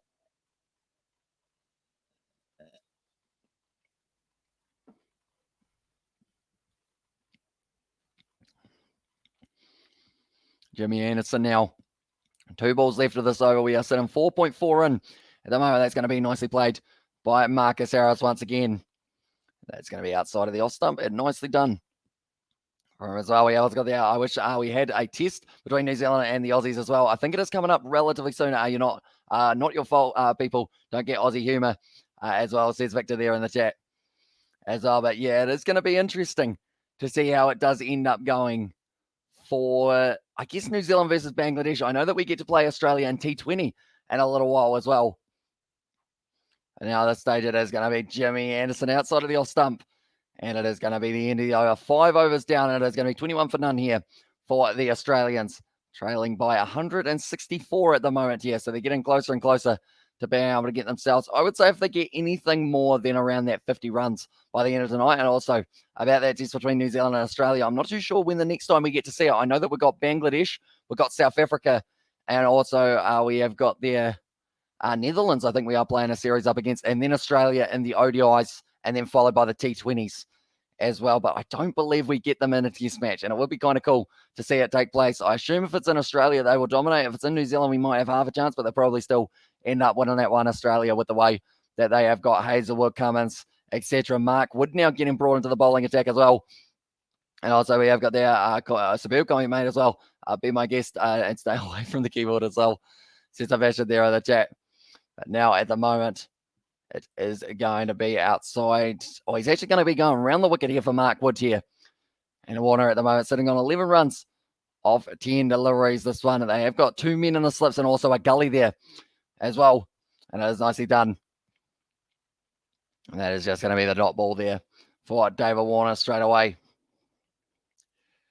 At the moment, I would say, how many runs do we think Australia will be able to get in their first innings here? I feel like anything more than that 250, I think I mentioned a little bit earlier on, but really anything more than 300, 350, they will be absolutely thrilled with the day that it will be going as well. But at the moment, like they're saying, they actually need 3 wickets tonight if they do want a decent chance of it being able to get going as well. And now it is going to be Mark Wood steaming in. Good pace shown from Mark Wood once again. And also Hamish Primo Multi gets up, please. I really need that $100 as well. Says 8 in there. And also I think 350 as well, says NZ guy. So of course the BBL coming just around the corner as well. That first match is going to be Sydney Thunder versus Sydney Sixers, and 100 or 400 plus Australia runs there from Aiden as well. At the moment here, Warner here sitting on 11 off 12, like I mentioned a little bit earlier on. Him and Harris, good partnership starting to form here with 21 runs between the two openers. But 400 plus, they would certainly love to get themselves that as well. And if they get 400 plus, I feel like the chance of them winning this game, it would go even higher than the 87 that it is sitting at the moment. 7% chance, or good ball there from Mark Wood. 147.5 there. Who do you think will get up in 2 games tonight as well? I think for the first game, it is going to be, I think it will be the Sydney Sixers who win that first one, although the Sydney Thunder will put up a good fight in that one as well, I will admit. And then also, it will be in the situation of, I would say, the thing is, I feel like the Renegades are due for a win soon. So we'll have to wait and see whether or not they can get themselves in that situation as well to be able to get going. We have also got the Australia will get 435 before being bowled out. It's my prediction as well, says Hamish there.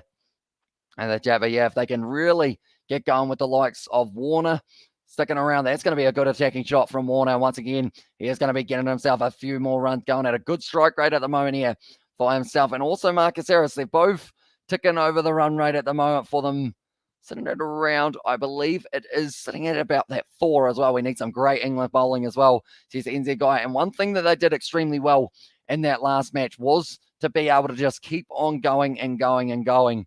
In terms of that line and length, they didn't really stray away from it. But at the moment, it seems like England haven't quite worked out what length they want to bowl on the surface, whether or not you want to pitch it up or whether you want to go shorter.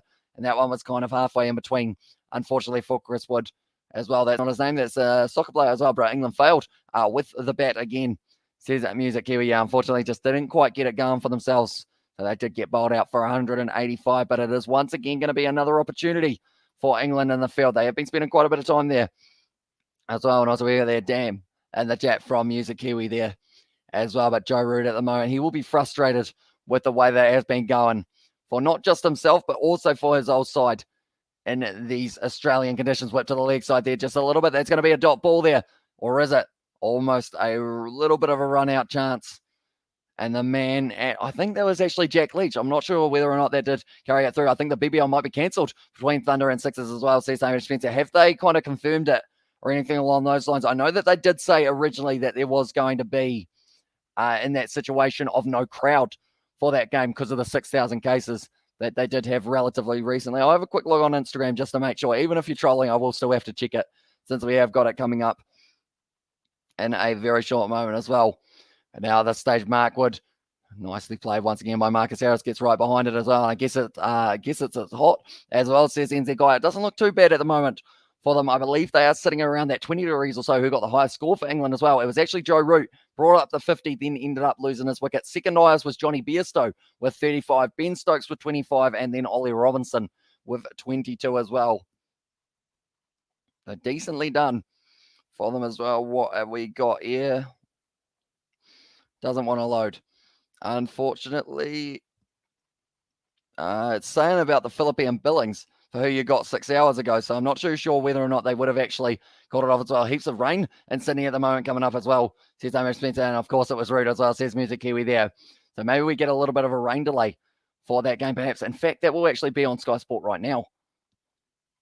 Nicely bowled once again. So what I am going to quickly do is go like this and go like this. Okay, it's not quite on as of yet, but as soon as it is on, I will be able to see exactly what it is sitting on for that one as well. But at the moment, Australia, they have given away 24 runs. Or sorry, England have given away 24 runs. And at the moment, the cops are there.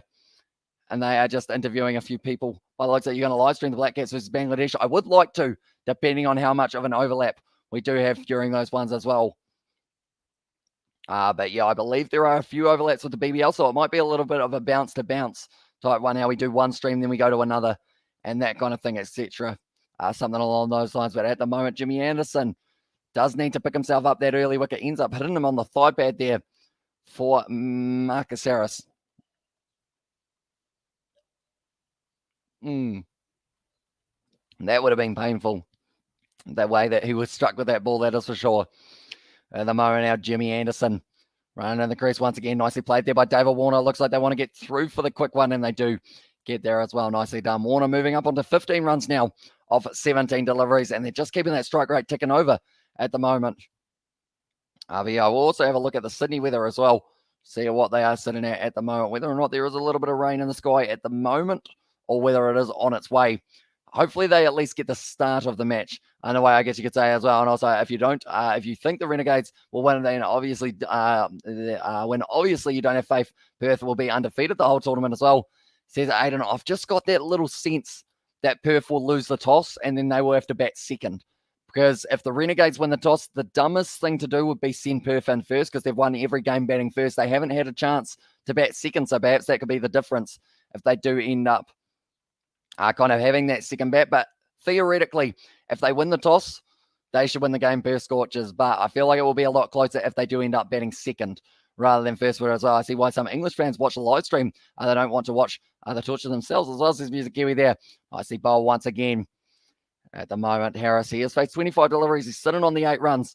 He is still going, not too bad for himself to be able to get those early runs. It's actually sitting 23 degrees at the moment in Sydney compared to the 18 degrees that we are sitting at for Melbourne. I'm going to check the weather forecast. I don't believe there's any rain. It looks like a pretty nice day tomorrow. 21 degrees, I believe, is the high there. Actually, 22 degrees. So it'll be a little bit warmer in that regard. Now, this stage, Marcus Harris, first-class career. He's had 119 matches, and he's got an average of 39.39. That's going to be hit to the leg side, but it was taken straight away by Leach off the bounce. But yeah, he just never quite has converted it into international level. That is going to be the end of the over, and it is going to be a 1 for 26. Anyone who was wondering about the Otago versus Canterbury game, Neil Broome just lost his wicket. That is unfortunately. Are they playing in Sydney? They are indeed. It is going to be at the SCG, the location of the fourth match of the Ashes series as well. By the way, I see you stole my win in the BBL game with the points. Betcha. That was only one. Or that's the only one you will get close to, as well, says Music Kiwi. I would agree with that. I don't think I'm getting close to any other ones throughout this season. I feel like I got very lucky. It's not going to happen again, sadly for me as well. No, okay, says New Zealand guy. And there, but at least I got some form of points. And Mr. Cookie Boy has said hi as well. Welcome into the live stream. Hope you are great as well. Hope you had a good Christmas. And hope you are prepared for plenty more BBL action that we have got taking place later on tonight. That's going to be outside of the off stump. And I will be left once again by David Warner. Let's go there. I hope you had a great Christmas as well, says Mr. Cookie Boy. Yeah, and it was very nice. We ended up having lunch just round here. And then also, I guess you could say we had slightly tea as well, because they were around till like 8 p.m. or so, some of the people who did come around, the family members. But it was very nice. Get a little bit of a break, I guess you could say, from kind of just everything. Get a little bit of a sleep in, even though I couldn't sleep in. So I didn't get a sleep in, but I went to bed relatively early last night just because I was pretty tired. And loving the BBL action as well, says NZ Guy there. And my one was very nice, as well, says Mr. Cookie Boy. So that is great news for that regard as well. I've just seen we've gone for 7.5 hours so far in this live stream. It's been a long one, ladies and gentlemen, but we still have, I believe it's not just another 13 minutes. I believe it is also going to be another half an hour on top of that as well. It's Sydney Thunder versus Sydney Sixers at the moment. If the game is rained off, I believe neither team get the points, or they might split them. But they need 6 overs to warrant a game. So whoever bats first needs to bat 6. Then whoever bats seconds needs to also get 6 in as well. And it could be a shortened format as well. And also we've got the says NZ Guy. And that's the other thing. Rain delays, Aiden, could end up shaping that game. Perhaps the Sydney Thunder get off to a very good start.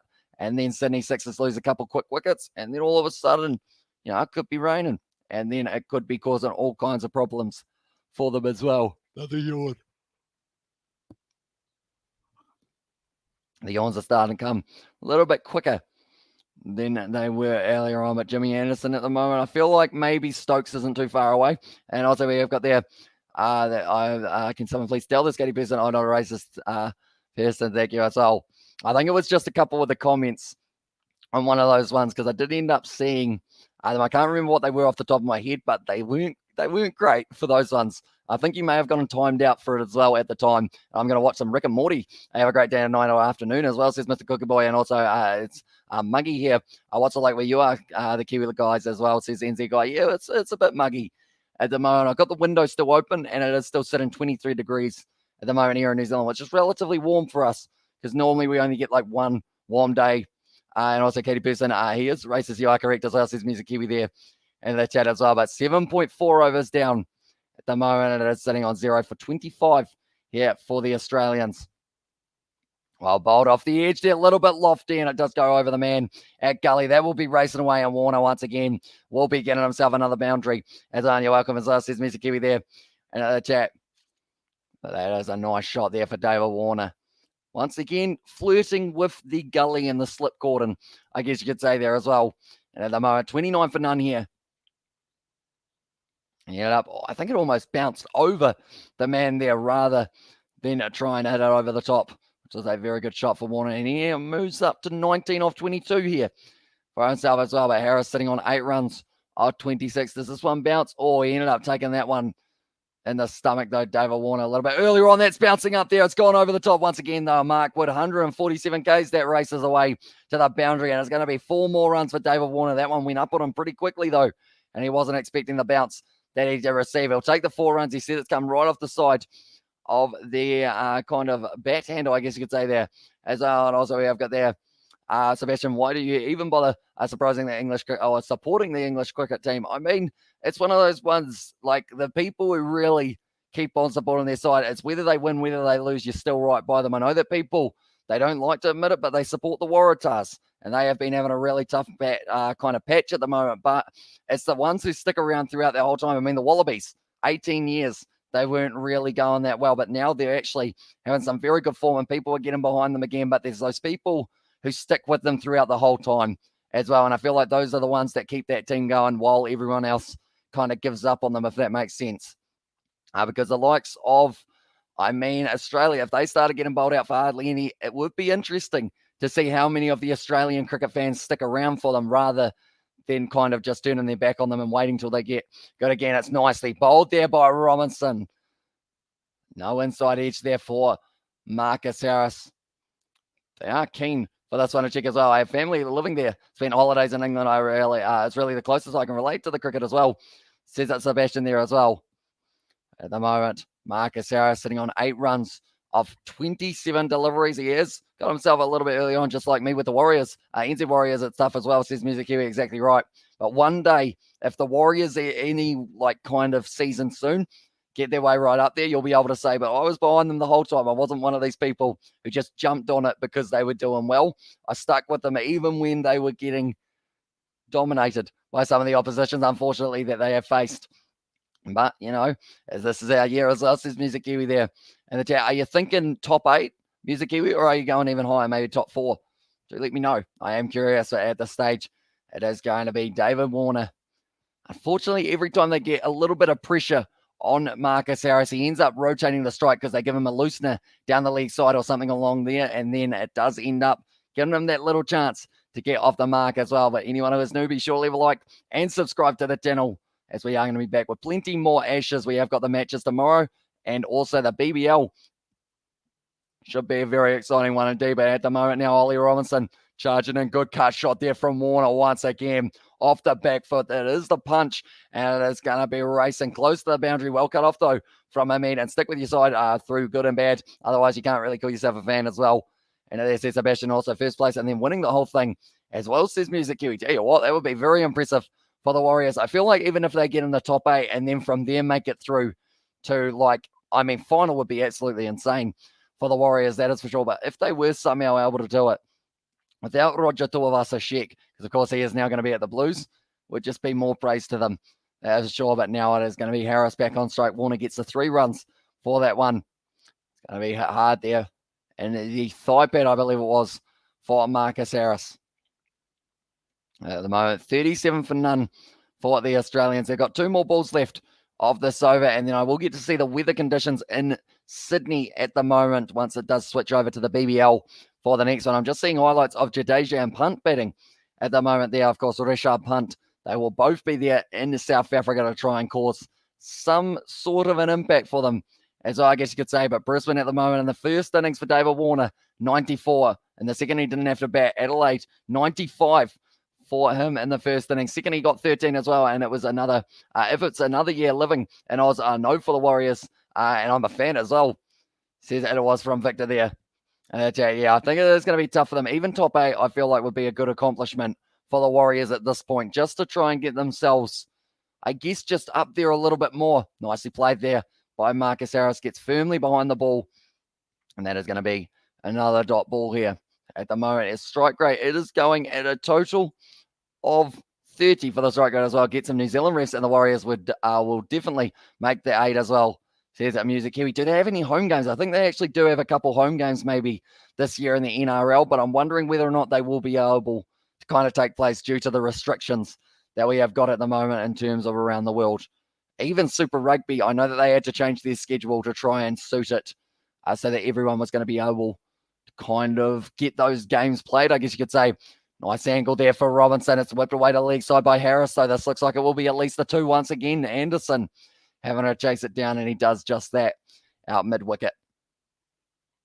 At the moment, the sun is well and truly out for them at the moment here at the ground. They have got an extra half an hour that they will be able to play after this one is going to be finished. I feel like the sun is starting to get to that awkward height at the moment at the MCG. So theoretically, we would have another 5 minutes but it's whether or not we do actually get to see them keep on going here as well. Why is David Warner play at T20 as well? Says that Music Kiwi. I think it is just a case of he's very good in pretty much all formats of the game. You know, he's very solid. I think I'm on the wrong channel for the BBL. Where's the BBL gone? One moment, we gotta find it. BBL. It's the BBL on TV here in New Zealand. It's supposed to be anyway. Maybe, I know what would have happened. It was supposed to go on after this, I believe, but because of the delays that we have had on this one, it means that we won't be able to see the BBL one just yet. And also, I don't believe they've had Sydney Thunder won the toss and chose to bowl versus the Sixers at Giant Stadium. So I am just going to quickly have a look and see what channel that is going to be on for afterwards as well. I mean, for this match as well. Why is David Warner playing a T20? I assume that is because he is going at about that strike rate of 100. He's going very quickly at the moment, Warner, but he's had a couple edges, and also when he does get a bad ball from them, he's going after it as well. So it is going to be 8 minutes time, and that game, it is supposed to be taking place on Sky Sport 4. Okay, yep, I have found it now for that game. So at 8 p.m, it is going to be ticking over, and it will be the Thunder choosing to bowl for that one as well, trying to get themselves in that situation of being able to possibly chase it down if it is a decent one. But that is at the moment 9.2 overs down, 40 for none here for them in this matchup. Will Joe Root bowl himself today? Maybe he does get a little bit of an opportunity later on, because he did actually get quite a bit of turn in the last match that he was playing in for himself there, the captain Joe Root. Marcus Harris at the moment. Marcus Harris. He's going to be ready to go. I believe this is actually going to be finished at 8. I don't believe we're going to get ourselves another session after this, or another half an hour, I should say, as well, because they have already gone just a little bit longer. There are only probably one more over left, if we're lucky, for this one, and then we will be switching over to the Thunder versus the Sixers live stream. That is going to be taking place at 8:05 is when that match does start, and it is going to be a very good one indeed, hopefully, for that one as well. But Mark Wood at the moment, he's getting in there with the speed. He's got 151 off that first delivery of this over, 146 and 149 as well. So looking very sharp here for himself there. Mark Wood pitches it up. Oh, that's a ripper. That's a quick ball outside of the off stump. 150.6 Ks for Mark Wood there. And looking very, very sharp while steaming that one through. He just needs a little bit of a feather. And Josh Butler, he will have to make sure that he is on his A game behind the stumps. Look at that, it ends up. It's so close to the outside of the bat there. If Harris gets anything on that, it is going to be more than likely carrying through. Oh, a little bit of a noise there, but I think that was actually a shoe possibly that did end up making that noise there. And Joe Root, he's disappointed. He knows that they're right there for England, but they just can't quite get that breakthrough wicket that they do desire. At the moment, Wood once again steams in. It's a shorter ball, and it is well played by Harris, and it is currently sitting 148.5 Ks. So he hasn't really had a slow ball today from Mark Wood so far, and he pretty much just ends up going out there and just going for it as well. The Kiwi lad, what please? Live BBL as well, says Lila. So the Kiwi lads, we are going to be covering the BBL in only 5 minutes time after this matchup has finished their final kind of session, I guess you could say. There is still going to be just a little bit of time left on the clock here. It looks like Marcus Harris, he is going to be waiting patiently, see whether or not this is going to be the final ball, which I believe it will be, because we are currently sitting 7:59 p.m. New Zealand time. Mark Wood now running in. It's the short ball, and it has been left alone. Is that going to be the end of the session?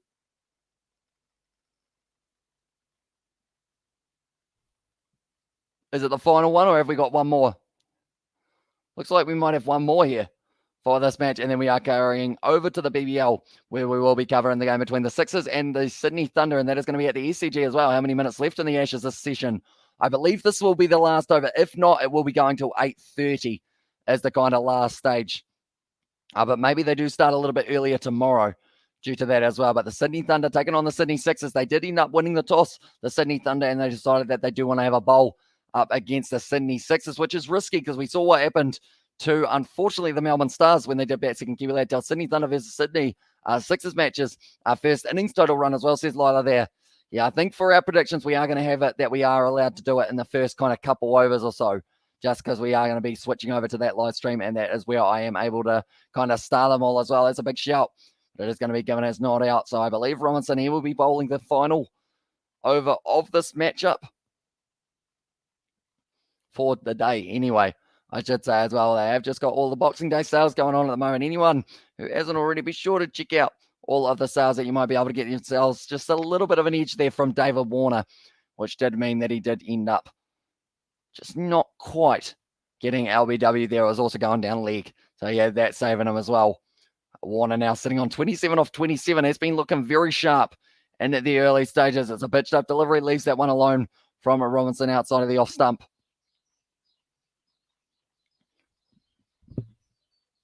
Oh, it's the birds here. There are a whole heap of birds making a whole heap of noise at the moment, I do hear. I was wondering whether or not it was in the game or in the cricket, or whether it was in real life. And it is in real life. There is a bird going absolutely crazy out there by the sounds of it. Now it is going to be, once again, David Warner on strike. If he can get out of this over without losing his wicket, and Australia can go on with about a 40-run partnership to the next day, sure that will be exactly what they are after there. David Warner goes after it, and he has rocked onto the back foot, hit it out mid-wicket way, and that is going to be the 4 runs for David Warner. At the moment, he is not mucking around. He's liking these conditions. He's liking the new ball off the bat as well, and Joe Root not too happy with that one. Now it is going to be 44 runs here for the Australians, but a short ball, David Warner rocks back onto the back foot, and then from there just smacks it over the boundary for 4. What is a very, very impressive one. Joe Root not too happy with the way that one has gone as well.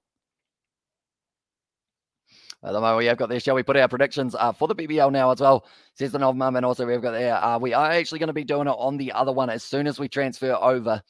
So we are allowed to do it within like the first 5 overs or so of the next one, just because it is going to be going a little bit later. Well bowled there by Robinson. Nicely pitched up. And fun fact, they've already banked more runs than our first 3 batsmen in the order as well, says Sebastian. So yeah, that is pretty rough for them, that is for sure. But it is going to be the Sydney Thunder who will be bowling first in their game up against the Sydney Sixers, but we will be transferring straight over to that one as soon as this day is over. I believe this will be the final day, but I could be wrong there as well. So we will have to wait and see. If it isn't the final over, though, then that will be when we do end up going for our predictions in this one as well. But Warner, so on 31 runs of 30 deliveries, has been looking extremely good. It's a Yorker, though. Is it going to be out? No, it's not given. I feel like England will go upstairs here. Maybe going down leg, and it looks like Jack Leach, he wants to go upstairs straight away here.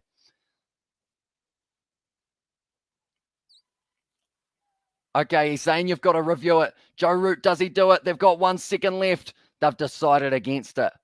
As well, we have also got there, what do you think? Total run, Sydney Sixers versus Thunder as well. And also we have got there the chat about the BBL ones, but we are going to be making the predictions. Yeah, he did eat it. Okay. Did he hit the ground? No, he got a little inside edge for David Warner. So very good call not to listen to Jack Leach there.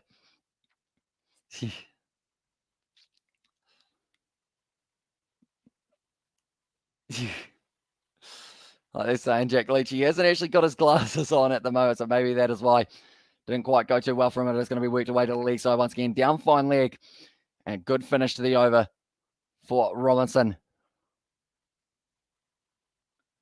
At the end of the day, we've got another ad. I think we are still going for a little bit longer at the league, or at the A-League currently as well, says Xavier Brown there. But yeah, at the moment, the Sydney Thunder and the Sydney Sixers, they are going to be playing off. So be sure, okay, we will go with the predictions in the chat for this one, ladies and gentlemen, just because it seems like we have got an extra half an hour or so. In fact, I might actually carry straight over to that Sydney Sixers versus Sydney Thunder matchup and do it that way, possibly, if that is all right with everyone, just because we will get going in the early stages. And I will just end up telling you guys about the later stages of this test match on that other live stream.